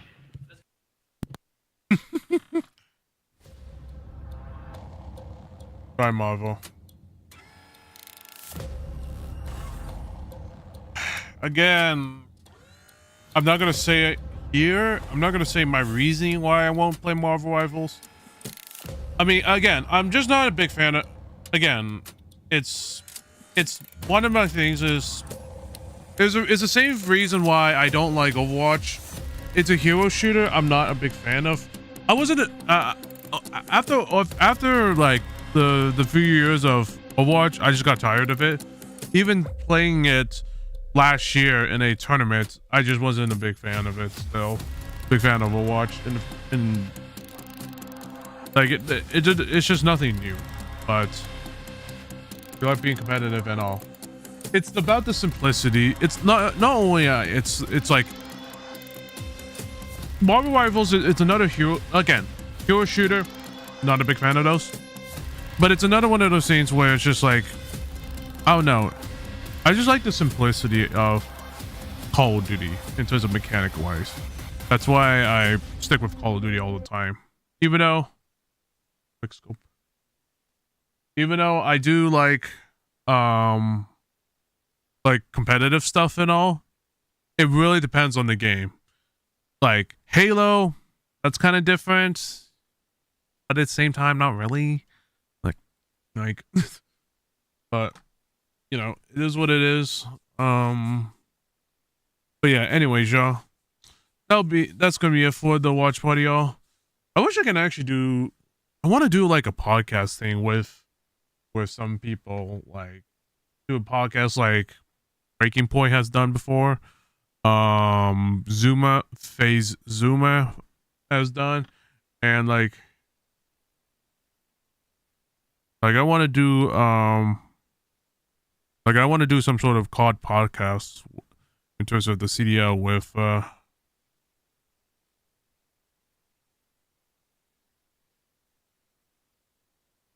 but that's gonna take a little bit since like there's not a lot of YouTubers that watch CDL like me.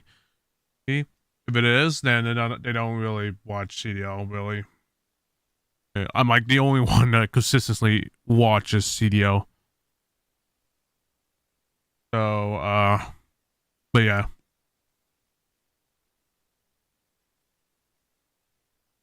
But yeah, that'll be it for today, everyone. I will be streaming tomorrow. Actually, no. I'll be streaming again tonight.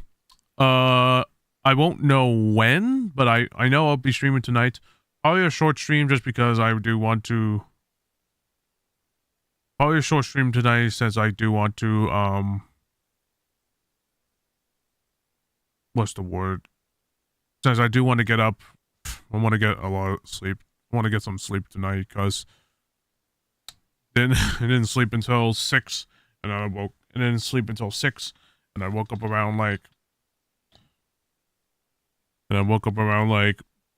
before and I woke up around like 11, so I didn't get it. I did get some sleep, but when I sleep is completely different. so yeah. I will let you all know, like I said, I will potentially be streaming Team Fortress 2, a game that I haven't streamed for a very long time, so I will be doing that. I probably won't be streaming, probably won't be playing like the usual casual stuff here and there. I'm probably going to be playing like community servers and such, like just like death runs, and then there's a thing called TF2 Wear Ultimate, if any of you heard about that. It's basically WarioWare, but in Team Fortress 2, I probably will be I will probably be playing that all tonight. But I'll let y'all know. What I'll be playing. I gotta get the thumbnail ready and such, and we'll have to see what's going on. Anyways, y'all, that's gonna be all for now. Thank y'all so much for coming to the watch party. I'll see you all later tonight, and for now, stay safe, stay frosty. I'll see y'all later tonight.